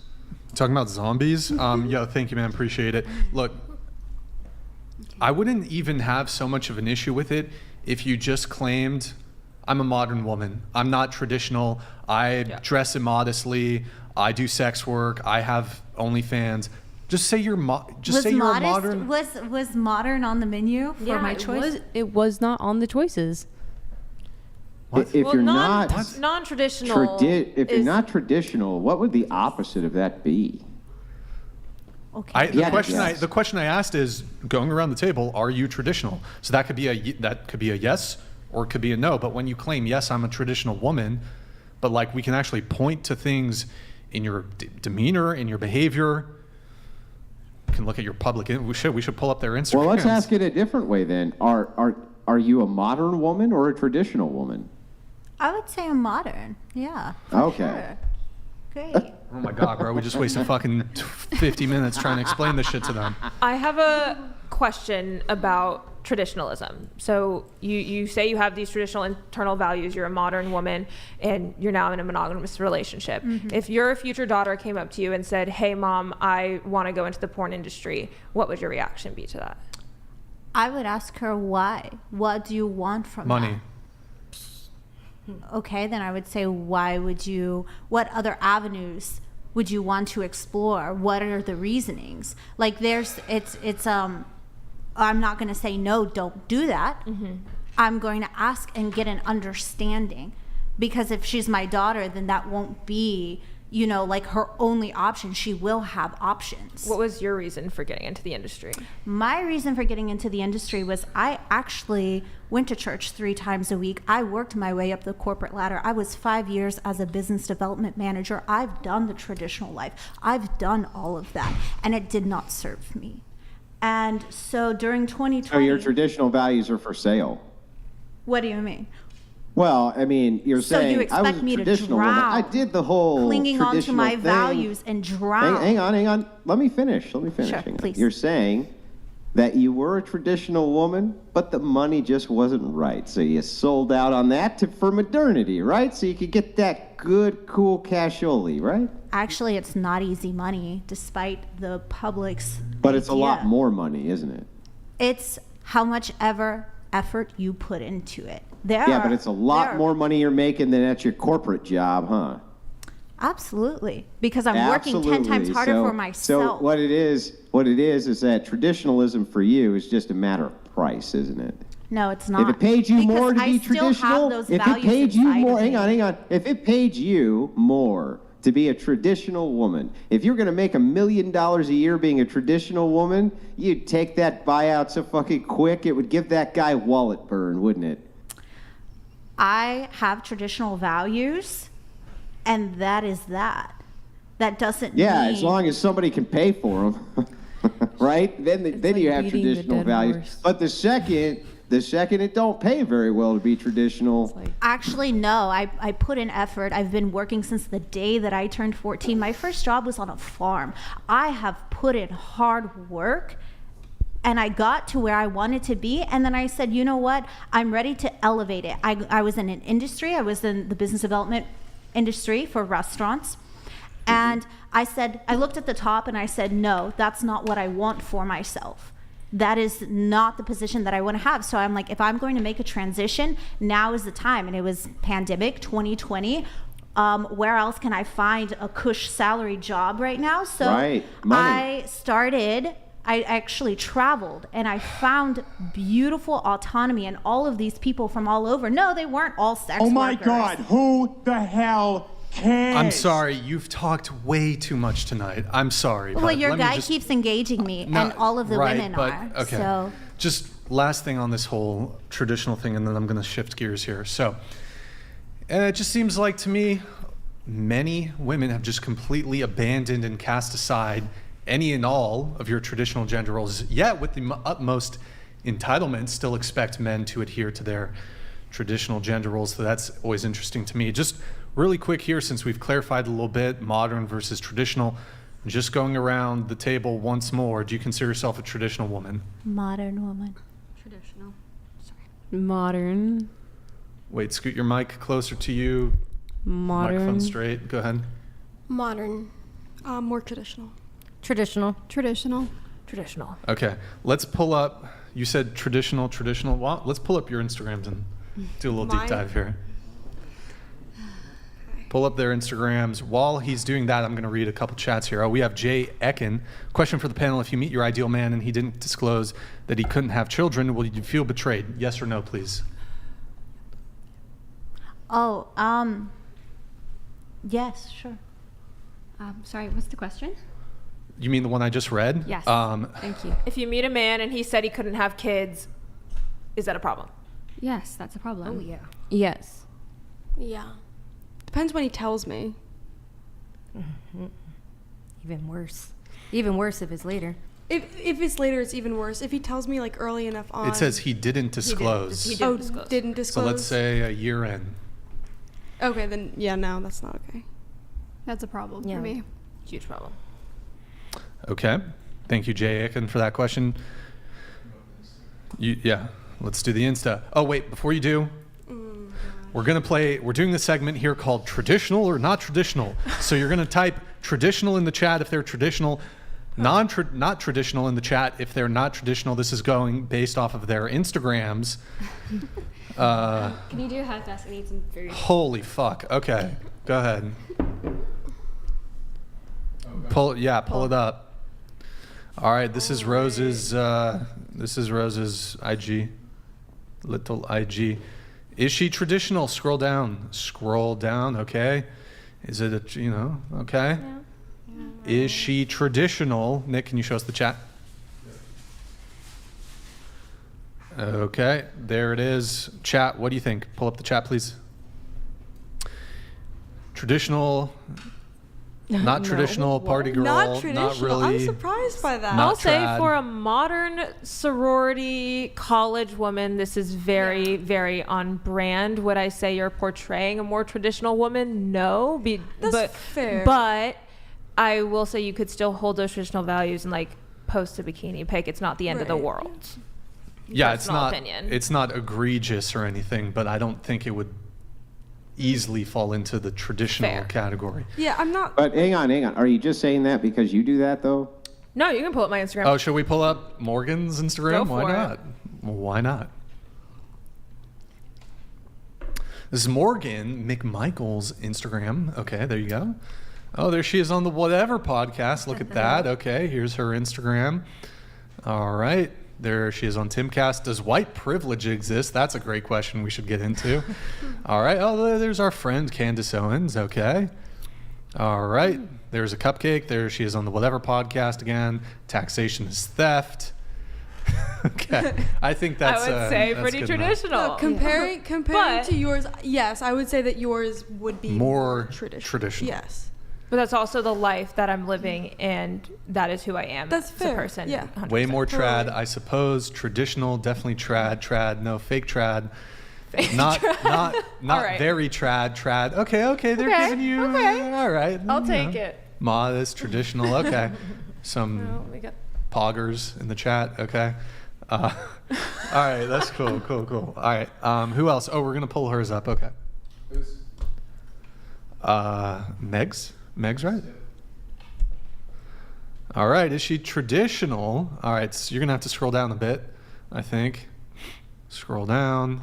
Ooh, how scroll I healed from down. Feminism? What, sorry? I saw one that said how I healed from feminism. Okay, slow it down. Keep scrolling. Okay, cute dog. Scroll down. There's competition. Yeah. Oh my gosh. And then some bikini booty pic. Yeah, I was in a bikini bodybuilding competition. Okay.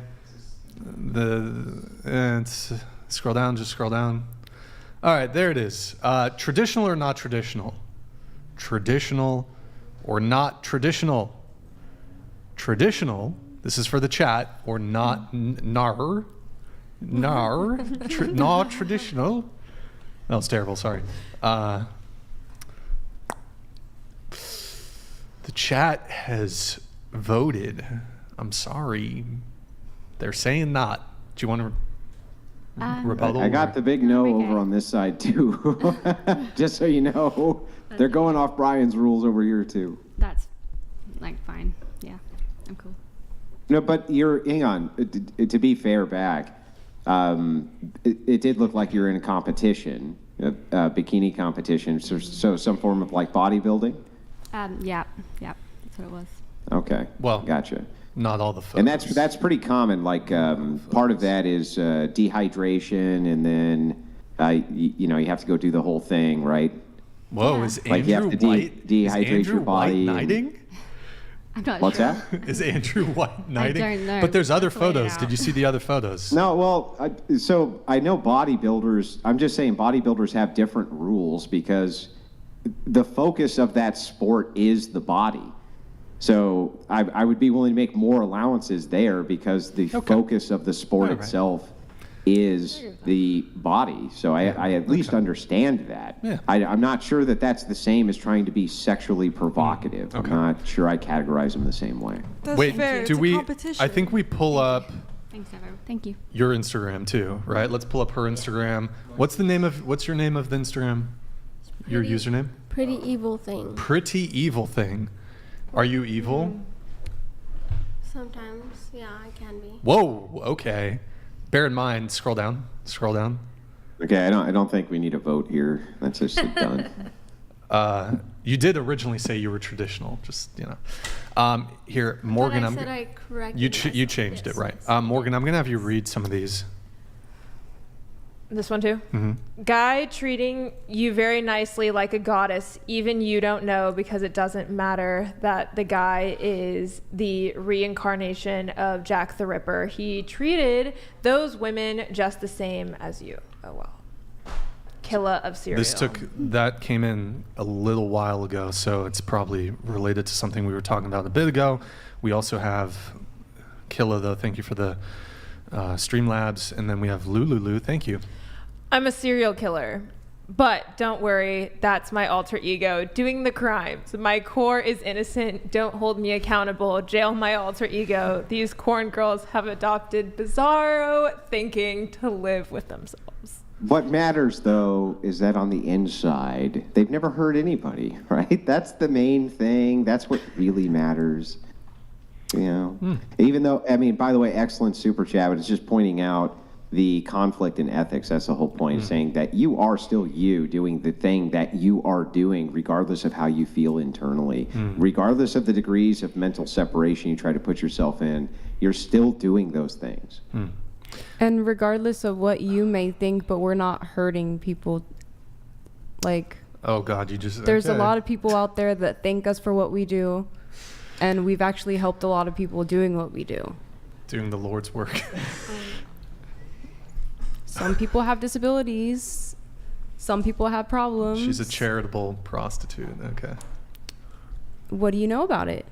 You guys don't know the issues that people come in to the brothels having on an everyday day-to-day basis. Well, let us assume that you assist many people who are disabled. But it's true. You don't know. Yeah, I know.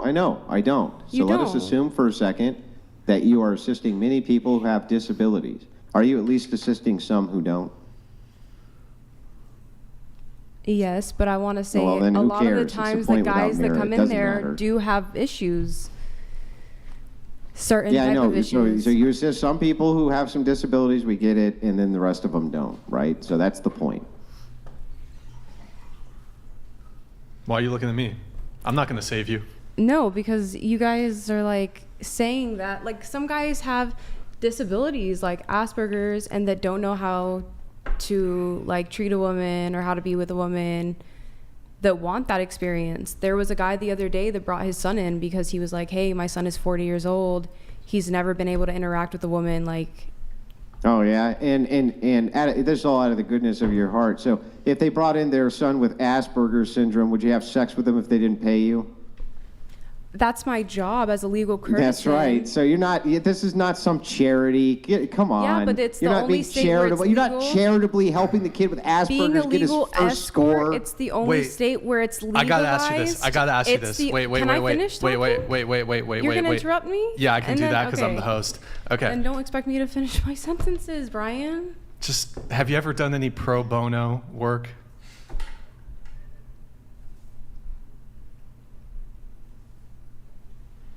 What? That's a fair question. Brian, you be interrupting me, and then he was interrupting me. That's right a fair. now. I'm They were cur- both I'm. interrupting That's a me fair right question. now.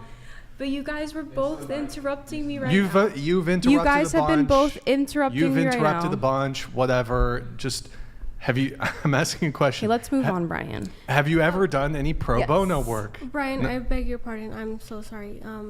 But I actually have to go to work. What do you mean you have to go to work? Yeah, I have to go. I'm scheduled. What do you mean? I'm scheduled tonight. You didn't tell us this before. We asked if you could stay for the whole show. What's your name? Bro, Nick's. You're talking to me right now. What's up? So whatever I left, I don't know if I'm allowed to say, but whatever I left, you can keep. But I have to go to work. Like you have to? Yeah, I was scheduled at 9. Oh, you're already late. I know. Just be later. It's fine. No. I cannot be more late. What? Don't you work for yourself? Or how's that work? I don't know. We're still doing the show. I know. Just all right. We got to take you out of the description, but okay. All right, that's fine. Okay. Well, thank you for coming. I'm so. Or I guess I could try to hit your notes really quick. Let me see if there's any notes that we had for you. No. It's okay. Hold up. Well, you said. Well, you should at least stay. I got notes here for you. No, wait, Brian. I don't even have a mask I'm on. being for real. I have to go to work. The strip club. Which one? Santa Barbara. We'll make them quick. You want to at least just? I have one note here for you. Oh my gosh. Okay. Just you want to just engage? I mean, we kind of already touched on it, but you mentioned in your pre-show notes here. Mm-hmm. You said I don't even have a mask. Okay. You said primarily that you don't have a serious dating life as of right now. Yes, I'm a stripper, but I love a dominant man, and I'm very submissive to men and don't support feminism. I guess you can say I'm old school.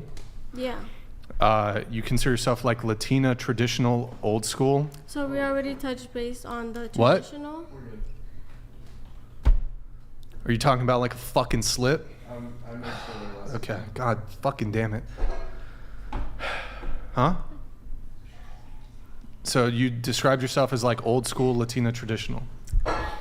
Just the household I grew up in, which is my dad wearing the pants in the relationship and not my mother, you know.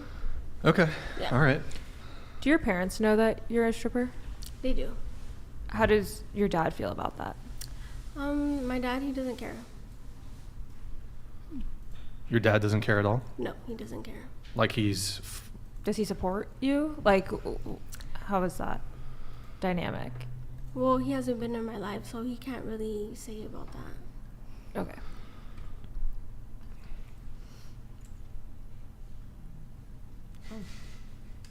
Can't hear him. No, you go. There was nothing on stream, Brian. Yeah. No, it's just... all right. So, yeah. Okay, see ya. Thank you for having me on the show. Appreciate it. All right. You can take her seat, I guess. What's up? What's going on back there, Nick? You said I can take her seat? Nah, he's going to take her seat Okay. and then... Okay. We were reading chats or... All right, I'll just have you read this one if you can, please. I'll make it easy for Susie J. Rottencrotch, USMC, for 10 years, traveled the world and slept with over 30 women. I knew it was immoral and I did it anyways. If a girl cares, I have no argument. Respect. Okay. All right, we have another one coming in. Does men caring about body count make them insecure? Maybe. Not all men, myself included, ever consider half the things Brian says why it matters for him. They could worry how they stack versus others. There you go. So you're Thank saying you. ever consider half the things Brian says why it matters for him. They could worry how they stack. Wait, so is he in favor of my position on body Brian count? needs to change his tone. But he might still agree with me, despite his criticisms of my tone. Not a man myself ever consider half the things Brian say why it matters for him. They could worry how they stack versus others. So you're saying I care? I'm making that I care about how I stack up versus their previous partners, or is that your position? Brian needs to change his he's saying that they should worry about how it stacks up against people who aren't you. That's his point. Wait, they could worry about how they... wait, could you explain that? I still don't Yeah, really so understand. he's saying these are just your preferences, Brian. Not all of us believe that. That's what he's saying, basically. Right. And that's what I was going back to saying, that we can agree to disagree. Not everybody has the same beliefs. I'm firm in my I know that beliefs. you're firm in that, I refuse Brian, to but agree we to can be disagree on adults sometimes and No, go I'm by a that. petulant child who refuses to change his opinion on things. Look, But we still need to treat each other with respect, though. okay, when it comes to the body count thing, unless the guy's a cuck, there's no sane man who ever thinks, I really wish this girl I'm dating or my girlfriend or my wife, I really wish she slept with more men before she met me. No, that thought never crosses a sane man's mind. So what's your body count? How is that at all relevant to the conversation? Well, I was just wanting to know because you asked everybody theirs. I just want to know yours. Well, it's convenient that it's kind of funny that you're asking me that question when you yourself and every single person. If you don't want to answer, that's fine. I'm not going to pressure you, but I was But just it's just asking. funny that you're, well, I'm not going to answer, but Okay, it's just that's funny that fine. you're asking when everyone here refused, including yourself, to answer that And I was question. just asking, and you have the right to refuse, and that's optional. Yeah, cool. But do you think there are guys out there, like, with their head on their shoulders properly, that are thinking, I really wish this girl who I'm talking to slept with more men? I don't In think what that. world is I that feel ever like the case? There's not going to be 100% of guys that agree with you, though. But I do And think those that, guys who disagree with me are cucks. and that's your opinion on that. It's not an opinion. But I it's- believe that if they don't have an issue with them, then that's a personal opinion to themselves. And if Sure, they I think personally sure. don't, if they can get past that and be like, okay, she did X, Y, Z before we were together, that's their opinion. And now let's go back to where we were saying, hey, I don't like that, blah, blah, blah, blah. That doesn't make them insecure because they're telling us that they don't like that, right? So how would that make them a cuck if they're accepting somebody as who they are for what they are? You know what I mean? A man who is desirous of dating a woman who has slept with a fuck ton of men, I think you're getting into cuck territory there. But I mean, even with the official definition, if you have a man who you're dating and you're engaged in prostitution, then he would be allowing his significant other to sleep with other men. That would be cuckoldry. Definitionally cuckoldry. I'm not going to save you. Why are you looking at me? I'm not looking. I'm just saying, like, I have a question. Can I ask a question? Sorry. Go ahead. Do any of the men that you see, do you think they feel loved by you? Like really loved, or just physically? Like the guys? Do you think they have yeah.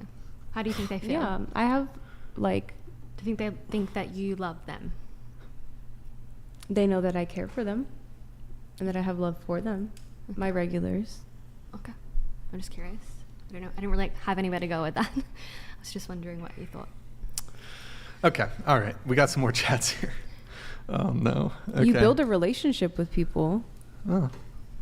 Morgan, if you're able to read these things. Yeah, millions of views from a majority of men on these. Those men who, quote, don't need to know about your line of work are currently learning about your line of work and can now recognize your face. Hello, Question yes, mark. that's fine. Like I said before, I'm not just going to sit down and be like, the first thing that pops out of my mouth is I'm not going to tell them that I'm an escort or that I do OnlyFans or that I strip. That's not what people do when they sit down and have casual conversations with casual people that I don't plan or intend on dating or fucking.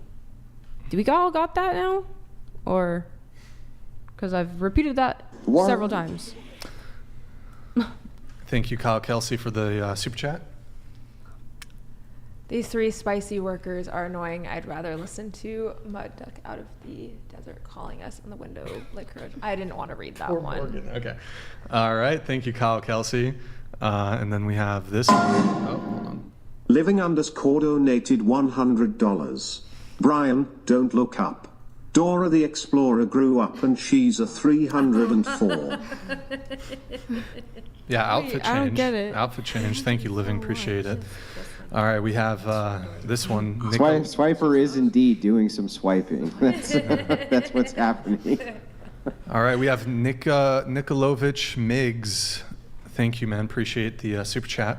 From the one true book, for an adulterous woman is a deep pit, and a wayward wife is a narrow well. Like a bandit she lies in the wait and multiplies the unfaithful among men. Ask the girls if their grandmother knew what they were doing. How do they think that they would feel? I was actually going to ask that. Like, do your parents both know what you guys are doing for My work? family knows, yeah. Yes, Are I they- said that Are they cool with it? before. Yeah. My dad was actually the first one to find out, and he was like, I may not always agree with what you do, but I will support you. My dad commends me for all my hard work that I put into myself and my business. Were so. both of your fathers involved Wait, in your life growing Nick- up? What do you say? Were both of your fathers involved in your life growing up? Yes. My dad and my mom are still together. Andrew, I see you shaking your head there. Do you have any thoughts? If your dad didn't know, right, or he was unapproving after he did know, I guess I can understand that. But from my perspective, my opinion, right, a father who would approve of their children doing sex work is a fucking scumbag himself. Is it been an absolute horrible piece of shit who deserves at least at the very least a bit of a talking to. That's unfathomable to me. But we're grown adults. That's even possible. Yeah, but that doesn't mean he has to be approving. In fact, because you're grown adults, he should be even less approving. He should be like anything. It's not but like that, he sits right? there and he's 100% on board. He's not 100% on board with it. Well, now, of course hang he on. would That's much a rather little bit me do different something than what you were else. saying before. But he does commend me for my hard work and all the stuff that I put into my career and my business. He sees everything that I've gotten from my business, and he sees how far it's taken me. And this is just a stepping stone. This is not what I'm going to be doing forever. And he knows that. I understand. And he understands that part, and he knows that part too. Don't you think it's the role of a father to? But let me ask you a question. If you went to your dad and you said, Dad, I'd make a lot less money transitioning from my role as a actual prostitute, do you think that your dad would have the preference that you did that? If I transition into a prostitute to something else, yeah. Would he prefer that you did that you stopped being a prostitute? Oh, of course, certainly. Yeah, well then, it doesn't sound like he's very approving at all. But he is. He still loves me. He didn't disown me like Brian said he would disown his child. Hang on. Just because he loves you and he doesn't disown you, and he's told doesn't me mean he's that proud he's of me. approving of what you're doing. He's proud of me, and he commends me for what I'm doing, and he's not mad or angry at the fact that I'm doing it. Wait, he's proud that you engage in prostitution? Really? He's proud of me for coming this far. He sees the success that it's brought in me, the things that I've achieved, making this types of money, the freedom that it's provided me. Then why would he want you to transition away from it if he had the option? Because just like you said, no dad really wants their daughter doing that, but he is proud of what I've accomplished throughout this. I mean, I think he could say... Well, I don't understand. It's conflicting again. How could he be proud of everything that you've accomplished and unapproving at the same time and wish you did anything else? I don't get that. Morgan had something, then we're going to move on. Go ahead. I was just going to say that it honestly makes me sad personally, just because like I know how difficult the sex work industry is, and I see how a lot of women are abused or just taken advantage of in the industry. And you know, when you just look at parents being involved in a woman's life, it's just super important. And I do think that to Andrew's point, that you know, your a father's number one role is to protect their daughter and to want the best for their daughter. And I don't see how it's possible. Like, yes, your dad could support you and be like, you know, I'm proud of you for making all this money, but deep down, they're always going to feel like, you know, not necessarily proud of your being involved in sex work. And I know that's difficult, but it's like, how, as your father's daughter, be okay with, you know, doing that? And it's not like he's expressed, yeah, of course they get worried, like this Right. and that and the other. But at the end of the day, they're my parents and I'm an adult. So if I'm going to choose to go down this path, then that's up to me. They're not going to sit there and drag me by my hair and tell me not to do it. They've, of course, expressed that they want me to do other things, and they know that I'm currently working on doing that. So this is just a stepping stone, like I said. It's not something that I'm going to be doing forever. What would it take for you to leave? I'm doing this by choice right now, and I have a plan. So until that's accomplished... Last It would thing, I just really take, want it to would move just on. take money, right? It would just take money. Money would get you to leave. Somebody gave you enough money, you would just leave it tomorrow, right? I'm really young right now, and I have a plan already set up. So that's all I'm Yeah, going to no, say about that. but she asked, what would it take for you to leave? The answer is just money, right? Money would No, once I accomplish my goals that I have set, that is when I'll be ready. get. And are those goals money related? Those goals, I have a variety of different plans, but to achieve those goals, I do need money. So Yeah, right. So it's just money. So tomorrow, if somebody walked up to you and said, hey, I don't want you to be working in a legal brothel anymore, here is a $5 million check, would you take it and leave? Sure. Yes.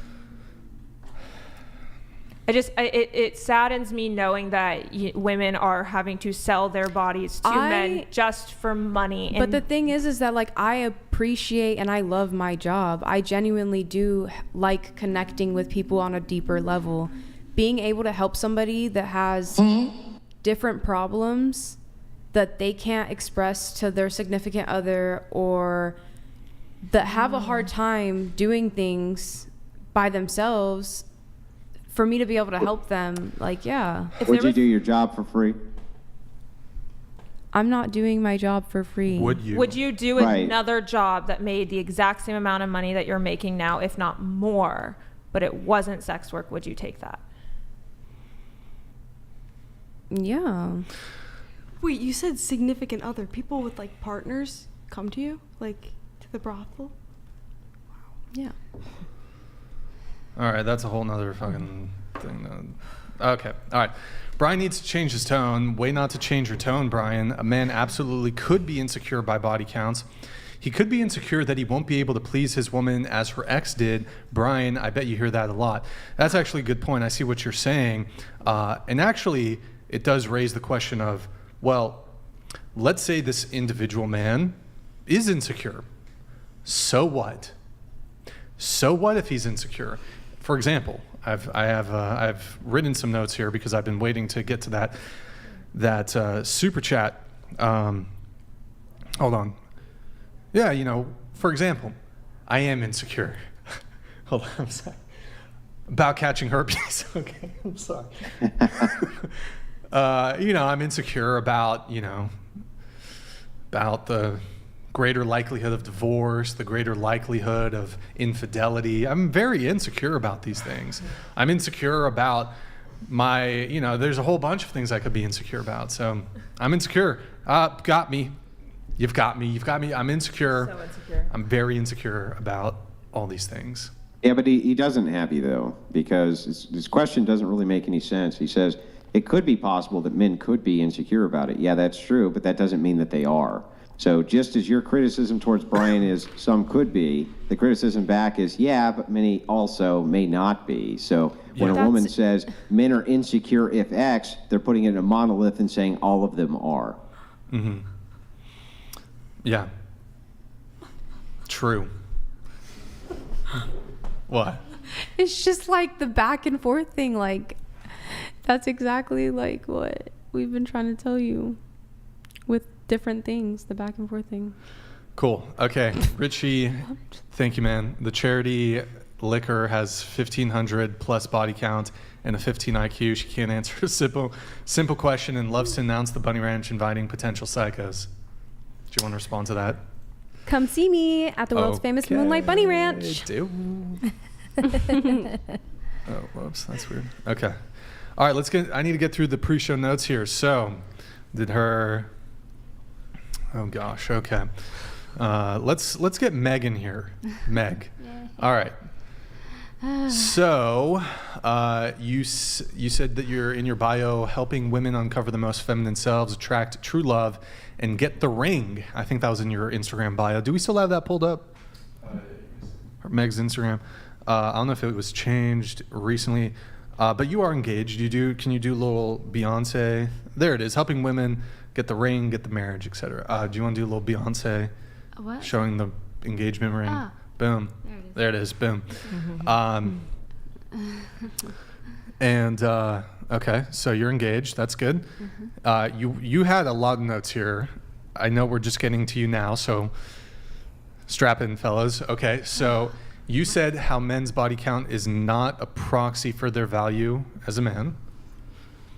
I agree with you on that. Okay. Basically, I think your position is that a man doesn't gain value the more sexual partners he's had. Is that your... Yeah. Okay. That's my position. Yes. I think if he's had a lot of sexual partners, like a lot, an excessive amount, it could just mean that he's really good at discarding women, which isn't really what a traditional woman is looking for.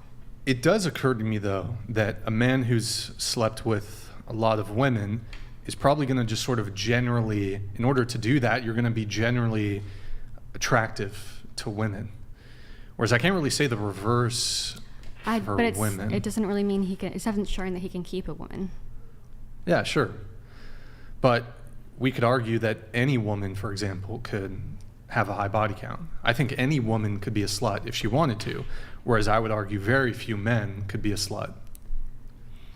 Yeah. Why are you looking at me that way? Why would you argue that? Like, why would you think that men would be less slutty than females? Well, okay. Capacity. So, any woman, regardless, she wants to argue with me on everything. Because it's hold on, I'll make my argument and you can counter it if you'd like. So, any woman, regardless of her physical appearance, she could be obese, she could be unattractive, she could even have a bad personality.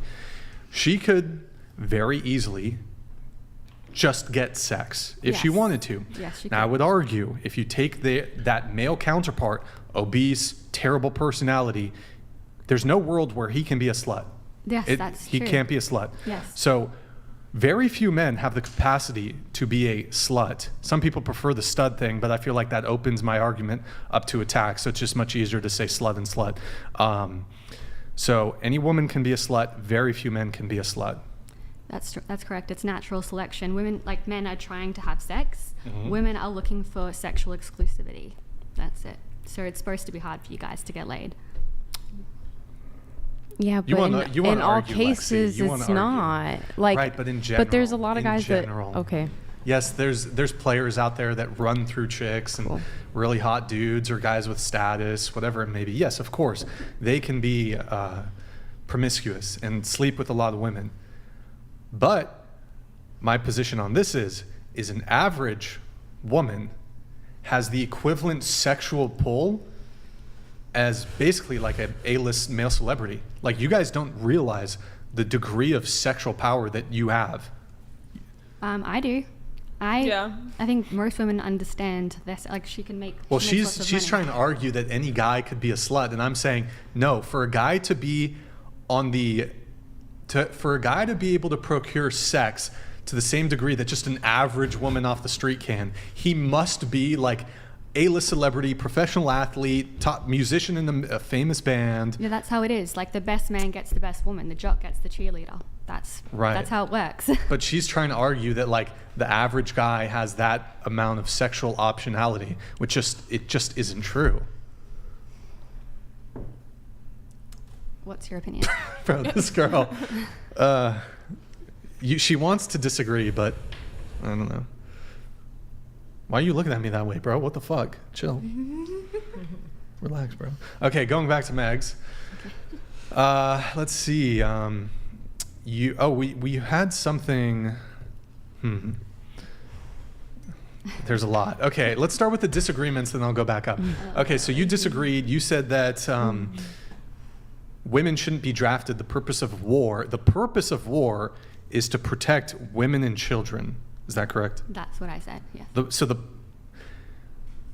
You don't think the purpose of war Here, let me hear your argument. So you said the purpose of war is to protect women and children. Yeah. Okay, how? Why? War occurs because men are trying to get more territory. Correct? So that's the purpose of war. Well, they want to get more territory, more women, more better access to women. That's basically what. That's why people go to war? No, I don't think. Why do you think they go to war? I mean, I agree somewhat with your first one, which is, you know, it could be territorial dispute. Killer of Serial donated $100. Isn't the end goal to climax? That's a solely transactional relationship. Regardless of how deep conversations get, the chemistry you feel is always left with cash in hand. That's not true connection. Killer of cereal. Which cereal are you killing, dude? Are you a Frosted Flakes type of person? Are you a Fruit Pebbles? Is that a fuck? I haven't eaten I feel like this was a throwback to the earlier serial killer comment. Ah, I see. Okay. Was it directed? Isn't that goal? Okay. Purpose of war. Yeah. Yeah. Yes. You were explaining? It's to get access to women. Men the want. purpose of war is to get access to. I've Well, why never do they heard want? that. Why do men want anything? Why do men want money? Why do men want land? They want it for their children and their wife. No, that's not true. That's, I mean, it's half true, but it's not true. For men, status among other men is also highly important. It's not Why always do just they to want attract a more mate. status among other men? Men, unlike women, will accept power for just power's sake, without wanting to attract a mate at all. Do you think that's like the most popular, like the generally the majority of men want power just for power? Well, the majority of men don't start wars. The majority of men just fight them. So if you're talking about the lower echelon of soldiers who are fighting for king and country, sure, they can be propagandized into believing that's to save their holdings and their families and their wives and their children. But if you look at the hierarchical power structure, no. I think that power for the sake of power for elitists is just as much of a motivation as attracting a mate. I don't think they give a shit. Why do these men follow and just do what they're told? Well, I just told you through propaganda. So it's easy. It's why easy does this to propaganda utilize. work on them? Yeah, but I already explained the echelon threshold. So I think that draftees and lower form soldiers can be propagandized into believing that they are. I'm asking a psychological question. No, your question is why do the men follow the orders? So in the case of if they're already in the military or if they're drafted, if they don't follow orders, they get court-martialed and they get sent to a military prison or they get killed. Okay, I'm not. That's why they follow orders. I'm not saying that it's not, it's sad. I don't think, I'm not saying that it's like not awful, that war isn't terrible, that all the men that die in war isn't terrible. What's the psychological question? I'm making a kind of a larger point, and I can't get that because I get sort of. I can't hear you very well. I'm trying to make a larger point, but I keep getting kind of sidetracked a little bit with little side quests, Okay, which just go aren't ahead. related. Make your point. Okay, so the question is so I asked, do the majority of men, like if you took a survey of men, do you want to go to war for like power or for like to protect women and children? Like why would? Well, so in this case, would you agree with me that most men who go to war are very young and so do not have families? Would you agree that that's true? I don't know the data on that. Yeah, but let's assume for a second they're very young, so they probably don't. Okay.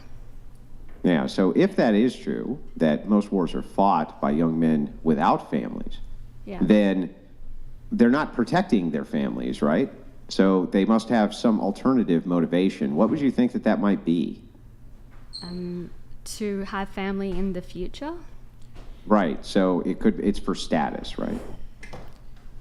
I guess status is appealing to women. Yeah, status. It's for status. It could be for money. It could be for patriotism. This and that. The primary motivation is not always to attract a mate, though. That's my point. I agree that some men just want power for power's sake. Sure. Yeah, but I'm talking about now the lower echelon in the hierarchy. I think that also they are not fighting wars specifically to secure women. but because it also brings money and it brings status, and men do like status. Yes, they do like status. Women like status from men. They like it from men, that's true, but men also like status from other men. Why? Right? Why do they want status from other men?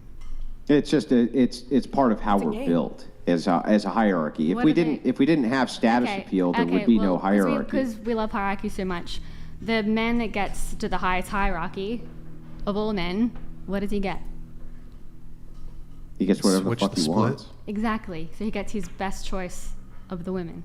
He gets No. the most virtuous Now you're women. conflating two different things, because you're ascribing his motivation to the best pick of women, but I'm saying that his motivation could be power for power's sake. I'm not disagreeing with you. Nietzsche wrote on this extensively, in fact, and I would have to disagree with you and say that their only motivation for power is to attract women. I think that if you're a man who is even on the path to the highest of the hierarchy, you have your pick of women anyway. Okay. Wait, so you disagree about women, you said women shouldn't be drafted. No, I don't think women should be drafted. Okay. Yeah, I agree. I think women should be drafted. I think women should be drafted. I'm sorry, I do not want a woman on the front lines trying to protect the United States of America. I'm pretty sure there's like stats let me give you on it. From this a scenario. physiological perspective. Well, we will lose. So let's say that the women are 20% less effective than the men. Well, couldn't you say that the army that's willing to send out the women, that's like some meat shield shit. Maybe you kill a few guys, and then we come in, the dudes come in, and we take care of the rest. Men are more disposable than women. I mean, I'm arguing a little bit humorously here, but it occurs to me from just a purely egalitarian position, and that's kind of what feminists demand in almost every single other realm. From a purely egalitarian position, from an equality position, you should probably be drafted. From a feminist equality perspective, yeah. Also, let's argue this. Let's say, for example, let me ask you this. So let's say we remain slightly sexist and we say, well, we're still going to draft women, but we'll preclude them. We'll protect them from these frontline duties, and they'll only have support roles. We'll only draft them into support roles. What about nurses, galley, stuff like that? Nurses, maybe they can be like in a mortar squad, so they're kind of in the back, but they could still maybe die. I think the feminists will still have a problem with that. Probably. Wait, the feminists will have a problem with... Yeah, because you're going to put us in Well, it's preferable to not... So you're saying the feminist position is women should just be drafted? Is that the feminist position? And they would say it's that not clear to me if it is, but... They would say no to that. But there's a double standard. If a woman can do it better, then a woman should do it. If a man can do it better, then a man should do it. Well, a woman won't be able to do it better. Men do vote better. True. Should we... So... Oh, now I know where you're going with this. Look, I think women should vote, but should we... Oh my God, I don't want to get canceled. Hold on, I don't know if I want to do that. Well, if you were to hypothetically say that women were better at a thing, and men were better at things than women, if you did think that something like a pattern, let's say, for instance, of voting, was better done by men than women, would you prefer then that women be excluded from this activity? Wow, that's a good framing. That was a really good way to frame that. I'm really sorry, but I need you to repeat that one. I'm sorry. I just had, and I didn't understand. Okay, so let me try it again. Thank you. So, if you were to believe, as you do, that men are better at certain activities than women, and women are better at certain activities than men, that's what you just previously stated. I have that correct, right? Correct, definitely. Okay. Then if men were, let's say, better at voting than women were, would you necessarily exclude women from that activity because men were better at it? But yes, that's I would subjective. exclude them. If men are better at voting, then women should be excluded from voting. How do we know like one's better than the other? The reason that he says that is because there is a map, and statistically men are voting in a better trajectory than women are, especially post-feminism, that women are voting in ways that aren't necessarily benefiting our country, but that's also because women are more emotional. So yes, women are better at certain things than men, like being nurturers. Men are way more analytical thinking, more geopolitical, smarter thinking in certain certain ways than women are. So that's why he's bringing up that question, because if you look at a map, men are voting in a trajectory that will benefit the countries more than necessarily in a more emotional viewpoint of that. Well, men will vote for risk. Right. And women vote for security. So if the question really comes down to freedom or how much autonomy you want people to have, then if you want the maximum amount of autonomy, if you were looking at this objectively, you would push it over to men, because men will take risk, and risk will give you the highest amount of autonomy. Women tend to vote for security, and they tend to vote for basically more security for them, right? Let's put it that way. So you're going to see more of a welfare state. You're going to see more things, social safety nets. You're going to see more things like this, whereas men are more likely to take risk when it comes to how they vote. And why are they so afraid to get cancelled all the time? Wait, Andrew, I've got a question for you. Ryan? I've got a question for you, Andrew. So if it's copacetic, and I actually don't really object to a woman saying that women shouldn't be drafted, because that's obviously in their best interest. It makes sense. But if it's copacetic for a woman to say that statement, then shouldn't it in turn also be copacetic for a man to say, again, I'm not advocating for it, but for a man to say that women shouldn't vote? Because it occurs to me that if women can... With greater duty comes greater responsibility. It's very simple. So if you have a greater duty to the state, this in turn means you have a greater responsibility to the state, which means you should get greater reward from the state. What happens in this instance is that women have a lesser duty, but they get the same reward. That's bullshit. And it almost seems like, I mean, this is going to be a hot take here, but saying that women shouldn't be drafted necessarily means that men should be drafted. Because I mean, we can have... Well, it doesn't necessarily mean that men should be drafted, but it does mean that if you were to have press service, it's going to only be men. Right. So it's almost a distinction with no merit, right? Let me make one more point. So if that is the sort of de facto position, then if women shouldn't be drafted, then it must be men. Well, that seems almost more sexist to say that men are disposable, send them into the war machine so they can go and die, versus women shouldn't be allowed to put a check mark on a piece of paper and participate in an election. I think it seems worse to go and die in a trench somewhere than to not be able to participate in the electoral process. That's just me. Okay. I don't know. Right, so what you're saying is that if you have to take a higher risk to the state, then you should get a greater reward. Perhaps that reward could be voting, or perhaps that reward could be something else besides that. But this is why I love the movie, for instance, Starship Troopers. I told you this, right? Service guarantees citizenship. So that would just mean, like, look, if this is something in which maybe you could do something like this. This might be a good in-between. You could say, look, if you're willing to give 6 years of your life to the state for free, you have no compensation whatsoever, then you can vote. And what you'd see is that the trend would still be that mostly it would just be men who were allowed to vote. Okay. There would still be some women, but then at least wouldn't that meet the egalitarian standard? Go ahead.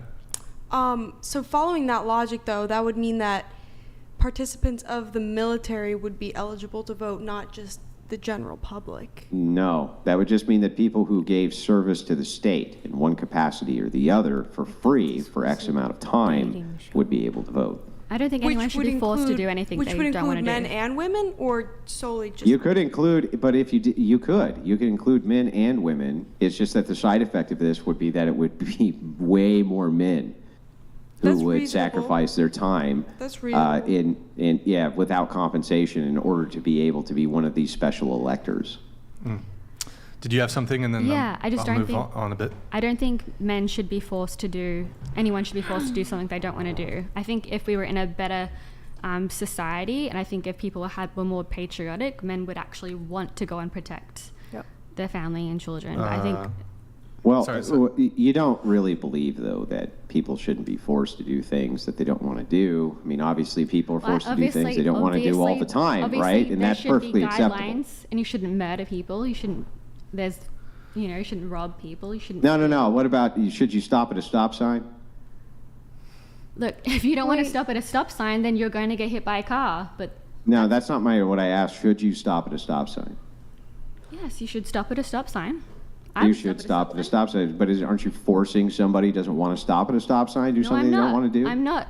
The government. Yeah. You know, well, wait, you are. You're imposing that if you don't do this thing, there's going to be a penalty. I would recommend stopping at a stop sign because we have rules like stop or you get hit by a car. But I'm not taking away someone's That's not what you just said. You just said they should stop at a stop sign, right? You're saying then that what you would make it is what free association? You can stop at a stop sign if you want to? What? Doesn't that seem absurd to you? Like if you just feel like it, you can? That's how people go through life. Like they have willpower and they just like, oh, I want to do this. I feel like I'm doing that. Tickets. I'm going to do this. That's Nick. Yeah, I know, but if you People make impose penalties for bad behavior, they do bad behavior less. Yeah, that's true. So you want people That's to exactly- stop at stop thank you, signs more, Peppa Silva. then what you would do is you would impose a law that said if you don't stop at a stop sign, there's some sort of fine or something like that, right?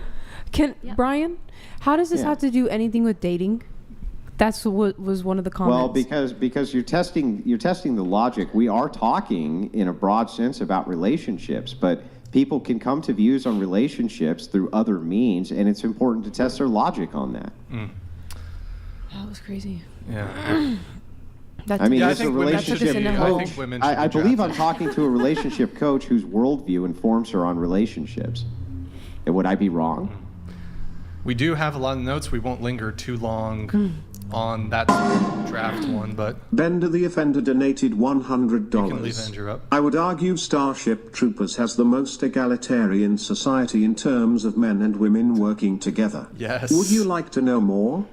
Yeah, just actually send the whole transcript of the movie in TTS form. Let's See what happens. just eat that. Yeah, that'd be pretty funny. Okay, so other notes we have. You wanted to talk about women don't have it easier in dating because I've said women have dating on easy mode. Yes. Women have it easier when it comes to dating. So what's I have some your notes. objections there? Can I just? Oh, she's got notes. I've got- Okay, shit. Yeah, go for it. What you got? Can I just preface that I'm not saying it isn't hard for men. I'm not saying it's not hard at all. It's probably really hard than it's ever been for men, and especially for the good ones. So I'm not saying that men are privileged overall. So I just want to preface that. And then I want to say that it's meant to... What? Huh? What's wrong? Yeah. So yeah, I want to say that, yeah, it's meant to be hard for men. Sorry, dating's meant to be hard for men. Yes, okay. All right. So our selection process, I think as women has been hijacked. So women are basically a bit brainwashed into making choices that are not best for them. That's my first point. 2, in dating there is a physical risk to the woman that men don't have. Number 3, women want sexual exclusivity from a man. Men will date, but this doesn't infer in exclusiveness. Women have to select the best men to fill the earth with. Making the wrong choice has consequences. So we have to make the best decision for men, for the world. The quality of men has deteriorated. So women, So women are born with their value, whereas men have to make their value. I think women are a little bit brainwashed. That's my point. Let's go. Okay, so you disagree that... So my position is dating is harder for men. Yeah. And those are the... Can we just also define what you mean by dating? So just like getting a date, or is it getting married, or is it having sex? Sure. I mean, there's different periods where perhaps the difficulty of dating might start equalizing. But let's start off here. So the initial getting to the first date. Let's start there. And we can have conversations of, further down along the pipeline of the courtship process. Okay. So, are women expected to approach men? No. Okay. Are women expected to do any chivalrous behavior towards men? Women shouldn't behave in a masculine way. Okay. Do women have any burden of initiative at all when it comes to meeting men? I think women should... Aside from just showing up? or being on a dating app? I think, so getting to the date, they should maybe smile or make eye contact, which shows to the man, like, yes, you can approach me. You're not going to get rejected. Does it? What do you mean?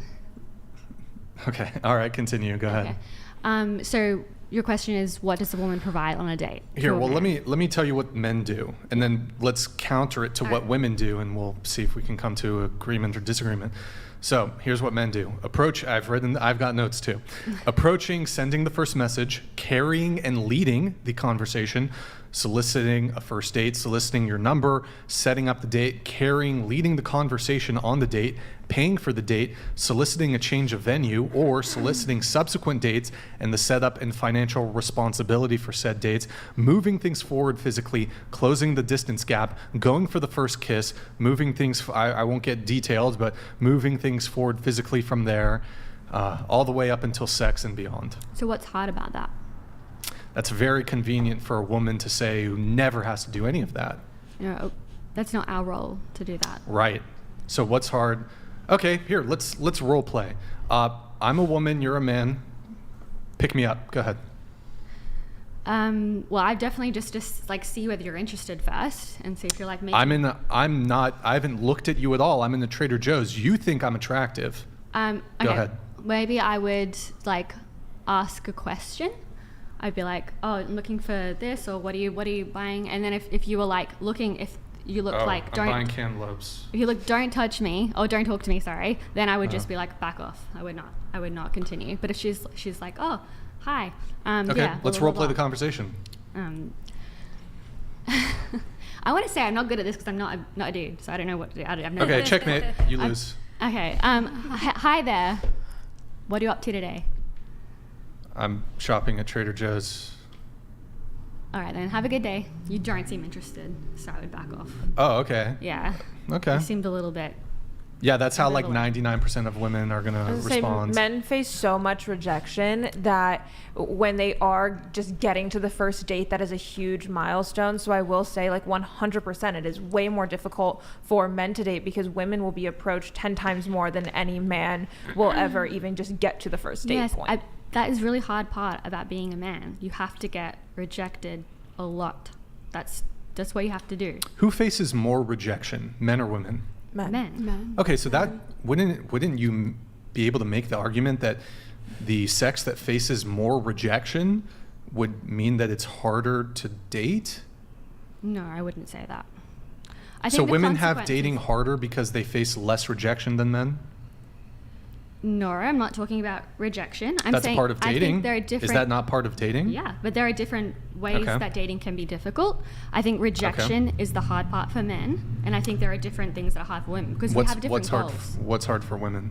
I've just listed them. Do you want me to list I mean, them? you listed this fear of violence, but that's like abnormal. That was like that's a one pretty of my abnormal many dating points. scenario, huh?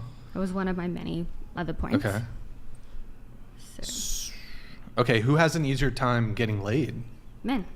Oh, sorry, women. If they wanted to get laid, a woman probably could. Okay. Now, isn't that kind of the first step towards dating? No. If you can't it's definitely not the first step in dating. Well, depends on who you ask, but I mean, I would argue for the vast majority of, like, let's exclude like religious people from this. Let's just look at kind of what secular dating looks like. I would argue most adult relationships, perhaps even for religious people, maybe they're not super religious. It's not, let's date for 3 months and then have sex. Most people, I would argue, are having sex fairly early on in the courtship process. So we're just talking about what most people do, because how's that working out? It's not working out very well. Sure, I agree. So I don't think I don't think women should have sex. If it's the case for most men that it's hard to get a date, get a relationship, get sex. It is hard, but it's not. And if as it's hard. easier, wait, what do you mean? It's not as hard as it is for women? Yeah, so I'm just repeating my point. Okay. If you stacked up the list of things that like a man would have to do in a relationship as opposed to things a woman would have to do in a relationship, you would say like that more is on the man's side, right? In dating, I think men have to prove themselves more. So it's harder if men have to prove themselves. Wouldn't it stand to reason that dating is harder for men? I think it's harder for women right now in like our climate and what's happening right now. Yes. Okay. I just don't understand what makes it harder for women in this current culture that we live in, which I will agree with you that the dating culture absolutely sucks right now, and that I think there's a lot of problems going on with like feminism, and honestly I feel like women are trying to more like compete with men during dates instead of actually being just the feminine woman that they're designed to be. Most women are brainwashed and they're competing with men instead of being feminine. But I don't think that makes it harder for men, because there are men that are still. You don't think accepting breaking from that. being brainwashed is hard? No, it is hard, but I'm saying men have a harder time dating right now than women do, because even a more masculine woman who isn't necessarily a super feminine girl and has more masculine traits, she's still going to have an easier time getting a date with a man than a man is going to have trying to get a date. Yes, but that's not the goal. Like a woman could get a date with any guy, and it's just a waste of her time if he's a dud. Factually, if you stacked it up though, like the But you woman has more options to. At least you can get there. Like most women can at least get to that point. Like there's men out there who can't even get a date. And it's a decent portion of men. Yeah. Because I would argue like most men are invisible to most women. And that's why they seek my services. Oh my God. To put that in there.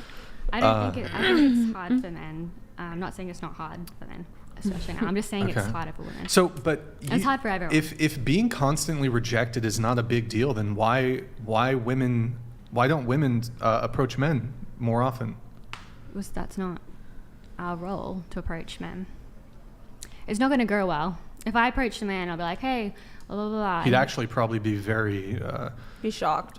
Most men would be super flattered. I think I could easily get sex, which is what happens with approaching, but I couldn't maintain a relationship. Because you approach just by virtue of you approaching? I'm totally beginning the relationship, taking on the masculine role. That sets the tone for the rest of the relationship. You can approach a man.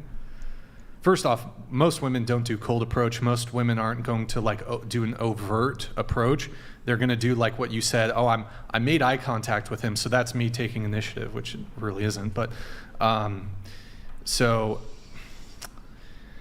Where am I going with this? I think a woman could approach a man and still like give him room to kind of take over and lead and still be feminine. You don't need to approach a dude and be like, wanna fuck? I think there is a way to do it, like dropping the hanky sort of thing, you know? Right. You're like, oh no, drop, and that's like how we. But I actually think like if a girl approached a guy, the thing is though, what occurs to me is women would just approach the really hot dudes and actually probably wouldn't even approach like the guys who are on their level, because they're like, well, if I'm going to take my shot, I'm going to take my shot with like a really attractive dude. So perhaps in that scenario, yeah, you're just going to get sex. But if you actually approach a guy who's commensurate to your attractiveness, I would actually argue that your chance of success is insanely high.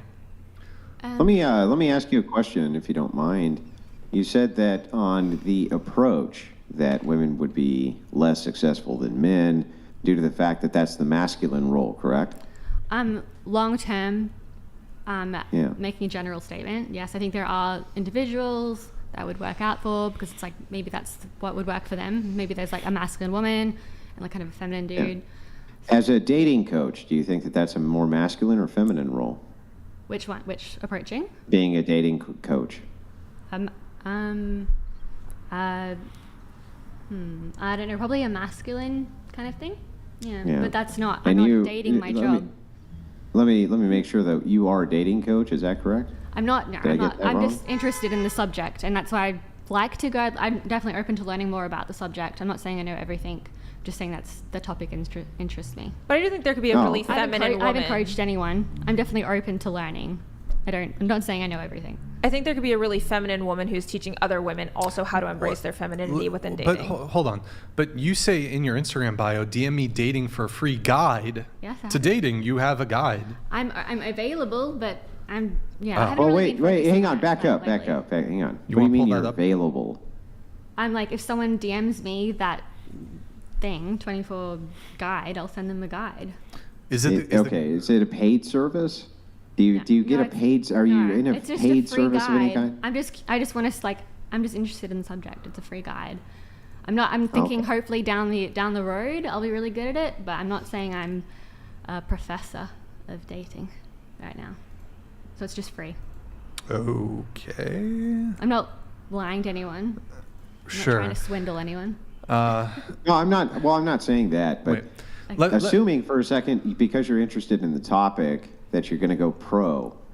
Do you think that that would be a more masculine or feminine role? And do you think that clients should move over towards men for the advice or to women? I don't really understand what you mean, but I feel like having a career. Well, let me rephrase so that you do understand what I mean. I want to be very specific here. Assume for a second that you did enter into the role where people paid you for dating advice. Is that a role that you would ever accept? If I felt like I was giving good advice and helping people, yes. Sure. Would that be a more masculine or feminine role? It would probably be it could be both, depending on the situation, but maybe leaning more masculine. I'm not saying that women are 100% feminine all the time. I feel like women can behave in masculine. Yeah, I'm not way. beating you up about that. I'm not saying that it's. I'm just trying to understand. All right. Would you think then that men going to a dating coach who is a male would be better for them than going to a dating coach who is female? I think men should probably go to a dude. I'm trying to be available for women. Here, let me. Okay. So just on the whole, who's got it harder when it comes to dating? Just some questions for you. Have you ever approached a guy? No. Never. No. How many? Just curious. How many boyfriends have you had? I've had 2. 2 boyfriends? Only 2? Have you had shorter term relationships? No. No? I've had a 7-year relationship and like a year when I was 18. Okay. How did they meet you in person? Did they slide into your DMs? How did you meet them? In person. In person. So they approached you? Mm-hmm. Okay. And you've never approached a guy? No. Okay. Have you ever been rejected by a guy? Yes. You have. So how were you in a position to be rejected? At the end of my 7-year relationship, he Oh, said, well, that's not what I'm talking about. that is rejection for a woman. If a man doesn't want to have exclusivity with her or get married, have children, That's a breakup. That's rejection. When I'm thinking, Do you mind? I'm sorry. I really don't mean to keep harping on this, but I'm on your Instagram right now, and it literally says dating coach, dating coaching. Okay. So Dating So I just want to make sure. Oh, the highlight, yeah. That you're not a dating coach? I haven't had any experience. I would like to offer it. I'm giving free advice. Okay. All right. Okay. I've never said I was a dating coach. I like in the intro I was like I'm studying to become a PT and I think I said I'm interested in. Yeah. Has a guy ever slid into your DMs? Yes. Have you ever slid into a guy's DMs? No. No? Okay. Has a guy ever asked you out on a first date? Yes. Have you ever asked a guy out on a first date? No. Of all the times that you've kissed someone for the first time, did you go for the first kiss or did the guy go for the first kiss? The guy. Okay. Of the times, and you've never initiated the first kiss. Okay. Of all the times a guy has initiated the first kiss, have you ever turned the guy down? Of course, yeah, definitely. Okay. Of all the times that anything's been ended, whether short-term or long-term, it sounds like you haven't done really any short-term dating, even for 3 to 6 months. Is that correct? Nothing like that. So you've only been romantically involved with 2 men? That's it? Really? Mm-hmm. Okay. Of all the times of your 2, so you've only had 1 breakup? I've had 2 breakups. Oh, 2 breakups. Okay. Who ended it, the guy or you? The guy. Okay.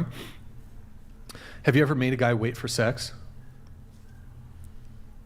Yeah. Has a guy ever made you wait for sex? No. Okay. Well, I mean, going off your questions, it seems like dating sounds like a little harder for men. Do you want to elaborate? Okay. You've never been rejected. You've rejected men. You've never had to go in for the first kiss. You've always you've been very passive in your dating experiences. That is what a woman does. Right. She's but passive. so then we can assess, well, is it easier to be the one who has to be proactive, or is it easier to just be passive? Because I can give my point of view on this as somebody who's been on both ends of this, because I'm out there on the content, in the content game. I've had girls DM me. It's way easier to just pick among the girls who like you and who are contacting you than you having to like put yourself out there. It's way fucking easier. And I've been on both sides of that, and I can tell you it's way better to be, I'm not denying you're a man of like higher status probably than most of the guys who are. Well, that's not even what foreigners. I'm arguing. I'm just saying That's why it's easy for you. I've had the experience of women approaching me. I've also been on the other side of that before I kind of came into the, I'm not saying I'm like crazy famous, but, and I don't even get, I get less the DMs than a 19-year-old college chick. Okay. Like I'm not an denying average college chick who's a nobody. That wasn't right? on my list of things. Yes. Yeah. But so, and my own experience from having dealt with like women coming to me versus me putting myself out there, it's a way stronger position. I shouldn't say strong. It's just a better position to be in, to have people coming to you than the reverse. And it's, I mean, it's easy. Oh, you like me? Cool. It's so easy. That's an interesting point of view from you. Yeah, I think maybe some guys would enjoy. You think hot women just throwing themselves at men? You think they're gonna be like, no, I'd rather just chase women who are on the fence about me. I'd rather just chase these fence sitters. I think because you have a bit more status. Like, I don't think if you were like didn't have a podcast and you weren't known, you were just some dude off the street and you didn't have any money. Oh, no girls would DM me. No girls. And exactly. I remember those days. Yes. So, what's your point? It's easier now that you actually have some value. Yeah, but I can say from being on both sides of it. Yeah. Because you've never been on the side of. Yes, I have. I've just told you. I've been broken up with. No. You've never been on this. You've never experienced like having to be the one like pursuing. Women don't really pursue. Women don't pursue. No. Precisely. But I can speak as someone who's been pursued and who's done the pursuing. Okay. It's way fucking better to be pursued. I'm sure it is, yeah. But I don't really think that's like the hardest thing in the world to pursue a woman. You get rejected. Well, again, that's very convenient. It's so convenient we're not the for ones you to doing say. it. Yes, like, it's not our job to pursue. Our job is to select. But we can have empathy for men who are the ones like it's harder. Not that hard. I already prefaced it's not that hard but to just get brutally rejected time after time. To get women than it is for a woman to get a man. That's just like the basis of it, which I think like if a woman does have some sort of interest in a man, like tell him, be like, I like whatever it is, but I agree it's not the woman's job to initiate a date or seek after men. We as women want to be pursued, because I do agree if you're starting the relationship in that way, then you're starting the relationship with the more masculine role, and then not really allowing them to continue that. Does that make sense? That's why it's easier for us, though. Right. Like what you're saying, right? Because we don't have to do all these things, so it is easier for us. How about this? I think it's hard to select from. If I had like heaps of dudes coming at me all the time, be like, I'd have to be like, which one is like worth the time? Hot men just want to buy you drinks. They don't want to and marry buy you me. dinner They don't want to and want to have sex with you. They just want to. I don't want to have sex. I don't want to have sex. Okay, but there's. It's fine. It's not the same. It's not the same goal. They want to wait 3 dates. Like. I have to select which guy is just trying to fuck me and which one wants to marry me. That's right. Hard. You can have and discernment men are very and look good through at it, but that's not necessarily harder than the men's job. I think it's hard to be rejected. I think that sucks, but I don't think it's the hardest thing in the world. I think. Well, there's more to it than just being rejected. I think being rejected is a learning thing. Like, make it be like, I wonder why. You know what? I kind of agree with you insofar as I actually think one of the reasons why men strive and achieve is because of rejection. Women reject them. They're like, shit, let me hit the gym. Let me go build a business. That's great. Let me go achieve. Let me get status. Yes. So, that's great. And it's good in the sense of like being rejected can romantically can absolutely light a fire under your ass. So many men have made massive transformations. They hit the gym, they get ripped, they start a business because they got burned, because they got rejected. Would they have that if they weren't rejected? If they would just got a girl and it's like, oh, hey, here I am. It doesn't diminish. Would he ever have that fire? It doesn't diminish the degree that it sucks to be rejected, and it's just objectively more difficult to be the pursuer. He probably wouldn't have achieved that happiness and level of success. So what is this, like the silver lining? Like, yeah, you got like absolute brutally rejected by a bunch of women, but yes, X. I think if a man doesn't provide value, he shouldn't be selected. So then doesn't mean that's what he's learnt. He's like, oh, I'm not doing anything that's valuable to the women because she's saying no. I'm gonna go and work on myself. It doesn't mean that it's not harder.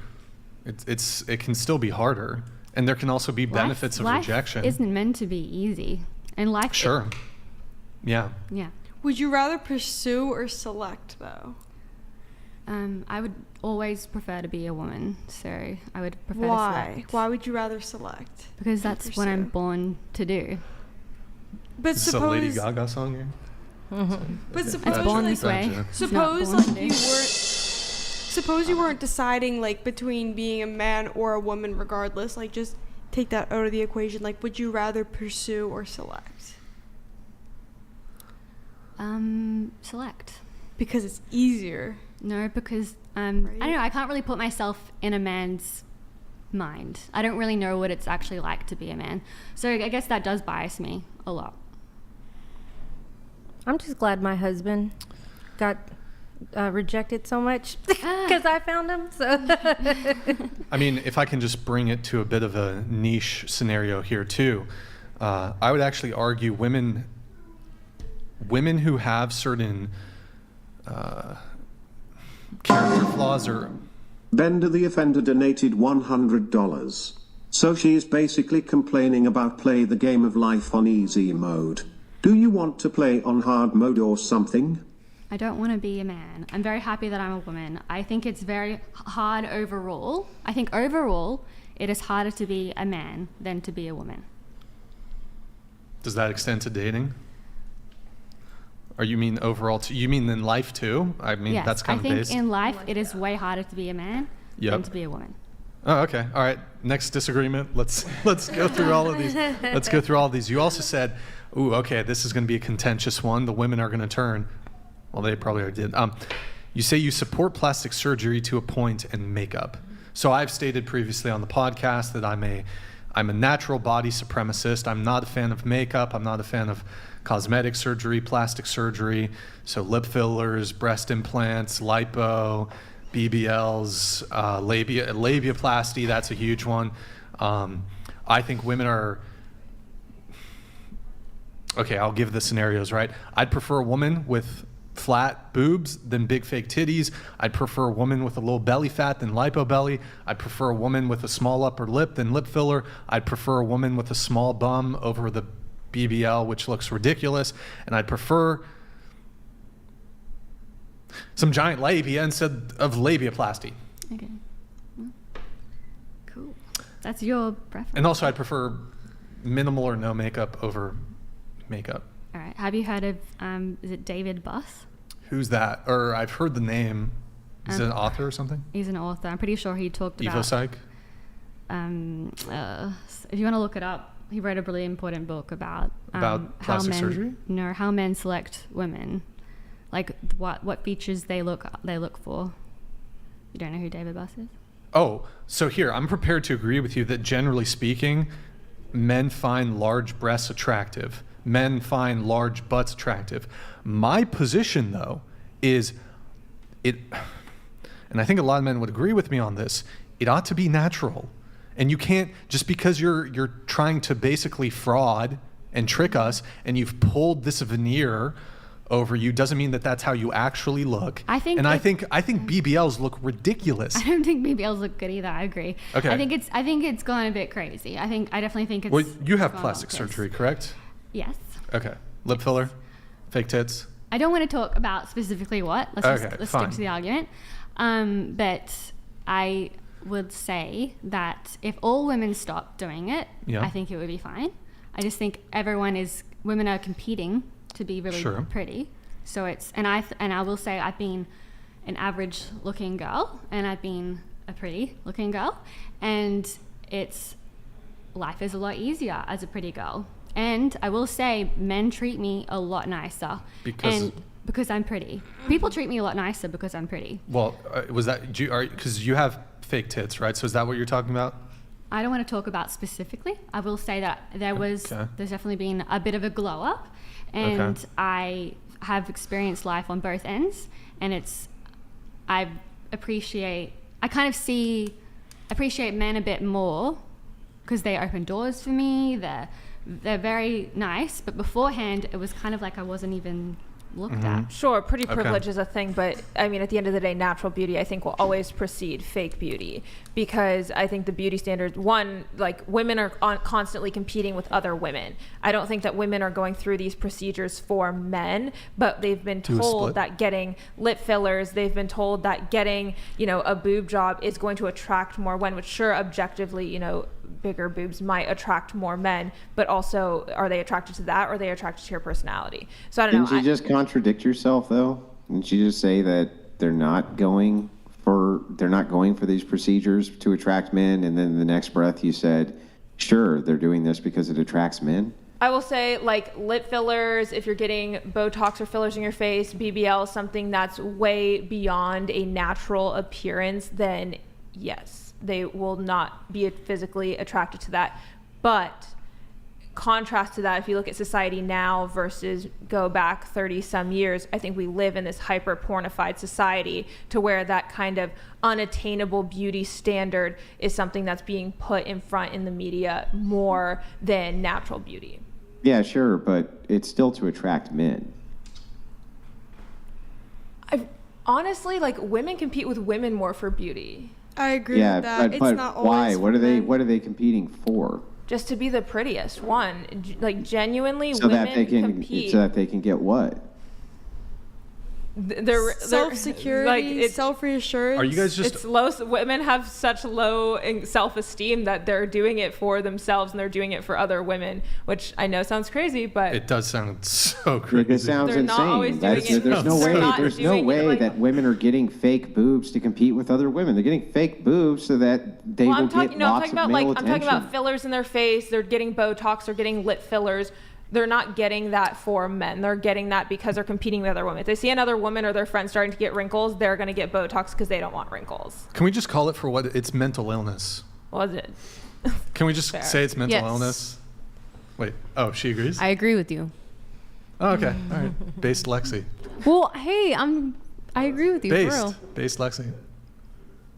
Yeah, I mean, I'm pretty sure that they're doing it for male attention. Honestly, I really am not buying into that. I agree with you there. We just do it because women like to compete with each other for no particularly good reason. The entire competition hierarchy between women seems to be based along the lines of how much male attention from the highest status men they can get. That's what beauty standards are about. But women That's what all the propaganda of the beauty industry creating is. unrealistic beauty standards where women are continuously getting more procedures done in this unrealistic way to where it's changing the standard. But women are the one that are making that standard, where men continuously are saying that they're more attracted to natural women. And I get a lot of girls that are like, oh my God, I want my body done just like hers. I want it done just like hers. I'm showing her, Well, exactly what I was saying is how brainwashed. What do you have? Women are brainwashed. What do you mean? Wait, what? What you... Huh? Wait, what? What are you saying, Ryan? Oh, what surgeries do you have? I mean, I know you have fake. Yeah, that's it. But like, That's it? You don't have anything else? No. Oh. I thought you were talking about yourself. I don't even wear makeup. Okay, you got fake lashes in. Come on, bro. Okay, that's it. And I don't have like nothing else. My eyebrows, my face. Do you have eyebrow tattoo? The microbladed? Yeah. That's it. You have eyebrow tattoo? I don't have like foundation on, nothing. So. Cool. But wait, back to your previous point. Yeah, let's go back. Yeah. The Andrew thinks women do it like for male attention, but I feel like I agree with It's Morgan probably both. in saying it's probably both. It is a competition. It could be a bit of both, but speaking from like at least a personal point, I mean, I can't speak for all women, but I mean, I know how my insecurities can kind of like go a little bit deeper than that, and then want me to change certain things, but it's not necessarily for men. I mean, I've had men. But let's assume for a second. Let's just buy into this for a second. Let's assume that your insecurities are because you think that the women who are around you are far more beautiful and plentiful than you are.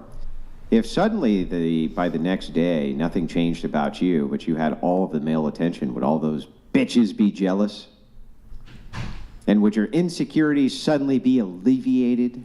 Well, personally for myself, I have an image that I set for myself, and it doesn't matter like the male attention or female attention that I get, as long as I'm not seeing that for myself. I have to be satisfied with myself, not how others but how would see you me. know what the standard was for yourself? It's a standard. If it was not for how many men gave you attention, wouldn't that inform your standard for you? Not necessarily.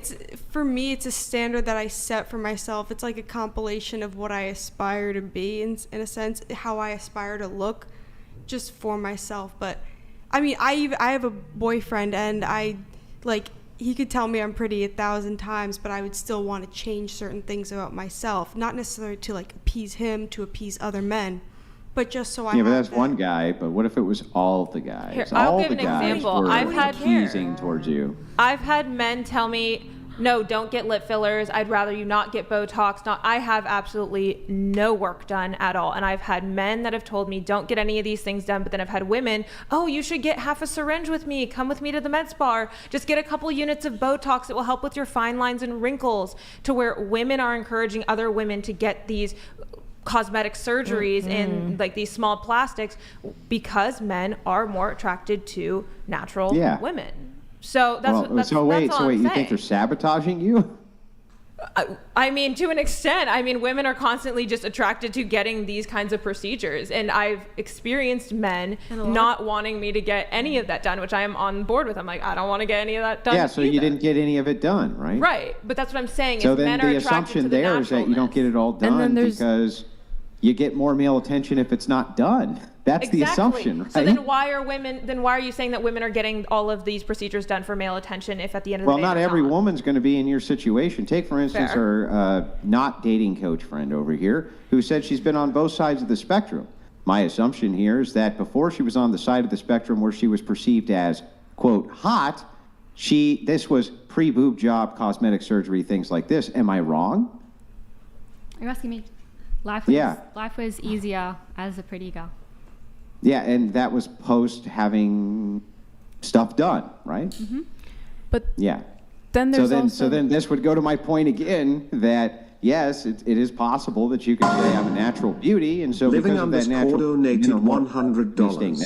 Saying women compete because of men is like the girl's point earlier about men competing amongst each other for women. Andrew, is it just a functional difference between these? Yes, because women don't value power the same way that men do. And that was what the point was that we were addressing earlier, was whether or not men will compete for status's sake, and they will. Women seem to be less inclined to do this. Rather, they seem... Hilly donated $100. A 100% naturally attractive female that doesn't care for the beauty standards of these days and doesn't compare herself to other females or seeking male attention are the holy grail of women. Right, and I would agree with this. So kind of back to this point, which is to say that not every woman's going to be a, quote, natural beauty. So it's easy to say, well, because I'm naturally beautiful, men are more attracted to me, et cetera, et cetera. Whereas on the other side of the spectrum, you have a gal here who says, well, I was on that side where my natural beauty sucked and nobody liked it until I had these cosmetic enhancements. It still seems like it's competition for men on both sides, to be honest with you. That's what it looks like from my perspective. I mean, I won't say there's no competition with men at all. Like, I'm not going to say it's like 0% competition with men, because that is a factor with attractiveness in general. We got Killer of Cereal donated $100. Thank you, everybody, for all the Reach a certain age, the amount of work done doesn't keep up with the rest of your aging body. It makes you look physically ill. Plastic women competing for the Crypt Keeper. Brian, I'm a life guy. I'm a life guy. What does that mean? I'm a life? Can I make a point? Like the board game Life? The board competing for the crypt keeper. Let me just read one of these chats that's about to come in, and I'll have you come in. We have Johnny Crypto. We all have to compete for what we want in life. Men compete against men for women. Women have to compete with women for men. If you can wear makeup, I can wear shoe lifts. Thoughts from the ladies really quick on. Let's do shoe lifts and toupees. Shoe lifts and toupees. Yay or? Yeah, sure. You're fine with the toupee? Yeah. Wouldn't feel a little misled? Okay. I think women change their physical appearance, whereas men lie about their status and success. So is that like equal, like 1-to-1 fair, like fair game, right? I feel like they lie different ways. Like if a woman has fake titties, he can lie about his job. That's an interesting one. I mean, he can lie, and a woman should try to get the truth, I guess. Like I haven't lied to any about who I am, what I've done.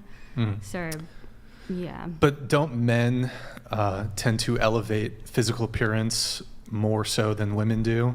Although, I mean, I've had differing takes on this, but whereas a woman might be more attracted to a guy because of his success or career or status or ambition. So if women lie about the predominant thing that makes them attractive to men, would it not be fair to say that men should or could or ought to lie about the predominant thing that women find attractive in men? I see what you mean.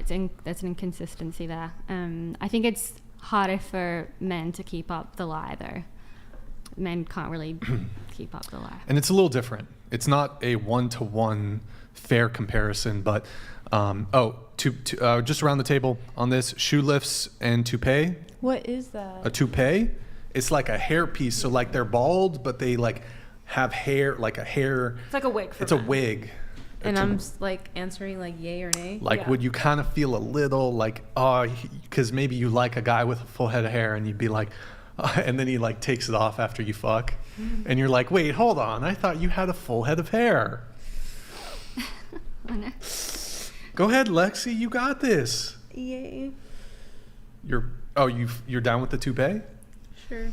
Okay, all right, Lexi. Thank you for contributing. That was beautiful. I can say toupee, yes. Shoe lifts, no. Against the shoe lifts. Against the shoe Fine lifts. with the toupee. Fine with the That's toupee. an interesting one. Fine with the What about you? Neither. And I Not give my cool? reasoning. Because number one, genetics. Like I wouldn't want my son to have to go through that and then have to go through the rejection of it, right? Of balding. Right. And then being short, genetics again. Now, short men are. Couldn't we make? I'm sorry. Now, if I'm we already don't know 4'11". what a woman's face actually looks like and her body looks like, and she's gotten all these plastic surgeries to change how she appears, wouldn't that have an impact on how our children end up appearing? 100%. Yes. So, interesting. But she's saying for her personally. Yeah. What about you? Toupee, yeah, shoe lifts? I think either is fine. Fine, Sean? Yeah, You wouldn't you date a guy and after you fuck, he takes his toupee off? Nothing? I mean, I might be a little caught off guard, Like Like you're laying there in bed. You're laying in there in bed. It was like the best sex ever, and he just like he comes back from the bathroom and like throws it at you like a dead rat. Be a little caught off guard for sure. I'm ordering a plan B. Like, oh shit. Okay. Like, no. Morgonn, toupee, and shoe lifts. See, to your point, I'm all natural. I would personally, like if I'm married and they need a toupee, cool, we're already married. But if it's like in the dating scene and they have a toupee, I'm sorry. Hold on, guys. Yes. This hair is natural and I'd like my kids to also have a head of hair. Okay. All right. Okay. So wait. Okay. Yeah. So you said okay, but you wanted to disagree with me. So like, you say you support plastic surgery to a point, and makeup, and I don't. Okay. So let's argue. Did we already just argue about that? I don't think so. Really, I don't think it's okay did. to enhance natural features. I will. Yeah. And there are obvious changes that give you a certain advantage in the dating situation. Mm-hmm. And I think that it has been taken to excess for a lot of people, which isn't really appealing to men. It's become more of a like, it's become a market really. Like there's people, the makeup or the plastic surgeons are making money off it. Okay, so my position on plastic surgery and makeup is that it's a facade.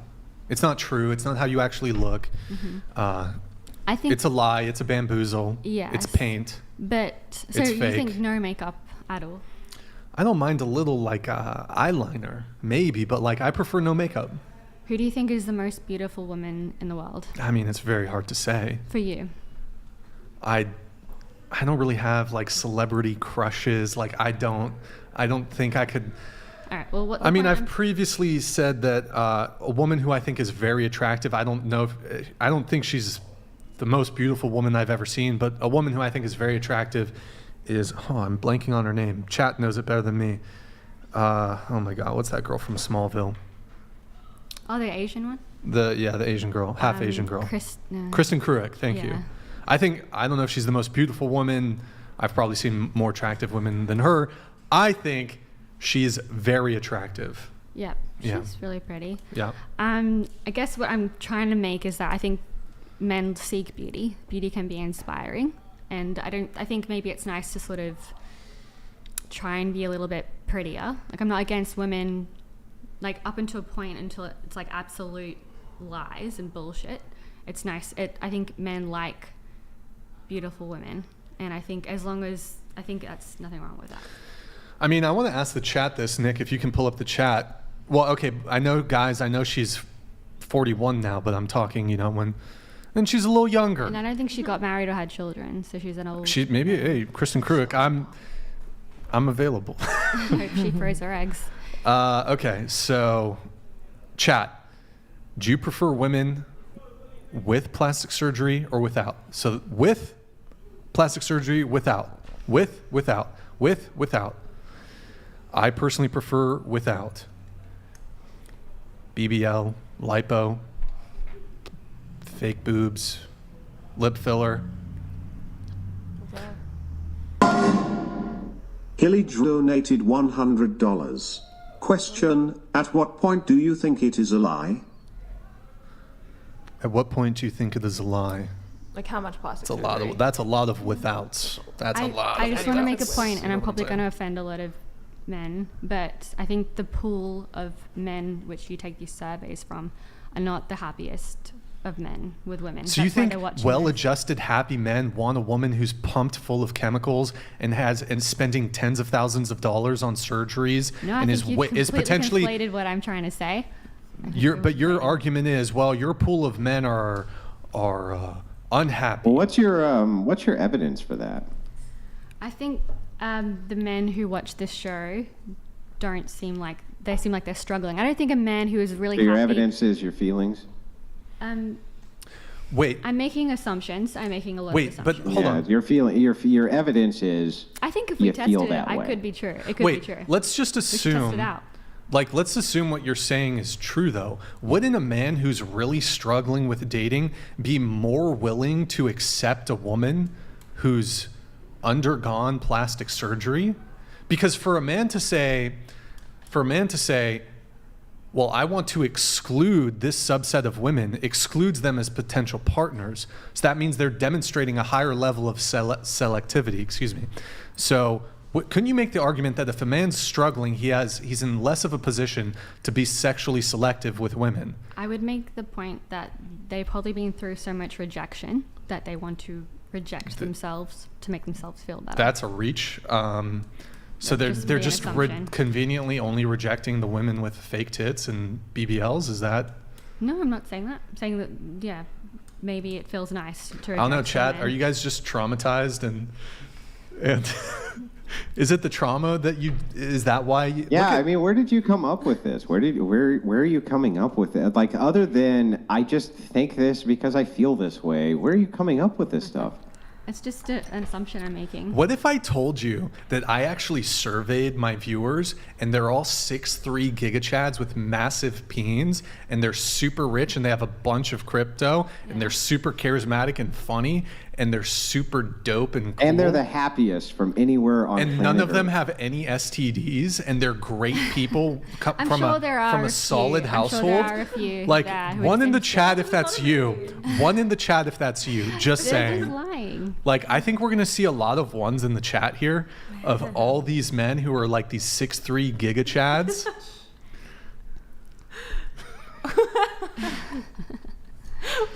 Look at all these fucking legends in the chat. Well, look, there you go. Whatever Brian says. All right, I'm proven wrong. There you go. Look at Well, all they didn't get all of their stats from an Outback Steakhouse, They're Brian, so freaking- there's that. Yeah. But so, okay, hold on. So look, I would like to see, here's a hot take. When I run for mayor of Santa Barbara, Morgan, are you going to be my political advisor for my campaign? You know Thank what? I will be your political you'll be advisor. my political and advisor. maybe chief of staff, maybe. There we go. Yep. Yeah. When I run for mayor of Santa Barbara, I'm going to outlaw plastic surgery in the county. Or city of Santa Barbara, outlawed. What do you think about that? I think that's, Outlawed. I don't really. Banned. Yeah, that'd be great for because it'd be all natural women. And they'd Yeah. all probably feel a lot comfortable. Check this out. So that's nice. Plastic surgeons, straight to jail. Straight to jail. Straight to jail. What if someone gets in a horrific car accident? That's And okay. That's okay. So They probably can keep one or two. We're not, when we're oh my God, I'm starting. Sorry.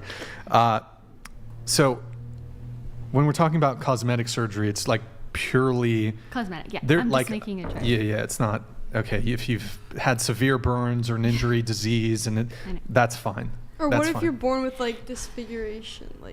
Is that like a cleft lip? Yeah, that's okay. That's okay. But if you want to implant triple F titties, sorry. I think that's if you get voted in, you should make your own utopia. That's good luck. Good luck to you. Yeah. People in the chat are saying that's anti-freedom. When did I ever say I believed in democracy? I'm a democracy disrespecter. I believe in an authoritarian. No, I'm an authoritarian. Yes. I'm going to seize the reins of power, and I'm just going to change everything. Yeah. I'm sure a lot of men would It'll be a love that. dictatorship. It'll be great. A lot of big labias, tiny titties. Utopia. Perfect. I love it. Thank you. Sure, Bro, you'll have sign a me high up. population of Chads. That was an endorsement. Sign me up. But okay, what do we disagree on here on the plastic surgery thing? I don't know. I feel like it's been beaten to death. Is there another point? Okay, we'll move on. I'll just say I have a speech I want to give. Oh. Meg, what I see is an assault against the physical and mental health of our mothers, sisters, daughters, girlfriends, wives, and all women. The cosmetic industry, it's a nearly $500 billion global industry. As men, we are protectors, and that extends beyond just immediate physical threats, but threats of body and mind. My view is that plastic surgery and cosmetic use is a threat to body, and the bombardment of advertisement aimed at making women feel less than if they don't wear this much makeup or get this bullshit procedure is an attack on their psyche and their physical and mental health. So we as men, as obvious protectors, we have a duty to protect women and the duty to let women know they're beautiful and attractive and sexy without any of that bullshit plastic. Oh, that's lovely. That's really nice. You're welcome. You're welcome. Big labia matter. Hashtag. Hashtag big labia matter. Okay. All right. Moving on to the next thing. Oh my God. Sorry, guys. Hang on. Before you move on. Yeah. Because I don't know if I'll ever get the opportunity to say this again on this show. Yeah. So I'll do it in the best voice that I possibly can. Uh-oh. Shut up, Meg. What? I just have always wanted to say that, and the opportunity came up, so I was able to say it. Family Guy. Appreciate it. All right. Have you never had a Meg on the show before? I'm going to read this really quick. Blondie thinks it's harder because they see high-value men all the time. 1950s women weren't DMing Sinatra.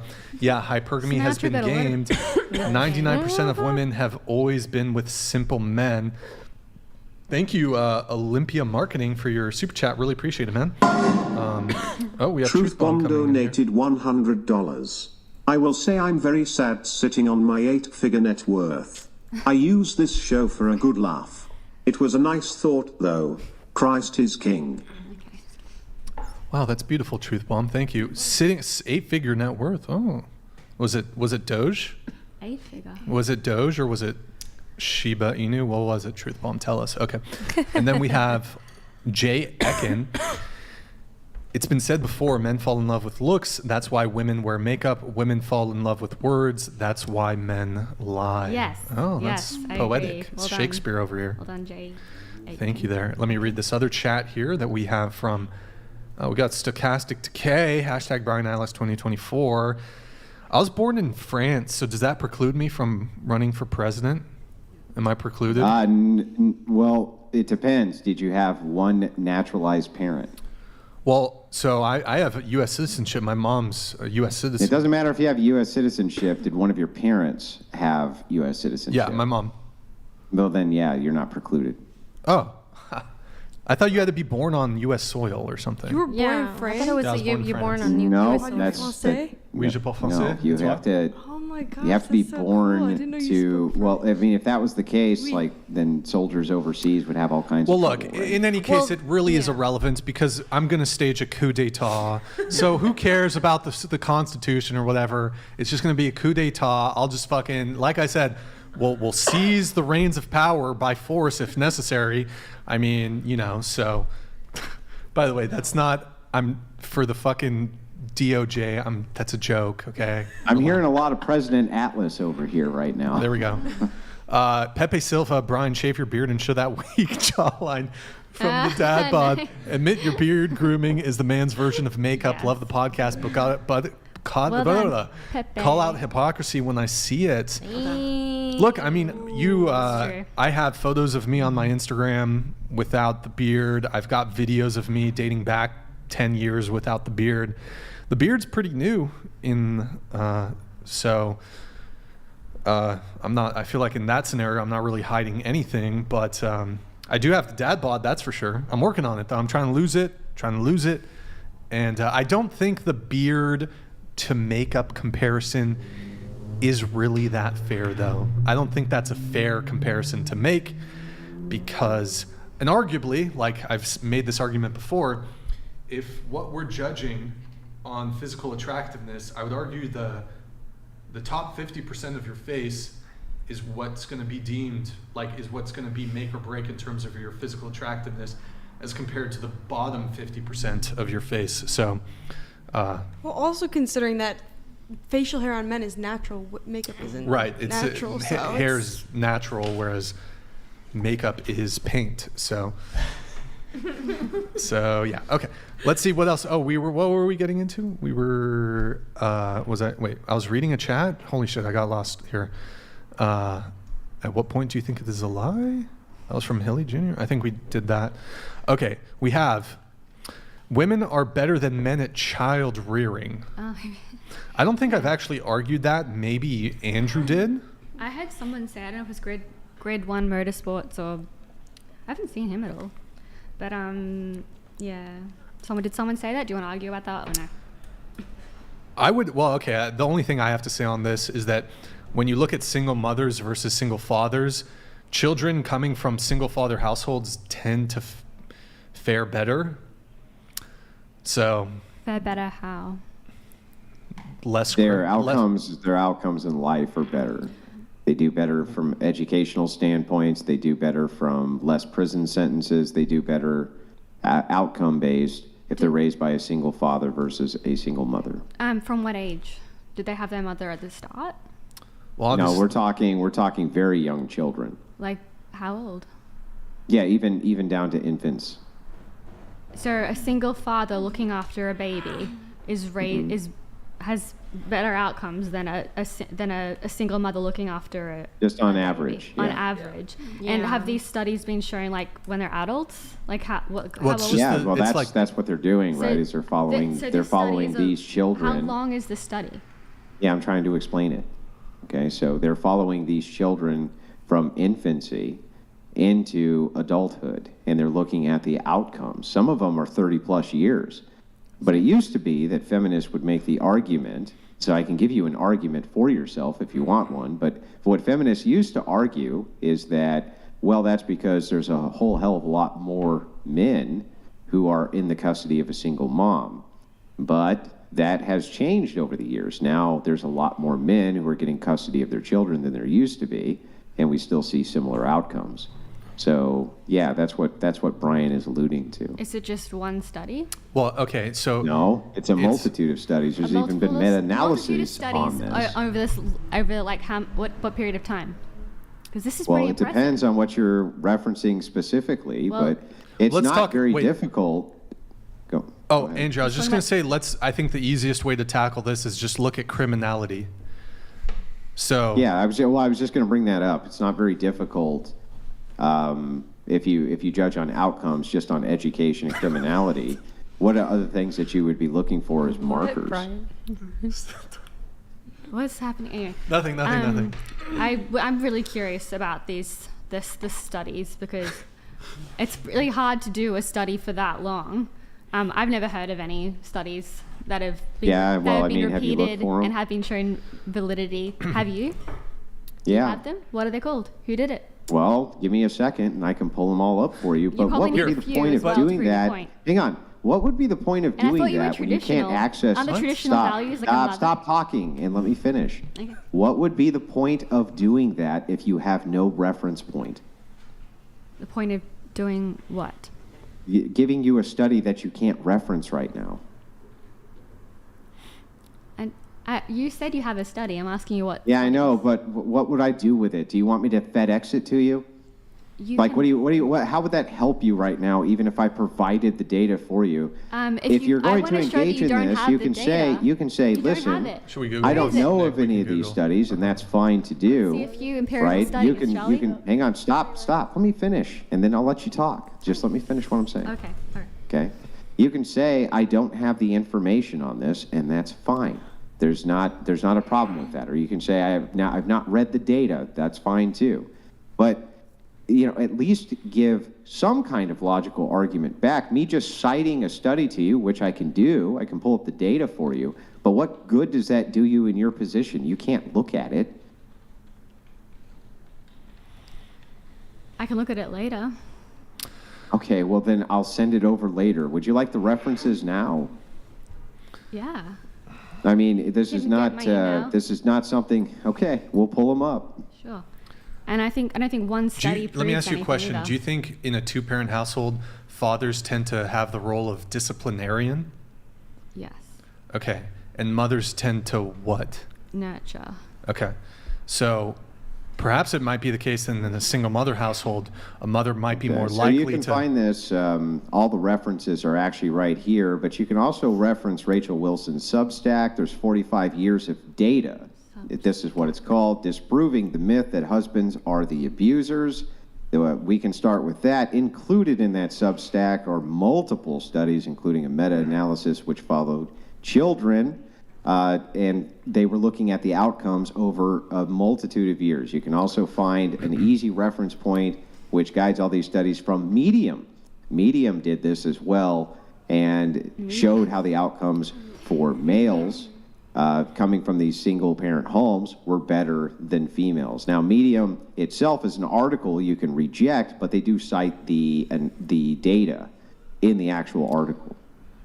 Here, let's not get too much into the weeds. But so if there was evidence, statistics were to back up, for example, that children coming from single-father households as compared to single-mother households, if the data showed that women were far likely to get into sex work. Hilly donated $100. A father figure instills respect in a child, women instill emotions and care. Question for the panel. Are men necessary in a relationship? If not, why? Yes. Going around the table really Yes, quick, yes, are yes. men Yes. necessary in a relationship? Yes. Gustavo? Oh, Yep. absolutely, yeah. think Yes, and I've that's had gonna this be yes for men. personal story on this myself. Okay. Yeah, nuclear family's everything. Yes, I agree. So if there was a stat or study that showed that children growing up in single-father households as compared to single-mother households, that the children were less likely to get involved in sex work or less likely to become criminals, would that be convincing for you? I mean, it would change my entire worldview because traditionally a mother is the best. A man can't be a better mother than a woman. What? I think a child needs a mother and a father, and you're saying that I think children need a mother at the very beginning of their life, up until like very much more than a father, at least until 8, especially. Why till 8 specifically? I think that's probably when they start to go out into the world a little bit and sort of start to break away from their mother. Is that 8? I mean, it's gradually their whole entire life. But Elementary school, I was fucking rebelling. It's crazy. Yeah, well, I mean, it's weird. Like, I understand your thought process of saying infants who are being breastfed, they need to have their mother at least for the, first, 18 months or whatever it is that you're breastfeeding the kid. But outside of this, external to that, what do they need the mom for exactly? For love. You need the love of your mother. Yeah, but you can get the love of your father. But it's not the same love. Wow. Yeah, no, I get it, but we're just talking in what's optimal, right? So I'm saying I agree with you that mommy and daddy at home is the best scenario. There's no ifs, ands, or buts about it. But if you had to choose between a single-parent household, if the preference is man or woman, that's what the question is. So can I add something to this? Sure. Okay. So I had my daughter's 18, so for 14 years I was a single parent, and I was not doing very good with her because I was the only one working, and the only thing I could provide was emotion. Yeah. And I tried discipline, but discipline is like hard. Maybe even for a boy, it'd be hard for a mother to a son. When I met my husband, he came in and brought that stability into the household, the discipline, and the other half of what I was missing. And now my daughter, through working with her and all that, now she's I think that's 8. Great. That's wonderful. But I think that's like a personal a child story, needs a man, a father, and a mother. Yeah, definitely. Brian Johnson actual donated $100. I hope you mean 8 months. Well, for the sake of time, we can't linger on this one for too long, but, and I don't really, this is not a... Like I said, just like, I was just throwing something out as a demonstration. However long it takes, it's going to be only in the early life of the infant. Yeah. So whatever that may be, 8 months, 9 months, 10 months, whatever it is. Can I just say one thing? Can I end it? Can I say something? Sure. These studies, I asked about the age because I think, yes, a mother is needed more than a father early on. And if they don't have a mother at the start of their lives, it can be significantly detrimental to them later on. Well, you asked him for a study. Do you have a study for that? That's a traditional value. It's worked for centuries. That a mother has done a motherly role and a father has done a fatherly role. Well, the two-parent household is optimal. Yes, I never said the two-parent household isn't optimal. That it is optimal. But your position is that... My position is that a father can't be a better mother than a mother. But a mother can't be a better father than a father. So the question still remains as to whether or not a father can't be the outcomes of the child raised by a single mother or single father, which one is more optimal? And the data is against you, not against me. I think like up until a certain age, yes, the mother becomes less and less needed. So what age? You just came up with 8. That was arbitrary though, right? Yeah, okay, whatever. Anyway, a mother is needed a lot at the start, and then the father is needed a bit longer, just to like kind of push the kid out, because the mother's very like protective and doesn't want the kid to go, off into the world, and the father's meant to discipline and be like, you're fine, and push them out into the world. I'm not saying anything that groundbreaking. So then, would you say then that fathers probably provide for better outcomes for children in single-parent households? I moved out of home when I was 15 and lived with my dad, and I was great. My dad was... So in your personal experience then... Yes. Would you say, so even in your personal experience, this is the case? I needed my mother at the start of my life, and my father could not have provided that role. So this is actually an excellent segue, because absent data, and I don't expect you to have any, and you're at a disadvantage because you can't look it up, so I'm not going to hold any of that against you. But even from your own personal purview, it is true that a single father household was better for you? You're not I don't know what we're arguing. I feel like I don't feel like we're arguing the same thing. I feel like you should answer my question. I feel like you're trying to entrap me. I feel like I don't care how you feel, and you should answer my question. So, I feel like from I your don't give a own personal okay, purview, from your own personal experience, the single father household was better, right? I think when I was young, I needed my mother, and when I got older, I needed my father. Yeah, that doesn't answer my question. Can you just answer it? You can say that. Try this word, yes, or try this other word, no. I You feel can how try one of everyone those. else feels. Because that's exactly what they're doing. Go on. She wants you to restate the question. What? What's that? She wants you to restate the question. Okay, well, I'll restate the question. So from your own purview, your own personal experience, absent studies, was the single father household better than the single mother household? My mother wasn't a single mother. I had a stepdad. Okay, great. And which one did you end up living with? My dad. Okay, and was it better? It was different. I definitely needed my dad there. Oh, it was different. So you moved in there because you just wanted something different? Look. My argument. You just moved in there because you wanted something different? My argument is you're twisting my words, and you twist everyone's words. You're not going to twist my words. I'm just twisting your own words against you. What a psychopath. Now answer my question. Did you just call me a psycho? What did you say? Well, you have to. The problem is you can't hear me over your own mouth. What I'm saying to you specifically is this. Me using your words and quoting them back to you is not me doing something wrong, and it's not twisting anything. You're twisting my words. Here, I don't think we're going to make any progress on that. Let me move it on. I just, normally we don't read these. Sarahi, if you want, just send, if you don't have IG, normally we do all our talent recruitment through Instagram at whatever. Can you create an Instagram, or I suppose you can email, just email Brian at whatever.com. Living_ donated $100. Lexi, I actually think you are a traditional girl. I looked at your Instagram and you can't even completely see your butthole. We are very proud. Love, Dad. Okay, thank you for that. Here, shifting gears. Okay. We're gonna get through these guys. You said women should date multiple men at a time. I didn't say have sex with. No, don't have sex with them. Date them. Date multiple. How many? When you say multiple men? 3. 3 men is more. More would be okay though, as long as you're not having sex with them. I think it would be way too hard to date more than 3 men at a time. Okay, so I mean. Soulfist donated $100. Thank you, man. Thank you. All of society's degenerates were raised by single mothers. Criminals, sex workers, drug addicts, alcoholics, etc. A single mom cannot stop a teenage boy if he decides he no longer wants to listen. I think we need dads. We need dads. Single moms are bad. We need. Thank you, Soulfist, for that. So you said that women should date multiple men at a time. Should men date multiple women at a time?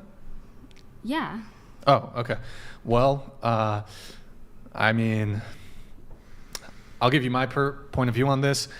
If I was dating a girl and she told me that she was dating other men, that would be a goodbye. And I don't know if we talked about this when you were How many dates in? Like if it's like you're going on a first date and you just went on a first date last week, or you've been seeing this girl now for a whole month, you've gone on 3 dates, you've gone on 3 dates with 3 other girls. Like I feel there's a spectrum here. Yeah. So I'm a loyalist, absolutist. So you go on a date with one girl. She has to be single. Properly single. How recently, if she went on a first date on the week before your first date? How recently can she have last been on a date? Look, maybe I should try. Because I'm also a loyalist. I only date one man at one time. Okay, yeah. So here's the easiest way for me to explain this. If I go on the first date with you and you want to go on a second date with me, it has to be a wrap with those other dudes. Okay. So I can I'll give you a little leeway if there was, if you were sleeping with another guy and I went on a first date with you, done. Yeah, I think if a woman starts sleeping with a guy, she shouldn't be dating other men. That's the leeway I'll give. But if I go on the first date with you and you want to see me again, it's got to be done with those other dudes. Bare minimum. On the Bare second minimum. date.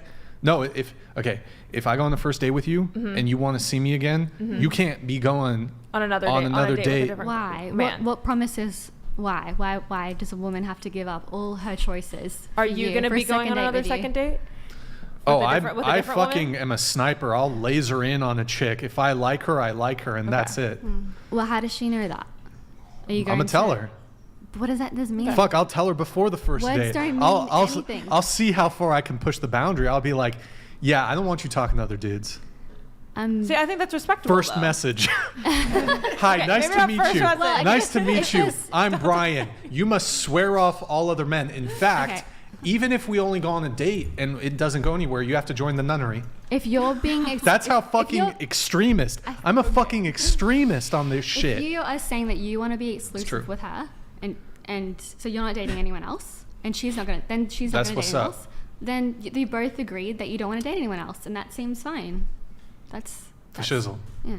I think like shizzle. third date in, like a woman shouldn't be seeing more than like another, like maybe two people at the same time, because I think if you're investing your time into actually going on a date with a man, you're showing him interest, and after a first date, if you don't want to go on a second date, like you're done. Like, but you shouldn't be seeing, I think, 3 to 4 men and entertaining multiple men at the same time. I think you date 3 men, go on 3 dates. If you don't like him after 3 dates, you toss him. And then If I'm trying to schedule a date with a girl I like for Friday night, for Friday evening, and she's like, sorry, She's I'm going on a date with another guy. Okay. Yeah, It's well, over. That's It's fair. done. That's fair. If you It's don't done. want to, I don't want it. wait. You should. I'm not. I don't want it. That's cool. But I don't think women should be dating multiple men. I think they should have one. They should date one guy 3 dates. Give him 3 dates. If you don't like him, Oh, that's not dating Then- men, like multiple men I don't at the think you same should time. date 3 men for like forever. You should give him 3 dates, and if you don't like him, you should tell him, and then until you find the one you want to marry. Talking to more than one person at the same time. Look, you can do what you want, but like, again, I'm a fucking extremist on this, I guess. Hold on. Hilly donated $100. Monogamy is dead, the future doesn't look good. Brian is spot on. Nothing hurts more than her lying to you, and the one guy you worried about is the first person she runs to after it do work. Also, to add to this, kind of the anecdote I gave before, like, I want a girl who is not encumbered with some like psycho ex or any of that shit. I want a girl who's properly single. So that can mean there's not some fucking weirdo ex in the picture, all the way to she's just not entertaining other dudes casually. Even for casual date, like not even hooking up. Certainly, like if she's having sex with another dude, not interested. I don't think you I've should lost have interest. Sex, hook up, have kiss, be physical with a guy. Okay, but even if she's just like talking to another dude, I want. Let me again. Exclusive. Maybe this was I don't even think it's extremist. This is how things just normally used to be, but shit is so fucked up now. I want a woman's undivided romantic and sexual attention as early on as possible. Of course you do. Of course, every guy wants that. Of course. Why do you deserve that? What do you mean? Why do I deserve it? What are you giving her? Are you What? Are you gonna marry her? You gonna have babies with her? What? See, I think if a man is I don't really. Sorry, go ahead, Morgan. I was gonna say, if a man is properly pursuing a woman and initiating a date, going on a date, then a man would receive that loyalty, I think, from a woman. That is just what a woman should do if she is also interested in that man, to where I don't think a woman even needs to be talking to and entertaining 3 to 4 men at the same time, going on 3 dates and like, didn't work out, I'm gonna toss them. Like, you can find that out with just one man and being, I'm gonna be intentional and talking to one person at a time and devoting that time to that person, getting to know them. All right. Well, I think women don't have that much time. I think they should date 3 guys, 3 dates. 3 guys, 3 dates. If it works, I mean, if it works for you guys, I'm just speaking from, and again, I'm probably an outlier in this regard. I don't have time for that. A lot of men tolerate a lot of bullshit, but me personally, like, my kind of position is like, I'm going to be entering your life like a fucking whirlwind. There's not gonna be this probationary period for 3 months where we're fucking other people. No. Boom. I meet you. It's fucking on. That's it. That's nice. That's a nice way to be. No, I don't know how I could talk to 3 men at the same time, if I'm being so honest. Like, I could not entertain and go on different dates in 3 dates with 3 men and trying to coordinate that. That's, I think, harming a woman more than helping her. I personally agree with that. I mean, going back into what that we were just talking about, I mean, I think I would be upset if I knew the guy I was going on a second, third date with is dating other people and taking them on dates. That would make me feel some type of way. I came in like a wrecking ball. Sorry. All right, then. That's good luck to you guys. I hope you guys find someone. Well, I mean, if you go on a 3rd date with a man, right? And then he's saying, oh, yeah, like, I actually have 2 more dates this weekend with these other women. I'm not really sure how I feel about you because I'm also going on these dates with these 2 other women. How would that make you feel? He hasn't promised me sexual exclusivity. He hasn't said, like... Well, you're not having sex, but I mean, if you knew that the guy you were interested in was also seeing 3 other women... That's pretty common. If he hasn't made a commitment to me, then he's free to do what he wants. Yeah, I am kind of curious here. Can you tell me why there would actually be a moral problem? This is to TPUSA. Can you tell me why there would actually be a moral problem with a woman dating multiple men if she wasn't physically engaging with them, if she was just looking at her various suitors and trying to determine which one she preferred to be with? I mean, she could. Anyone could do whatever they want, but I mean, even No. me Hang on. personally, I know she can. We've established she can. So let me re-ask the question. What is the actual moral problem with her doing so if she's not engaging in a physical relationship with them? if she's not engaging with a physical relationship with them, there's not necessarily a moral problem with a woman going on multiple dates. But I've seen cases of women being serial daters where they constantly are going on multiple dates with multiple different men or entertaining relationships and talking to multiple different men, and none of them are really working out, because I feel like women are so quick to have like a fear of a better option, to where instead of actually devoting time and getting to know somebody intentionally, they're instead just going to the next date and someone else who's new and shiny. You mean like leading them on? You're talking about leading them on? Yeah. Yeah, but that would be kind of nefarious. Assuming she's not leading them on, she's just looking for the best suitor. And so she dates multiple men, but they're actually just dating. Dating doesn't have the modern connotation of sleeping with you. They're just actually going on dates. And let's say she's dating 6 at the same time to find the best suitor. What's the actual problem with that? I mean, if it's a first date, if you're going on 6 first dates, I don't see a issue with that. It's when you're starting to continue that relationship and getting to know a person, that's when you would need to shift your mindset in devoting time to actually intentionally getting to know that person. But that's my personal opinion. Morally, if a woman's going on 6 first dates, no, there's nothing morally wrong with that. If there's no sexual interactions going on there, you're just getting to know a person, then fine. But when you get to that 2nd, 3rd, 4th date time period and you're talking offline, you're not just talking in person on a date, then you are devoting and spending time and effort with that person and wanting to get to know them. So I think I would agree with you here to an extent, that if you map it onto reality, that women probably aren't going to be dating multiple men if it's not to lead them on or to get some sort of resource or something like this. I understand that. I'm just curious from your purview if they're actually doing something wrong, if there's no nefarious intention behind it. No, that's where I agree. There is, if a woman is going on multiple 1st or 2nd dates, I will say 2nd dates. At the 3rd date, you should know who the suitors are. But 1st and 2nd date, if you're going on a couple of 1st and 2nd dates, no, there is nothing physically or morally wrong with that scenario. Oh, Natalia. Oh, it's our friend Natalia. Hey, Natalia, thank you so much for the gifted 20 memberships. You're a legend.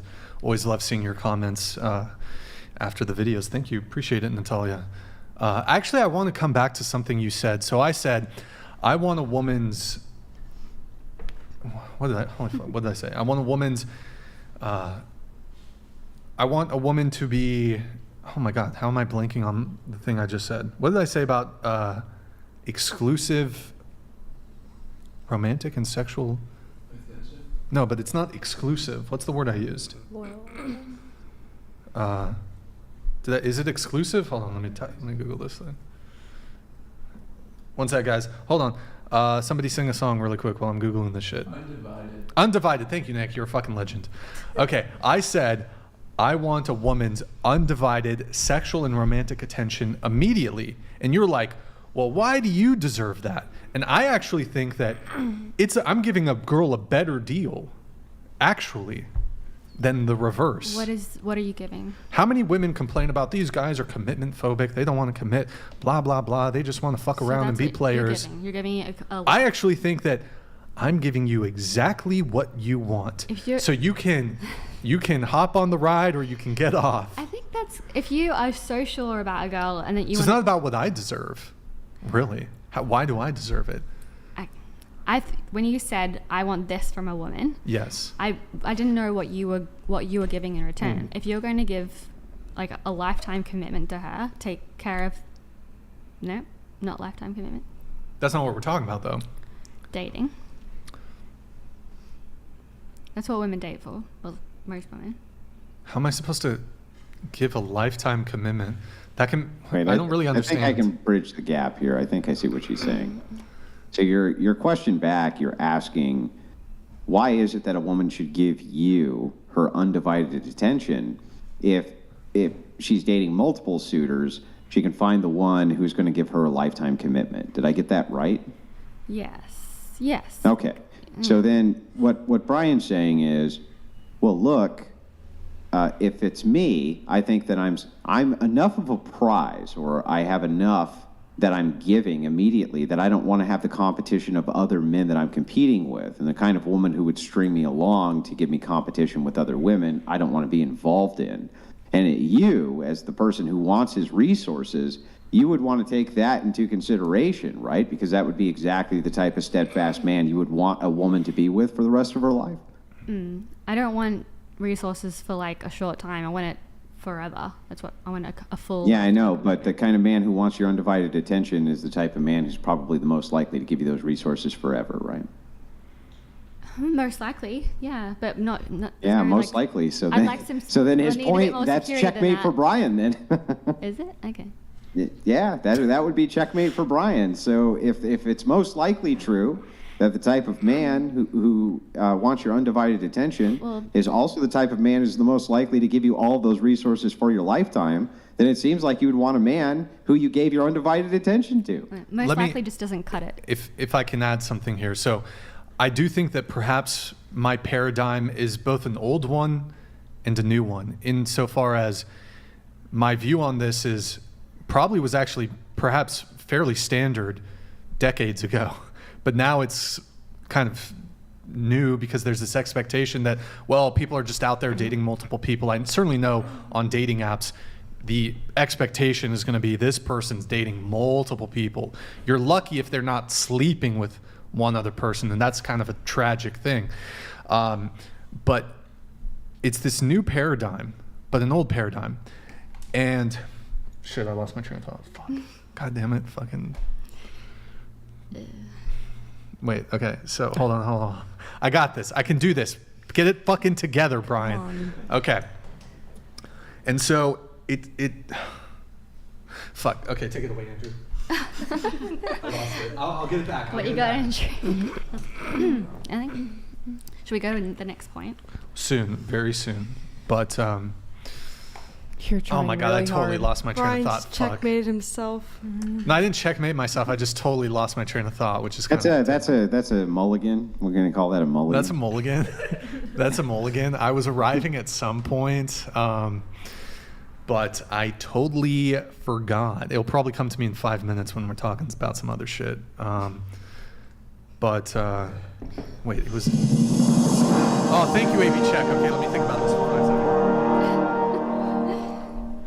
Fuck, it didn't come to me. All right, we're gonna move on. Okay, so hang on. I can jog your memory. Yeah, so yeah. here's where we were at. Yeah. I was saying that if it's true that she feels like the type of man who's the most likely to give her long-term resources would be the kind of man who wants and desires her attention exclusively, then I don't really understand what her argument is, because from your perspective, that's exactly what you want to be, is that man.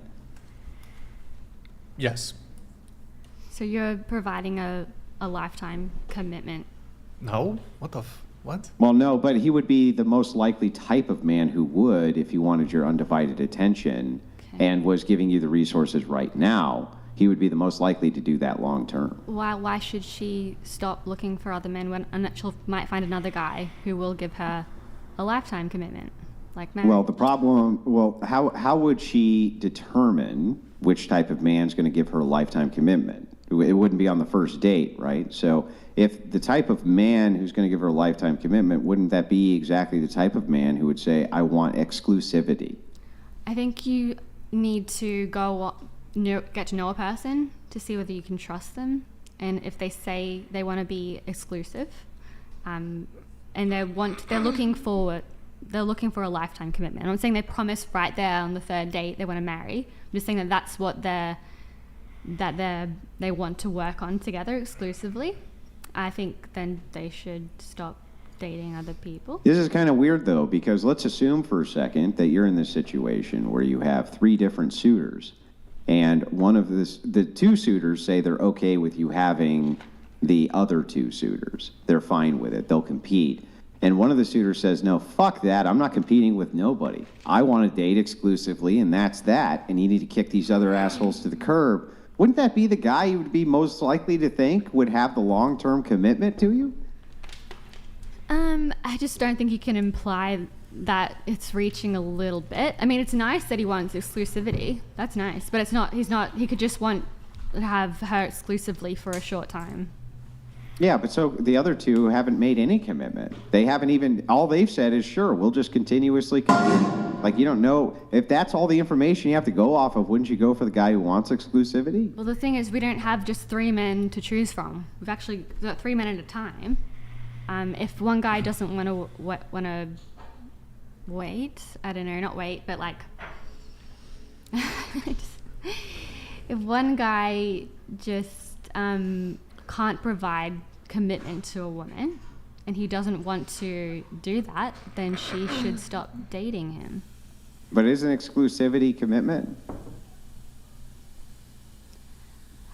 Yeah, I guess you need exclusivity. You need a promise, like it's for a future. It's like forever. You need to like decide like how much time you're going to spend together. Yeah, but I mean, he's not going to say I'm going to do this forever right away. But saying that I want this to be an exclusive relationship seems like that would be step 1 on that larger course, right? I think it would be a bit of not a red flag. I don't want to say red flag, but like that would be the opposite of a red flag, right? On a first date, if a guy said, you're the one, I want to marry you, I would be a little bit suspicious. I wouldn't say that shit. So you would date a girl for a few times. You said you What? come into her life like a train or something and be like, you're the one I want to be, don't be dating any other men. So how many dates? Hopefully she's not dating other dudes even on that first date.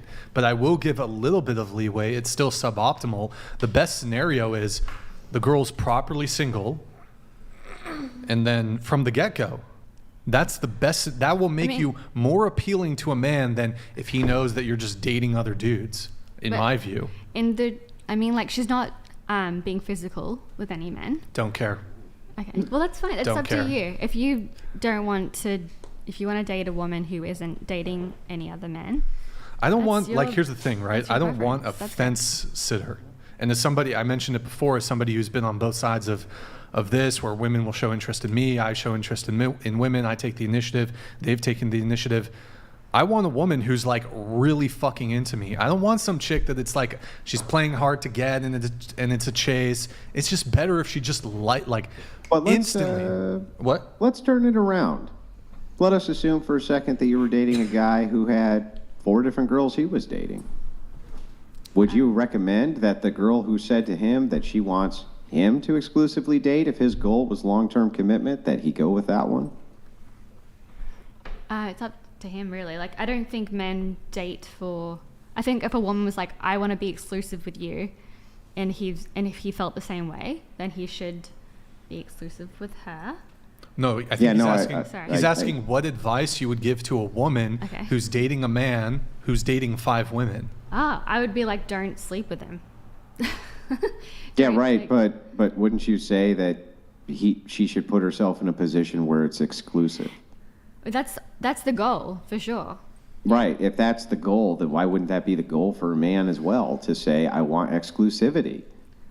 I think, I'm not saying men that's not the goal. I think it's harder for a man to give up sexual exclusivity than it is for a woman to give up that. Does that make sense? Yeah, I don't think men like to... Wait, I think we're arguing a little bit past each other. So what I'm arguing, I would actually concede to you that in terms of you being able to potentially find or get the find the best guy, it might be better for you as the woman to date multiple men because you have more options. However, what I'm saying is, from the guy's perspective, from the guy's view, I would find it more attractive in a woman to learn that she's just dating me, or she's not dating a bunch of other dudes. I would be much more inclined to just immediately reject her if I know she's dating other men, and I wouldn't even bother pursuing her.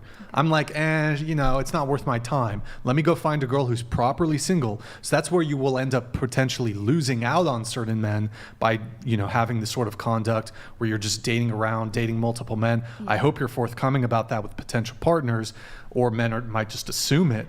But it ultimately might be the best move for you, maybe. I think, but from a guy's perspective, again, me personally, I don't encourage men to date women who are dating other men. I think it's a suboptimal dating move. Go find yourself a girl who's properly single. That's it. Okay, I can understand how it would be unappealing if a woman was dating other men. Yeah, I can understand that. Yeah, precisely. So I think what you're arguing is this is what's best for women, and it may very well be, but it's not really what's best, in my view, for men. Yeah. To date a woman who's dating other men. Yeah, I can. And it's 100% my view. Is my prescriptive view is, if she's sleeping with a guy, that's a no-go instantly. Of course. If there's another guy in the picture sexually, it's a no-go. If a woman's kisses another guy, she should not date the other men. She should not date 3 men and be physical with them. She should just date them and don't do anything physical. Just get to know them, and then if she likes one, she's like, that's the one I want to focus on. She should focus on that one. But a lot of men don't even realize, some men are just either maybe their dating prospects are lacking, so they're prepared to accept what I view as a suboptimal arrangement. But my strong recommendation to men, your bare minimum, to the men, your bare minimum ought to be, you do not entertain any sort of relationship with a woman who's currently engaged in a sexual relationship with another man. That's an instant. Of course, sexual, yes. Done. Absolutely. But I think women don't. It's an instant. Yes. Out she goes. I think women don't have as much time as men. So that's why I think I'm encouraging the 3-date rule. And I don't think women should be physical, because I think that do you think women should wait until marriage to have sex? Maybe that's the next segue here. Yeah. Why do you say it like that?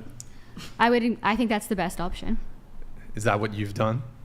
I don't want to talk about me. I'm not talking about that's a no. my That's a no. Relationship. That's a no. Much. I'm going to assume that's a no. But I'm not talking about me, but I think it's better to do a long courting period and get to know each other. I understand that men want that. That's their number one thing. But I think women fall in love through sex. Fall in love. Do it. Yes. But we could fall in love with the wrong man. So I think when we fall in love, it's through sex. And I think when a man falls in love, it's when he's made a commitment. So why should a woman give up her power before a man does?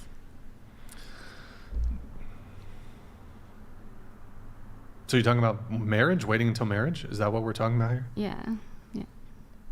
Well, I mean, that's good if you're religious, I suppose. I certainly wouldn't recommend a secular man wait until marriage with a secular woman. You could make that argument for a religious woman, but I think it's take away religion and just talk about the statistics of pair bonding and body count and all of that meaning something. Then if you are getting into a relationship with someone that with the intention of possibly being married in the future, or a long-term monogamous partner, whatever it is, waiting until that establishment at least of okay, we're monogamous partners for life or / marriage, same difference. Because holding out until that point I think does offer benefits within the relationship. Well, we did already have the conversation about marriage and what's the point of a secular marriage and religious marriage. Just shifting gears here. You said women should be hypergamous. So what does it mean to be hypergamous? It means choosing the best man, the most high value man. And so is that that's related to also women should date multiple men so you can find the highest quality guy? Okay. Yeah. Women should be hypergamous. Should they though? I want to say I think I said earlier that women are brainwashed and they're not making the best choices of men right now. I think that I think in society right now, the wrong men are being elevated and given more status. And so women are picking sort of what they've been told is good. And maybe they're not that great, you know? Interesting. What have they been brainwashed by? Like, what happened to all the masculine men? Feminism. Yes, exactly. But you know what feminism I mean? is just another name for brainwashing. It's just this. I don't know. I don't want to say, them, the Matrix, the state, or whatever. Whoever's the elite people. Be careful with that one. Okay. So I don't want to say exactly, but that's what I don't want to go with. But anyway. Okay. Yeah, but you would agree that feminism is part of this massive brainwashing apparatus for women. Yes, right? feminism has been a tool of a brainwashing. And isn't feminism about female empowerment? No, absolutely No. not. What is feminism about? It's about just making women be men, I guess. It's kind of empowering women. But it's the facade of women's empowerment. It's not actual true women's empowerment of embracing femininity. The feminist movement has distorted that. Yeah. Wait, one thing really quick. This came in, J. Miles Ripple. It came in, but the TTS didn't trigger. Oh, wait, sorry, this one. Okay, one sec. Oh, there it is. Yo, Brian and Andrew, please, ladies and thought hogs, what the fuck? Watch Larson Farms, Millennial Farmer on YouTube. Authentic, great people, men like Zach and Chet will get them. Okay. What? Minnesota men, 304s, blank pigs, 49-year-old farm boy mic drop. Wow. Okay, that was some Shakespeare shit right there. Thank you, J. Miles. Sorry that it didn't trigger the TTS. There's a curse word in there, so it didn't trigger. Hypergamy? Yes. Women should be hypergamous. Yeah. What do you mean they should be hypergamous? They should pick the best value man. The man provides the most value. Do you think women? Yeah, but that's not what hypergamy is. What do you think hypergamy is? It means picking the man with who provides the best value. Yeah, but that would also include inside of hypergamy that they will do mate replacement, meaning that they'll leave a man for a higher status man, even if they're in a committed relationship with that man. I think if a woman's married and she's made a commitment to a man and he's made a commitment to her, she should, and she's had children with him especially, she should stay with him. Even if a better man comes along. So then hang on. So then actually what you're saying is that hypergamy needs to be controlled. I feel like it's already kind of being controlled a little bit. No, I feel like it already kind of isn't being controlled. So okay. I want to dive into this a little bit more and ask you, if hypergamy is about mate replacement for higher status men, once you make a commitment, then what you're saying is that an apparatus needs to be in place to control hypergamy. Do you mean... So women should not be hypergamous, As actually. in, like, you're not allowed to get divorced. Is that what you mean? I'm not saying you're not allowed under some circumstances to get divorced. I'm saying that there should be barriers for breaking commitments and penalties for doing so. Yeah, I think there should be, like there used to be more shame around getting divorced. There should be more societal consequences if you did that. So I think that's... So keep hypergamy under control is what you're saying. That society should do what it needs to in order to keep female hypergamy under control.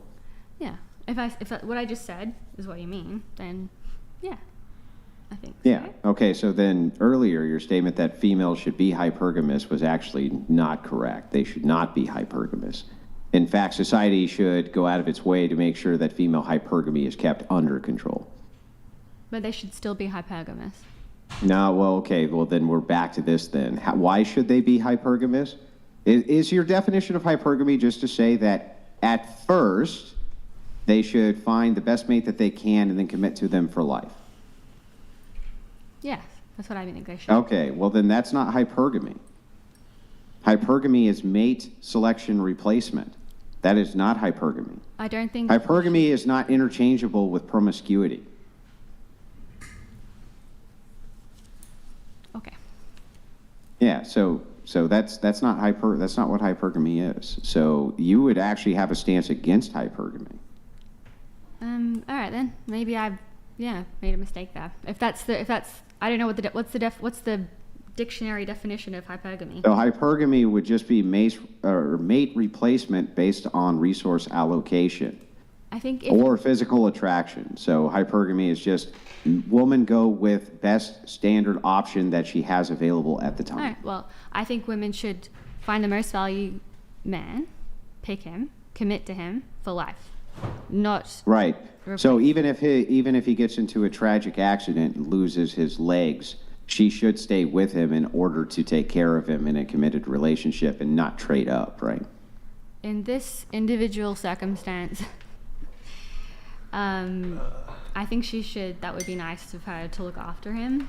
Right. So then that would not be hypergamy then. Okay. So what's the dictionary definition of hypergamy? I just told you. What is it? I literally just told you what hypergamy not a was. dictionary. Does anyone have Okay, a dictionary? fine. You want me to give you a dictionary definition of hypergamy to reaffirm what I already told you it was? Nick, I'll can you give you close the one. door?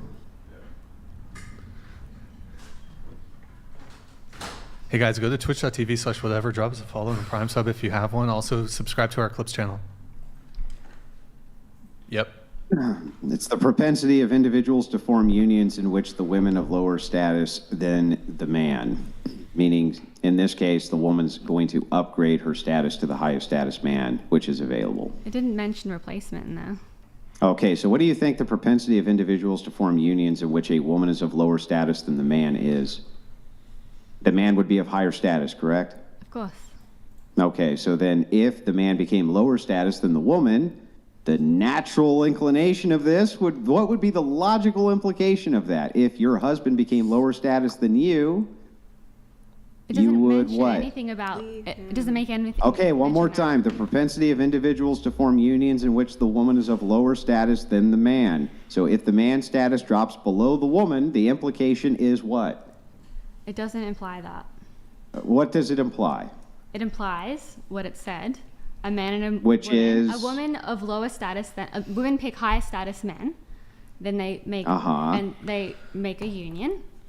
That's it. That's what the definition. And then if the man falls to a lower status and then the woman's picking for a higher status man, then what happens? You create another word for that because that's not in the What definition. is it? What would the I don't word know. be? That's not the same thing. You need another word for It's that. the same fucking that's thing. monkey If the branching. propensity of That's the monkey woman is to branching. go for the higher status man and you're interjecting that there's a lower status man now, then she would go for the higher status man. That's the point. Should we move on? It's implied. That's the You point. can. I have but, so many notes. I don't even know how you could get anything else from that. I have so many notes that I want to try to include everybody here. There's a lot of notes. A lot of notes here. Oh, look at that. He's lighting up Siggy. Okay.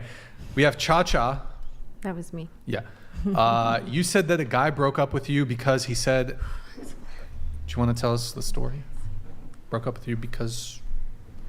Well, I think I said that when we broke up, he took the trash can. I think the question was, what was the craziest thing or something like that? He broke up with you because he said what?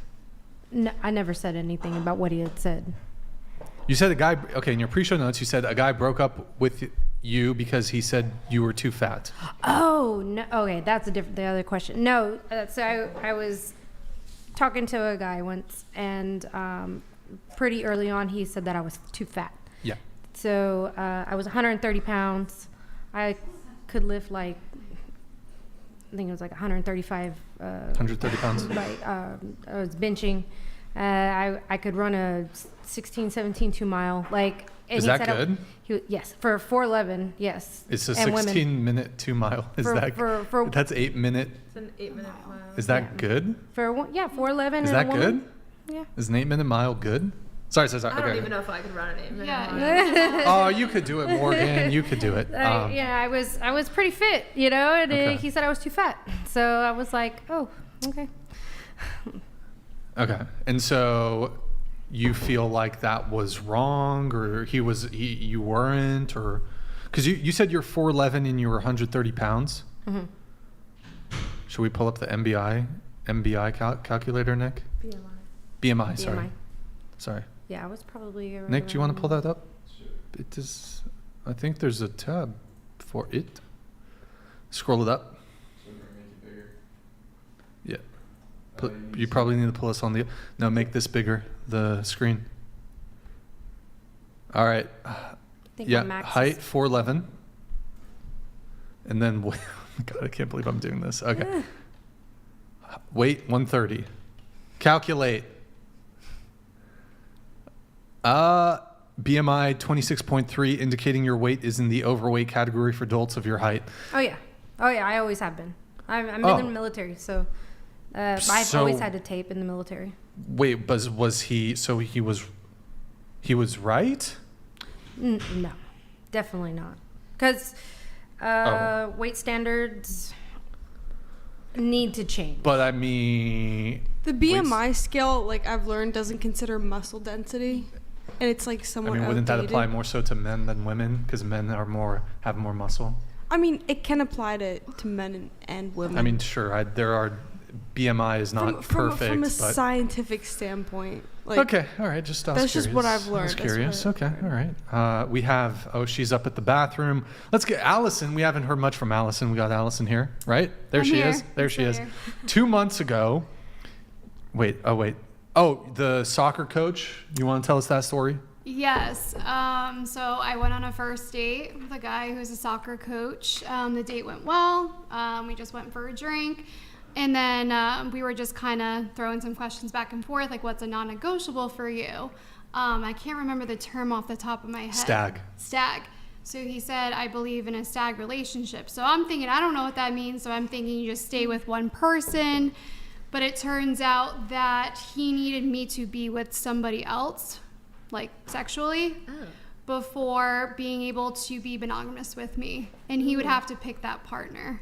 And he had like a criteria. Wait, so what? That's gross. Yeah, so obviously I ended things after that, but I never heard of what a stag was before.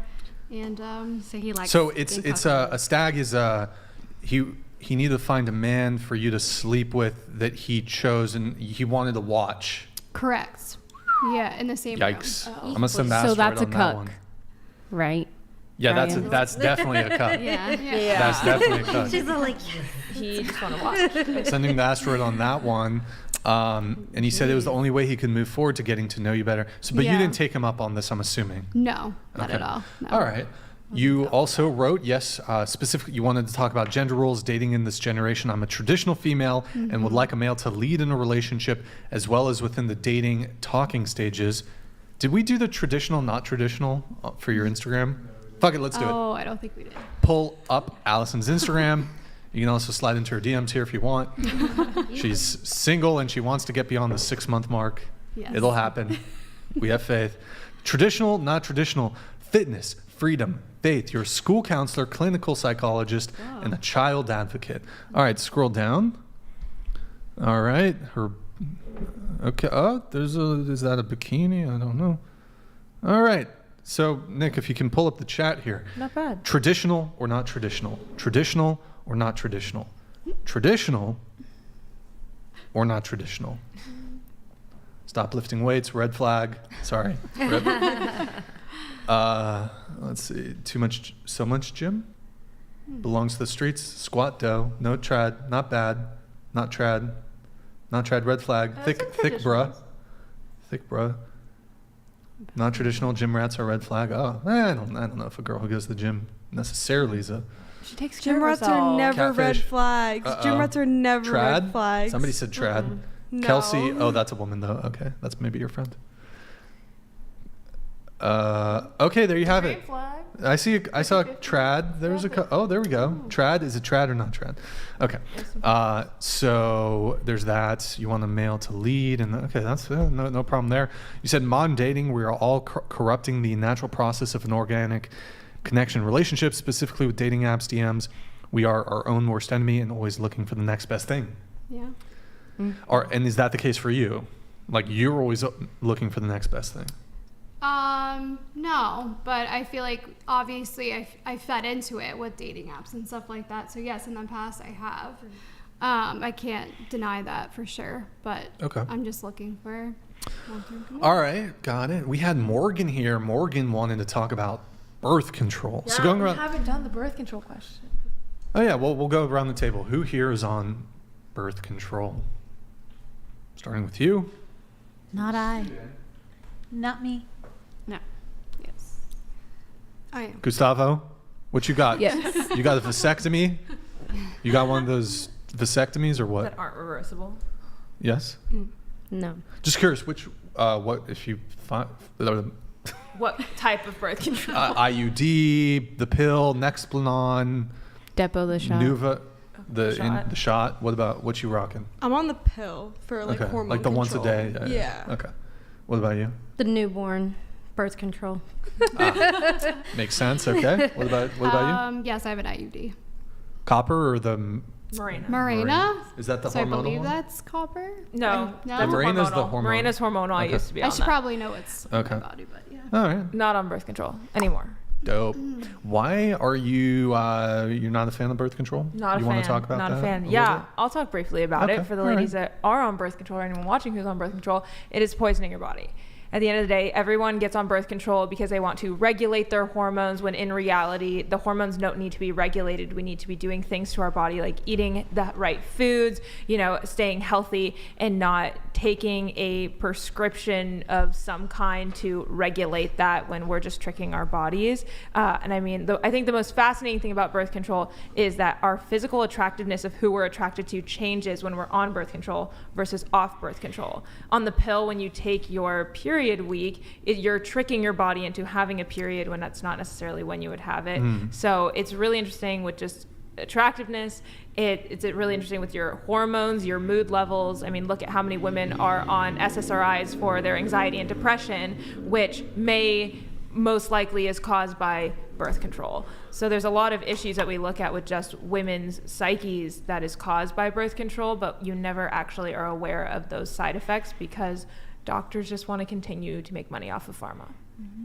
There's my 5-second rant. Do you think there's been any societal consequences of the pill?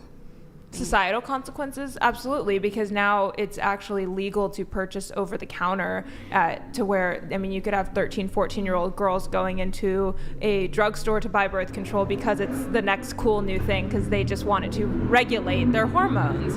And I don't think that's normal. I mean, like the invention of the pill, like in the 60s? Oh yeah, I mean, it was invented for eugenics, going back to even the abortion industry. Like the reason that birth control existed in the beginning was because of the eugenics movement, because they didn't want African Americans to reproduce and have children, but and then that feeds into the abortion industry. So then now modern women, they've just been sold to continue to, even with feminism and the lies that we've been talking about with that, well, take birth control so you can stay in the corporate world longer, so you don't have kids and you don't have to get married and have children and be at home. And so instead, why don't you just work a job and go on birth control, or have you been I've started 100%. Personally, at least I've started birth control just because I wasn't getting a period. I was having struggles with regulating my period, and I wasn't really getting it. It kind of went away.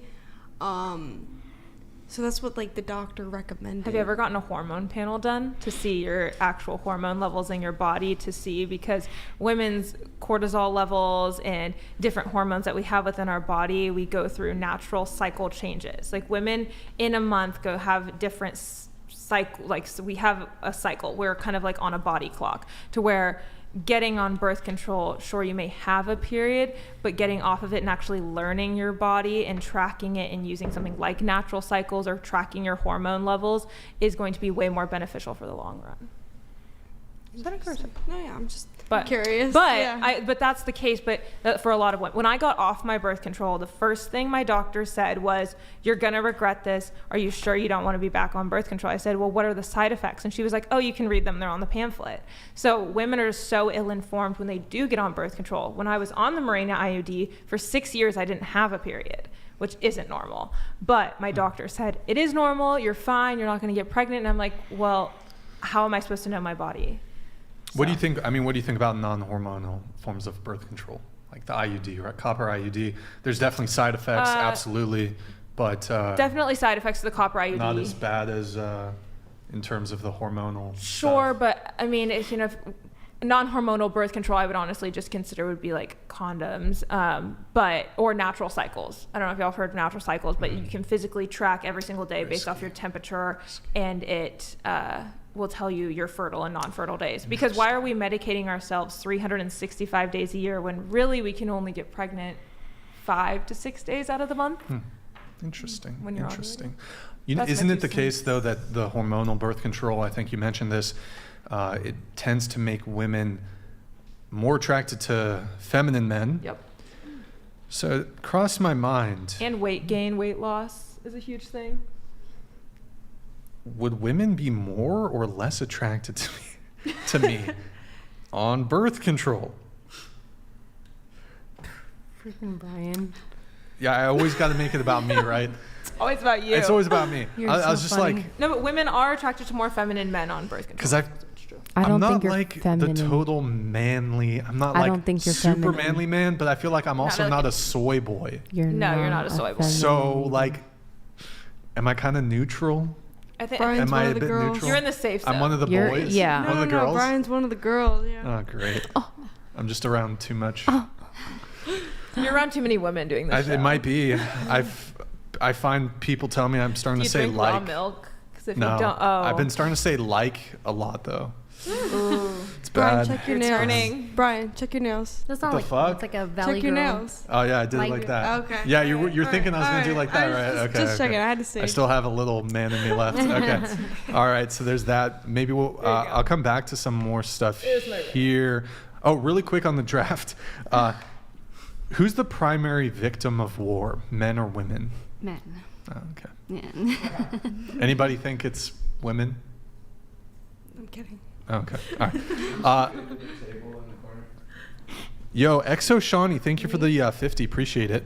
Are you talking about me? Thank you, Exo Shawnee. No, me. Rose, we're going to Rose here with our notes finally. Boy. You said your first message to us when you DM'd us was, you should really put me on your podcast, which is very confident. And so I'm curious why. I don't know. I just thought that would be interesting. I feel like Okay. sometimes I have some hot takes, some crazy stories. Yeah, like burning Burning clothes or and shit. slashing a tire. Yep. Yeah. Tell us about the guy who asked you out on a date who, Oh. you know what I mean? Tell That us that. story. Yeah. Yeah. So I was asked out on a date by this is the gay. Yeah, that one, Okay. yeah. By a guy who was gay, and he wanted to use it as a cover-up. Is that a beard? Is that what that's called? A beard? I He was a believe beard, so. or you were the beard? No, you were the beard. I Okay. was the beard. Yeah. He wanted How to old use was it. he? This was like senior year of high school. So I was like 18. Why would I don't know why a young guy would want a beard though. Like that's weird. He had a crush on this guy in my high school, and it was the type of scenario where it was like he was the nerdier, quiet kid, and then he had a crush on this jock, and it was being cycled throughout the school that he had a crush on this other kid in my school. So he came out to me. Yeah.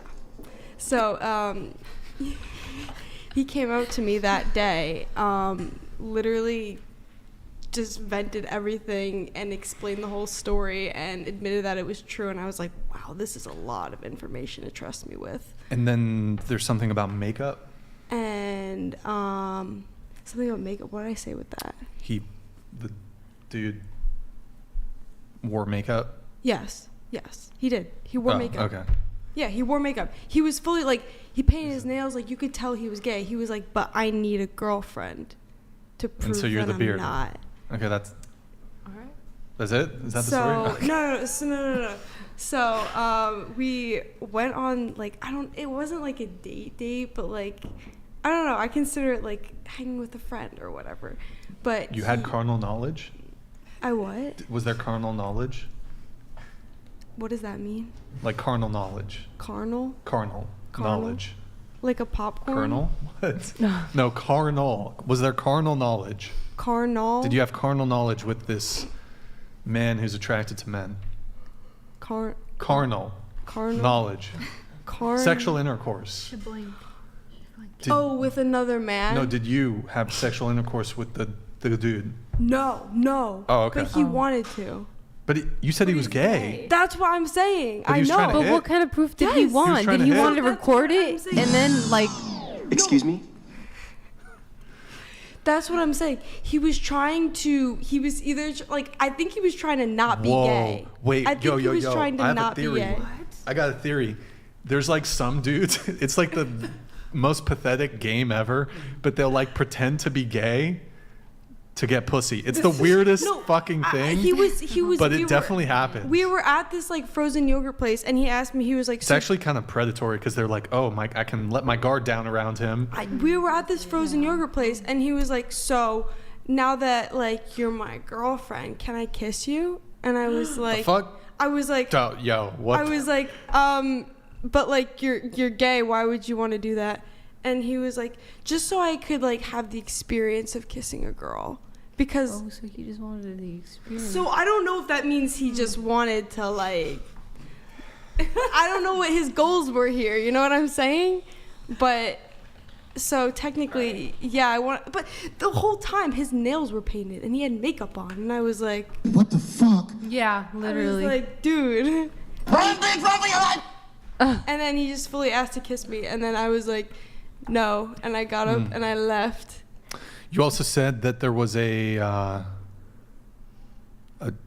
trans man who tried to ask you out? What? Yes, that was also true. Yes, my high school was interesting. We had a lot. But you said that he told you he wasn't trans, even though you knew her. Wait, I'm so confused. Right. Wait, this is how you phrased it. Also, a transgender man tried asking me out and told me he wasn't trans, even though I knew her as a woman. Right. So this is a girl who's now a guy who's asking you out. I like participated in like sports, and like I knew this person, but she just lied. But no, they were like, I don't even know what to call them, but they fully like went through this like whole transition. They were like, I'm a new person now, so I was never get bottom surgery? I was never that. I don't know. But then told you, even though you knew this person before the transition, told you that they weren't trans. Yeah. Damn, that's crazy. Yeah. That's wild. That's crazy, And that son. happened too. I went to a very interesting high school. Would y'all date In a trans Jersey? man? Yeah, we could go around the table on that. Would you date a trans man? I don't know. I honestly don't know. No, I wouldn't. No. I don't know. I really don't know either. Gustavo? Would you? More of them traditional values coming out. I don't know. Couldn't tell you. Super trad. This is such a trad table. Super trad. No. No. I'm married, so never dating again unless it's my husband. Would you sooner date a trans man or a trans woman? What? Wait, what does that mean though? Like a woman becoming a Trans man is a woman to a man. A trans woman is a man to a woman. Yeah, it's just opposites. Just think of it like opposites. So a man becoming a woman, would you date that? No. No. I'm not. Is that what you mean? Oh no, no, that's not what I asked. No, my question was, would you sooner date a trans man over a trans woman? Neither. No, if you had to pick. Ew. If you had to pick.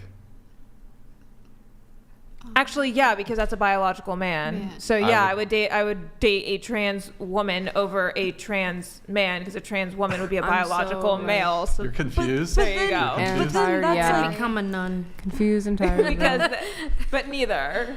I think Andrew said he would rather take the bullet.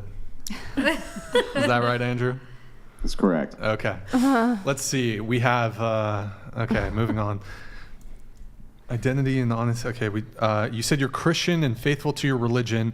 You think P-stars cannot separate their job from their relationship, and their work is... That's fucking disgusting. And sinful. You said you think modern dating is lustful and straying away from love.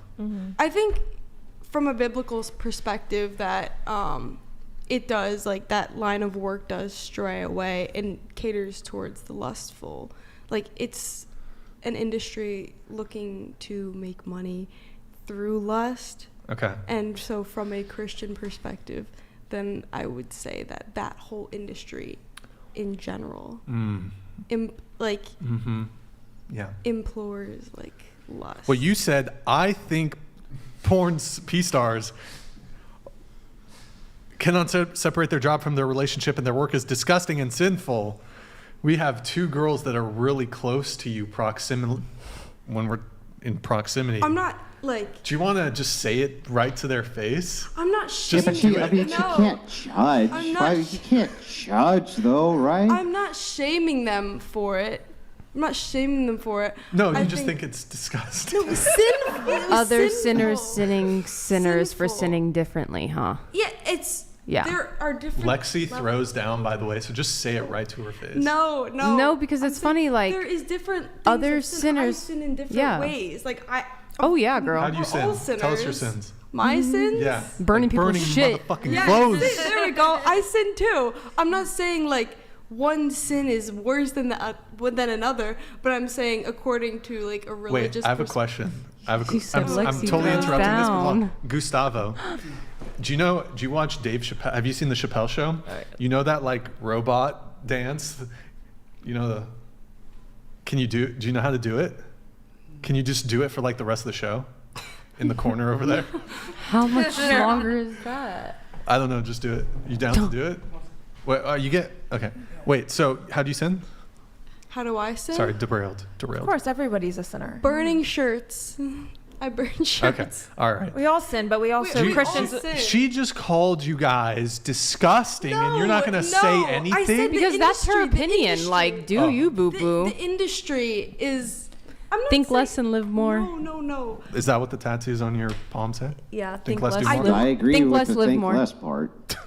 I don't think they're Boom, roasted. disgusting. I think the Don't look at me industry that way, in Lexi, general bro. is. I'm gonna look at you like that. Oh. No, the sex work industry 100% is I don't know if you want to kill me or horrible fuck me. It's really... Yes, that's what I'm saying. The sex work industry. I'm kidding. It's a joke. Is A lot of people say the same thing, though. That's funny. yes. I don't think the people are disgusting. I don't think individual people, unless you Yes. have that intention, are disgusting human beings, for the record. I think the industry in general. But I am with you when I say, yes, the sex work industry is a vile industry that I do think benefits and preys off of women that are self-objectifying themselves and causing other men to lust. Also, Well, I don't understand the take.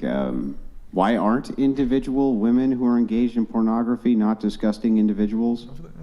Because I think they're pretty fucking disgusting individuals. Like, just to be perfectly honest with you, to unequivocally put this the best way I possibly can, if you are a woman who is engaged in prostitution or pornography, you are a disgusting fucking individual. Why is it that you can't say that? because I'm not going to take an individual person think- and tell them that they're a disgusting human being. Why not? I can offer a Christ-like approach. What they're doing. Can't you say what you're doing is fucking disgusting? Yes, I can say that the acts that in which a woman is engaging in the pornography industry, in the prostitution industry, in the sex work industry, with that industry is disgusting behavior.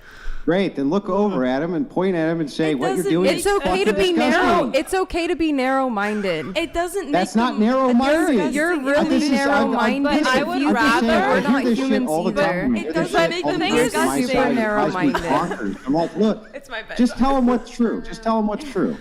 If you're a hooker, you're gross. But I What would do you want me to rather- say? And if you're Like, it's narrow-minded, not you're even- this is narrow-minded, not so even that's complex. fine. But I don't We think can that's a agree to productive way to disagree. even have the conversation. And I would rather approach the conversation of talking about how the industry harms women and encouraging future women and encouraging women like these to remove themselves from the industry and tell them about the harms that they're doing to society and their bodies and other men and even As children. they partake in it, why don't you talk about the murder industry? How the murder industry, all the murder industry does is that it leads people towards murder. And But so, calling- I'd rather talk to these murderers about the murder industry rather than the fact that they're You doing sound the ridiculous. thing that you're against. Calling individuals disgusting is not Christ-like. That's not Christ-like, it's not loving. Exactly. What do you know what's Christ-like? What do you know? What do you know? It's What's Like, here's my Christ-like? If you're question. What do judging you your know neighbor, what's Christ-like? if you're Burn judging his others clothes, accountable you know what I and call mean? people You out. want me to go over? You want me to go over to a bunch of prostitutes and go, well, I'm not going to tell you what you're doing is disgusting because that's not very Christ-like. That's insanity to me, right? I will have discernment and call somebody out on their actions and talk to them about their actions. But for me to go in front of someone's face and say, you are a disgusting human being, that is not acting like how Jesus Christ would act. Yeah, it would take How many balls, like what cigs Jesus have you had. smoked this entire Actual time? balls to look at a person and say, hey, what you're doing is horrible and you need to stop. And that's what I said. He did Wait, not. can I tell you something? The porn industry Can I is say harming something? you and How many Just look at cigs them and have you tell them the smoked truth. this entire podcast? And what's wrong with that? You smoked pole the entire last week. Well, it's Like, just what do you want crazy me to because like say, you've sat okay? here this You worried entire about my time cigarette smoking so smoking? many Come on. cigs. Has that ever affected your dating life? Are we just going to glance over the brilliant? I just want to smoking know since this is a comments? dating podcast. Wait, what? I said since it's a dating podcast, I just want to know because genuinely you've smoked a lot of them. Andrew has lungs of steel. Has what to do with what? What the hell does that have to do with Well, anything? what does you're wrong 'cause you what does smoke? me being a Fucking prostitute have to genius. do with That's you? brilliant. What does me being a legal prostitute have to do with you? What your prostitution I'm has not to do with doing the anything society to that I harm have you. to live in. It has to do with the perpetuation of one And of the you most horrific smoking sins I harms can think of many on people, planet not Earth. just yourself. You can't talk while at the same time that I talk. If you ask me a question, let me give you the answer. What you're doing is perpetuating one of the most horrific things on planet Earth. Through that perpetuation, what I've seen is the society which I live in collapsing around me due to degeneracy.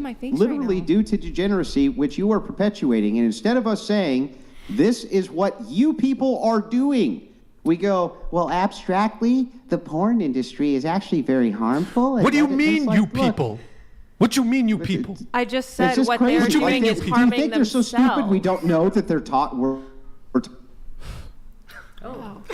you got muted. Wait, Andrew, you muted yourself. Yeah, do you think they're so stupid that they think that we're not talking about them when we say the porn industry? I can talk to a person without calling a human being and saying, you are a disgusting human being. I can talk about their actions and I can bring them and show them light and salvation and grace and give them what Jesus would give them, because Jesus did love prostitutes and brought them to salvation to follow him. Did he not? Beat them over the head with the Bible. It'll be right back underneath the guy next week. It's like, I wish at some point somebody would just call out what's going on. You. I'll pray for you. Here, let's. I'll pray that for wouldn't you. change anything right now. That wouldn't. Let's join hands. Calling Gustavo. someone In disgusting doesn't. You got to kind of do a spin while you do it too, I think. Yeah, because calling somebody disgusting is definitely going to change our viewpoint.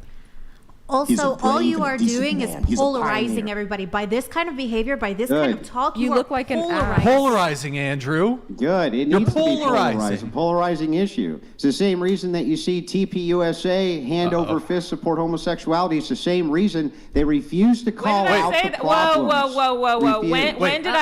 When did I say I support homosexuality when I just said that marriage is between a part man of Well, and we're a going woman? off the organization rails, that folks. supports We're it. going It has off the tons of rails. people who are We're in it, talking and we about know it. it's Come the on. end days. It's.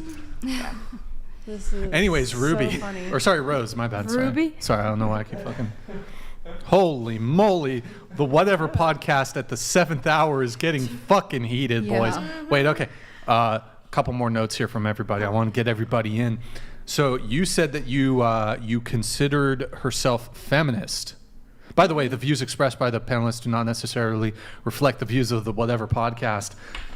Oh, feminist in the sense that, like, I should have rights. Well, so when in our pre-show notes here, you said you didn't consider yourself a feminist, but I think you considered yourself feminist on some things. Yeah. And those two things that you cited was intersectionality and bodily autonomy. Right. Okay. So those are the things that I do.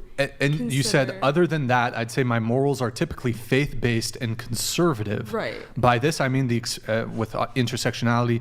By this, I mean the experiences of women across different cultures and women as a whole, and how they each define their perspectives on society. Right. Yeah. So are you saying, like, with the bodily autonomy stuff, you're pro-choice? Is that correct? I would say yes. Okay. And then I didn't really totally get the intersectionality component, but let's just disregard that. The bodily autonomy thing is somewhat related to dating, just because you can get sex, pregnant, etc. So you consider yourself a Christian, correct? And you're faithful to your religion. Well, so I have a question for you. If the Christian faith, by the word of God, and in biblical, oh my God, biblical. Fuck. Hold on. Yeah, I know, it's just tongue-tied. In biblical scripture and text, and if the preeminent theologians, and let's say there was an ecclesiastical determination that abortion is forbidden by the tenets of the religion, would you then change your stance to be pro-life? It's a topic I've grappled with. I will say that the reason I do lean towards Sorry, I'm not laughing at you, sorry. I know. The reason I do lean towards pro-choice is because there are many arguments that you can argue within biblical context, but the main reason being that there's a statement in the Bible that says that God blew breath into the life of Adam. So it's the argument that life begins at first breath. When do you believe that life begins? Now, I do believe there's a certain point in which you should be able to terminate a pregnancy, and at what point would you say that is? I would say it has to be done within the first trimester. The first trimester. So what constitutes that being less of a life than during the second trimester? Because there's a difference in the fetus's capabilities and growth. So do brainwaves and a heartbeat classify as life? I would say within the cellular stage is when you should be able to terminate it. So cellular stage would be max 2 to 3 weeks. At 6 weeks, the fetus has full brain waves and heartbeat at 6 weeks. It depends. It differs case to case. If it's like a SA case, right, then I think that's... Which I can understand cases in that. But then you brought up the first breath first, so I'll bring up, the Lord knit us together in our mother's womb, and He's known us since the moment of conception, and that from that moment of conception, that a baby's genes are entirely known, the eye color, hair color, everything is known, that entire mapping of the baby is known at conception. But just because a life is at 6 weeks versus 12 weeks versus 24 weeks doesn't make the value of that life any less different. Right. Yeah, no, I agree with you, which is why I'm very flexible in the sense of terminating a pregnancy. So bad. I wholeheartedly believe in SA cases, like I said, that should be. But in the case where it was you have the means to provide for the child, you're stable, that it's that you should have less. Should someone of lower income be able to get an abortion more than someone of a higher income, because by societal standards they may not be able to provide as nice lifestyle for the child? Not if it's not as nice a lifestyle, but if it's a lifestyle in which they would not be able to care for the child at all. I mean, there are options of adoption or foster care as well. It's just to me it's case by case. Does anyone know when a baby can feel pain? Isn't it like 8 weeks? I want to say 8 to 10 weeks within gestation. So not that long. But yeah, not that long. That's why a lot of people don't realize like how early on a human being is being developed, and you know the physical even trauma that women go through when they do go through an abortion. So, and even the reason I brought up the value scale of like somebody of a lower income versus higher income is, you know, are we placing value on that human being's potential life? Because who's to say that the child born into a lower income family isn't gonna be, you know, one of the wealthiest men or women in the country? So I don't think it's fair for us to place value on life when every single life is value and every single life is wanted, and it's not up to us to choose abortion. I mean, I am pro-life, conception to natural death in all circumstances, because no life is unvaluable, even if it is SA, even if it is, you know, some of those special cases. Those special cases are less than 1% of all abortions in our country. And when the 99% are elective abortions for women that are using it for pure convenience, that's very unfortunate. I mean, millions of convenience children. is a little worse cases than most. So that's about 99%. Like, is 99% of abortions that happen in America are due to either convenience or because they didn't want the child. Abortion should not be like a form of birth control. So I would say that's the 99%. And majority of those women that are getting birth control or that are going to get an abortion, those 99% of abortions in our country is also may or may not have been on birth control, may or may not have used a condom, but they're got pregnant and ended up just going and getting an abortion because they didn't want the child. So that's what I mean by elective abortions. Okay. There's your facts. Wait, so you're pro-choice? I think it goes case by case, but okay. I do believe that like the choice of the mother it should be taken into consideration, especially in like certain cases like I mentioned of like SA or okay. Yeah. Just really quick going around the table, who are you, pro-life or pro-choice? I'm pro-choice. Pro-life.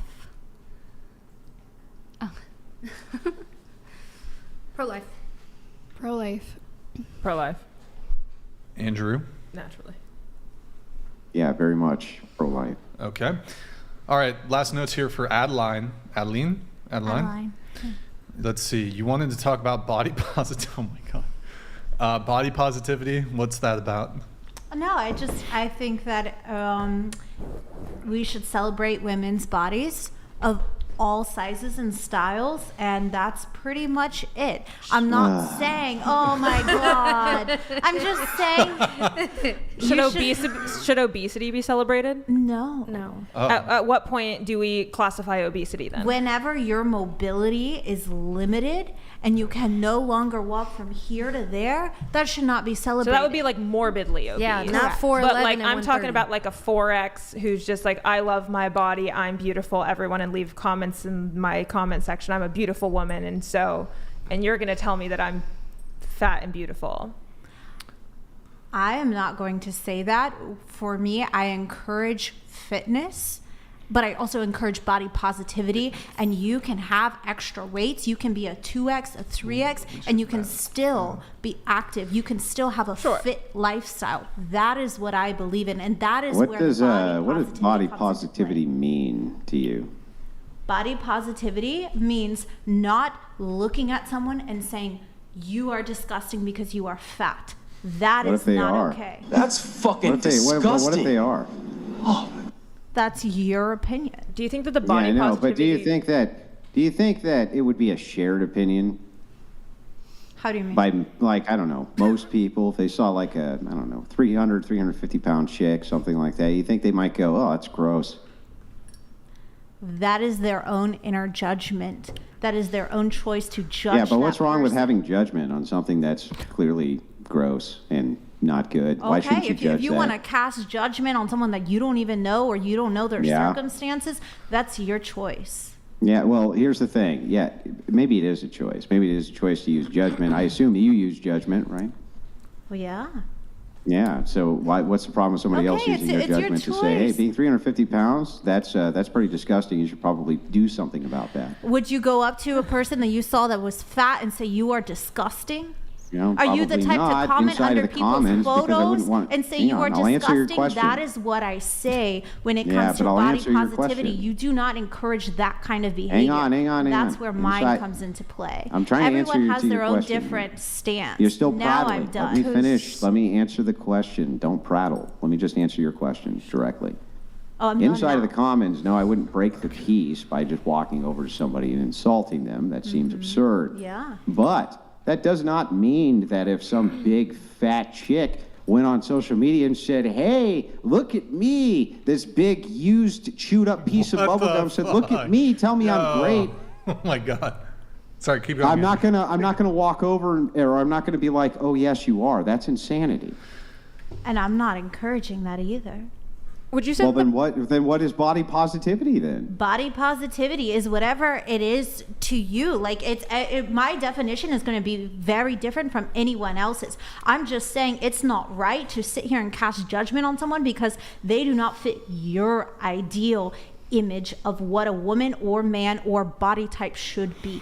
Oh, that's not okay. If that's not right, okay, then what is it right that we're allowed to cast judgment on? Can we cast judgment on anything? You can cast judgment on anything that you want, but it's about whenever you go out of your way to be disgusting and terrible to a person. But aren't they going out of their way in order to present themselves in such a way where we're supposed to be positive about it? You poor, fragile, fat phobic person, that it offends you that someone is fat.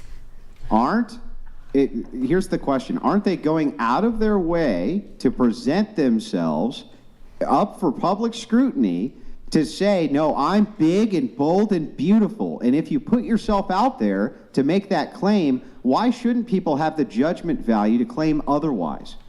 That's their choice to put themselves out there. Anytime you put yourself on the internet, you are subjecting yourself to that kind of like just behavior and those kinds of comments, and that's that person. But for me, where it comes into play is you should not sit there and be fat phobic. That's all I'm saying.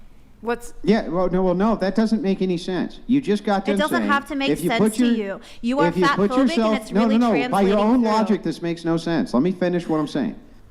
You say if you put yourself out on the internet, you're going to be subjected to ridicule. I am, Absolutely. Brian is, everybody at this table is. We all understand that that's true. Mm-hmm. How in the world can you then say that if you put yourself out there to be scrutinized by other people, that it's wrong for them to give a judgment value on you being morbidly obese? Doesn't that seem insane? No. What's insane is literally going out of your way to degrade somebody. Well, you're going out of your way to present yourself as somebody who shouldn't be degraded. Okay. Yeah, but why is it okay for you to present yourself that way, but the alternative opinion of saying, no, that's bullshit, is not just as valid as your opinion? You're really losing me. My stance is... Yeah, I know that I'm really losing you, but that's because you won't pay attention. You talk more than you listen. Thank you very much. Listen. Thank you very much. If you put yourself out and you put a value judgment out there, you say, look, I'm here to be scrutinized. Okay. And then people scrutinize you. Okay. You're saying that I'm big and I'm beautiful, and then other people say, no, that shit's gross. Why are they wrong and you're right? I didn't say that. My whole point is that you should not literally go up to someone. You should not cast that kind of judgment if someone has a few extra pounds or that they do not conform I don't think that's what to your Andrew's saying. ideal image. Wait, Morgan, you had something quick, and then I have a quick question, then we'll move on. Sure. Do you think that the body positivity movement has encouraged obesity and embracing fatness? I think that each body positivity definition can be different. I think that it's not necessarily about the weight. It's about your natural appearances, your stretch marks. It doesn't have to do exactly with weight. It can be about your natural body and your naturalness. Sure, but in society, there's been a hyperfixation on embracing fatness, and that has been morphed into the body positivity movement, where, I mean, on health fitness magazines, you're seeing obese people, and you see the health industry encouraging people to like eat horrible foods. And I mean, as a society, it's now just more accepted to be fat. And I'm not saying that I promote that specific narrative. My narrative is that you should appreciate a woman's natural body. And you should not cast judgment. You should not be ugly towards someone because they do not fit your ideal image of what but I a also body think or person should look like. That is it. That is all. No but fake women, titties, women no have let BBL, themselves go none and of have that shit. continued to gain weight and then expect everyone to still say, well, you're beautiful, instead of actually encouraging But them that's towards not a part of healthy my Wait, narrative. one so thing. that's it. You said that the initial way that you kind of framed this was for women. Do you also hold the same thing for men too? Absolutely. If a man, I Because mean, you did say for women. I mean, that's the whole hot topic. That's the debate. That's what gets engagement is the women. But men can have whatever body they have. Okay, let's. Have you noticed the convenience factor of it mostly being very heavy women who also tend to promote body positivity? Have you noticed that trend? Who are you asking? You. Okay, and I know plenty of people who do promote body positivity who are not plus size or these extra pounds, and I don't appreciate what you're insinuating. What did I insinuate? I just said, have you noticed that trend? The reason that I think such a trend exists is because I think that people who push that trend themselves don't like it when they hear comments from other people saying, hey, we don't want this as being the normative trend in society. And so I think they have a vested interest in pushing back against that by saying, no, this is beautiful, when it clearly isn't. Okay, moving on. Got to move on. Got a couple more notes here. I want to try to wrap soon. Okay, you said you traveled solo through Europe your first year doing OF and Tindered in Prague, Paris, Poland. Mm-hmm. So you were on Tinder while you were traveling? Yeah. Red flag. Mm-hmm. How many Tinder dates were you on while you were solo traveling in Europe? How long were you solo traveling in Europe, and how many Tinder dates? So 1 month I did a full month in Europe, and I did 2 Tinder dates. Just 2? Just 2. Oh, okay. It was great. All right. You also said, I want to try to prompt you to say this, but Sure. You said you're pretty open, but you do feel everyone should. Oh, I feel like everyone should get out there and date. I believe that people should get out there and date and explore what is out there so that they can decide for themselves what they want. When you say that, by see what's out there and learn more about themselves, do you mean get ran through by a bunch of dudes? No, it doesn't have to, like, that does not have to include sexual stuff. That does not have to include sex. It can talk about traits, habits, qualities, mannerisms, ambitions, not just. Oh, okay. All right. Because that's what, like, I'm translating. I'm a translator. And when a woman says, I want to go explore and find myself. Sounds like you want to be bi. I think that sounds like you want to just get run through by a bunch of dudes. And that's your personal opinion, and a man does not. Wait, we got to hear Andrew's laugh when he's. Well, and are you on push to talk, Andrew, or? Yeah, no, I have my chat over here, okay. and I don't. Yeah. I of course I'm not going to interrupt the show and the good flow by talking over anybody. Okay. I do appreciate the engagement, by the way. I know that we have conflicting opinions, but I do think that these things need to be discussed. They do. Yeah. Okay, last few things here, and I swear we're going to wrap soon. I swear it, ladies and gentlemen. Okay. 1 more hour. Meg. Back to Meg really quick. You got a lot here for us. One of your hot takes that you said men exist to serve women. And you said that women created men, not the other way around, that the Bible states. So I have 2 quarrels here. One, that men exist to serve women. That's questionable. And then 2, and perhaps I'm going to defer to Andrew on this first I'll give you a chance to respond. Oh, God. Is that biblically accurate that women created men? So take it away. It's very late. I'm very you got tired. this. You got this. Well, Just I wrote bust out lyrics some, about it. what's the thing that Australians eat? Vegemite. Some Vegemite, you're chilling. Waxp donated $100. Curious. Do the moralists think being a legal escort is as damaging to society as of? One is accessible to adults in discreet places, one is online for kids to access. Prostitution is proven over time.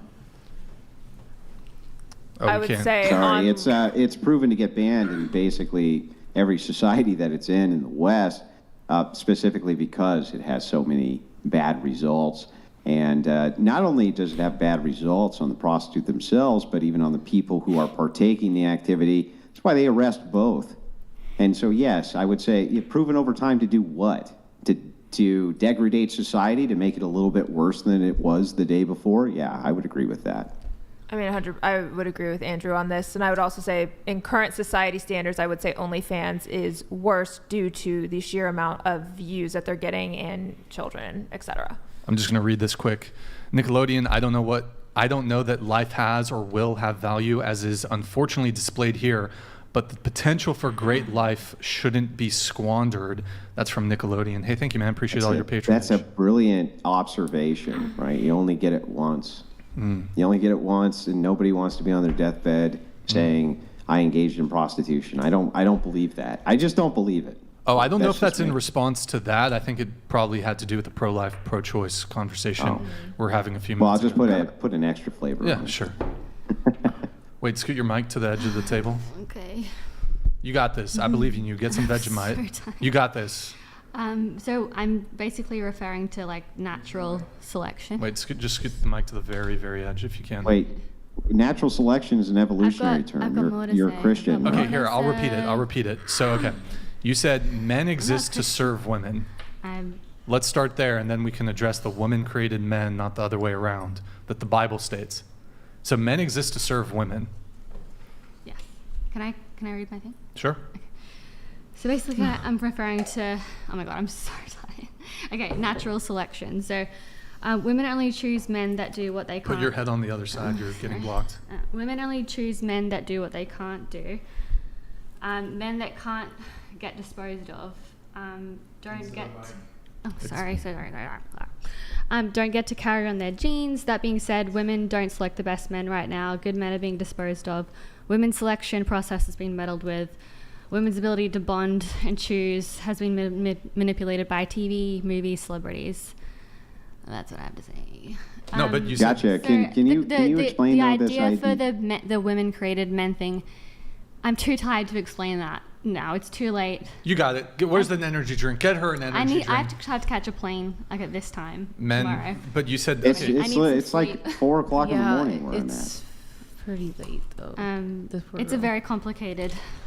You got this. I believe in you. Oh, it's gonna. How be, complicated could it be? It's gonna be pulled apart very easily because I don't have the faculties to discuss it. But I'm just confused because I mean, God created Adam, that's why you're confused. but then women came from Adam's rib biblically, from a biblical perspective. So I don't know how. I mean, even women could make men when that's not possible from a biblical perspective. Well, and even women were created, even Eve was created to support and provide and to help Adam. Yeah, that's why it's a controversial thing to say because I said that. I said it's not like what the Bible said. So thank you for explaining. So how did women create men? So I guess what I'm sort of saying is when you're a baby, it's really whatever. You're a woman. Everyone's a girl first.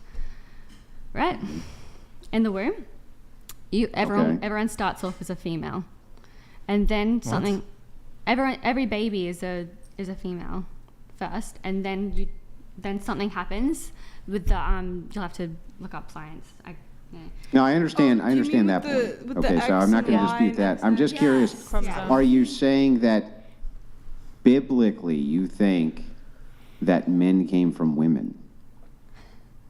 I think men are like created to do stuff for women, to prove themselves, to push society and evolution forward. That's why you take more risks. That's why you're more disposable, because you're meant to.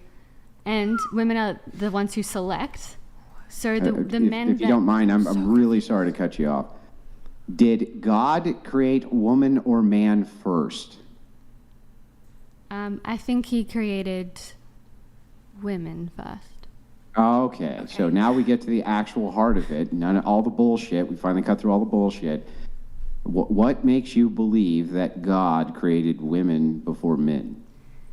I just kind of said it, and I think it's going to be too confusing as Morgan keeps whispering under her breath. So I don't think I really want to talk about it. Okay, well then, can I just ask a follow-up? Then that's way simpler. Okay. How is it that you reconcile the view of evolution with your Christianity?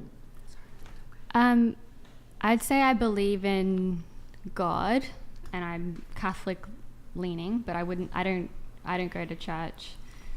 Have you been confirmed by the church? Yeah. Okay, so you were baptized maybe as an infant or something? Yeah. Okay. So how do you reconcile these two views? I wouldn't say I'm like indoctrinated, like not like a completely like devout Catholic. I just don't understand the Bible I get part. it. I get that you're not a devout Catholic, but did God create man, or did God create a single-cell organism which over time evolved into all of life? That's my question. I would love to talk more about this, but I wish we had brought it up a bit earlier in the night because it's 7 minutes to 1 in the morning, and I'm just going to talk gibberish. I need to sleep. Okay, so you don't want to address the Bible one. That's fine. I can talk about it another time. Yeah, we could have you back if you're down. Do you want to engage on, maybe that's a complicated one to engage on, but the men exist to serve women thing, that's confusing. It's kind of a similar kind of thing, but it's talking about natural selection. Oh, I just kind of read it. I read out my point. Natural selection. Men exist to serve women. Isn't it like, but from a religious perspective, isn't it God, husband, wife, children? In that hierarchy? Well, who knows? I mean, the Catholic Church would consider that a complete heresy that she claims that women were created by God first. So it's just gibberish at this point. They would literally consider it heretical. So. I feel like I lose either way. I feel like I try to explain it, I'm too tired. And then I don't say anything. Let me give you some credit here. Whoever steps to Andrew loses anyway. It doesn't matter. Yeah. So it's like, you might as well, you try your best, you give it the old college try, you're gonna lose anyways. It's like think about it this way, a kid going up and playing against a grandmaster in chess. You're gonna lose, but you're just gonna do it just for the... Andrew is much better at being rational and logical than I am. So it's very hard for me to get my point across. Yeah, I just don't think it's gonna, especially like right now, I'm not gonna be. I'm like trying to understand what you're saying. I think I know. So textually in the Bible, it says that Adam was created and then Eve was created from Adam's rib. But I think the point maybe you're trying to make is that women create men in the sense that like they like grow them in the womb. Is that like sort of maybe kind of? Not really. Anyways, here, let's, I think she's tapped out, so. Last question, super quick, super easy. Your theory on this, does it include Lilith by chance? What? No, it doesn't include Lilith? No. Is that like a Diablo? I was just curious. 4? Is that Diablo 4? Sorry. Well, I mean, yeah, Diablo did adopt a little Lilith lore, yeah. Oh, okay, all right, cool. We got this chat here. We have my wife won the lottery. J Ripple dumpster fire comment about, I can't even read this, bro. Gold-hearted, hung, calm, tough, kind, straight family man, Larson Farms, Chet Larson, and Z Johnson, millennial farmer. This is like Middle English, bro. I can't fucking read this shit. That we're grown in for the good, trad gals. You 304 cankles R2 lower. See you next Tuesday. Rather play. I'm actually doing a great job here. W Andrew and Brixie boy. I'm impressed. That was impressive. I'm a fucking legend. Okay. All right, guys, we're gonna wrap up the show there. Let me see what other last things I have to do. We're all caught up on that. We're caught up on that. Gustavo, do you want to take a seat here while I do my little wrap up? All right, guys. Thank you. This is perhaps our longest show ever. So W's in the chat for that, or L's in the chat for that. I'm not sure which one. Wow. Let's see. Also, I'd just say to all of you ladies who are here, I don't take any of this personally. I hope you don't either. My job is to provide pushback on worldviews. That's what I do. And I very much appreciated meeting all of you. Aw, wholesome. How nice. End of, Andrew. Cyber end hug. of, yeah, there we go. All right, so those of you on Twitch, thank you for tuning in on Twitch. I'm gonna see if I can raid somebody. Let me see who I can raid on Twitch. Who's up? Oh, we got Frostadamus. I think I'm gonna send. Oh, Stay Safe is also. Do I raid? We're gonna raid Stay Safe. Okay. All right. Let me start a raid there for Stay Safe. Yep. Okay, we're raiding him. And sorry. So if you're on Twitch, you might be leaving soon. But thank you, those of you watching on Twitch. I want to do a shout out here for Nick. Can you find Andrew's YouTube channel? Let's pull that up. I want to give him a shout out there. So guys, last call. Hit the like button, please, on your way out. Thank you for tuning in tonight. You could have been anywhere in the world, but you're here with me. I appreciate that. Thank you to everyone who super chats, donates, and so graciously supports the show. Your patronage is very much appreciated. You know, guys, we ain't getting sponsorships. We've done 5 sponsorships or some shit. You know, a lot of our videos end up demonetized and stuff. So I really appreciate your guys' generosity and patronage. Big thank you to everybody here. This is a long show. I appreciate you guys being, good sports and staying here till the end. Thank you guys. You guys were dope. This was a great panel. We will be live again. There might be a stream on Thursday, but it's tentative, possibly Thursday. We'll see. But Dating Talk will be back Sunday, 5 p.m. Pacific, and then again Tuesday, 5 p.m. Pacific. Any girls who want to be on the show, DM out whatever on Instagram. If you can make it to Santa Barbara, guys, we're looking. If you disagree, you agree, whatever, we'll happy to have you on the show. Just shoot us a DM on Instagram. Let me just check a couple things on Twitch. Boom. Did I rate it while he was gone? Hold on, let me just double check the raid here. One sec, guys. What do we have? One sec, hold on, guys. I'm just getting a couple things sorted here on Twitch. Any final thoughts while I'm just wrapping up a few tech things here? That was fun. Yeah. Had fun. Mm-hmm. Yeah. Oh, thank you, lads and gentlemen. Can you pull up Andrew's channel? Guys, this is the Crucible. At the _Crucible, please kindly go drop him a subscribe and hit the subscribe button. Look at all. Oh, he's got some. He's got some. He's been on the whatever channel. He's debated Destiny, and I gotta see that one.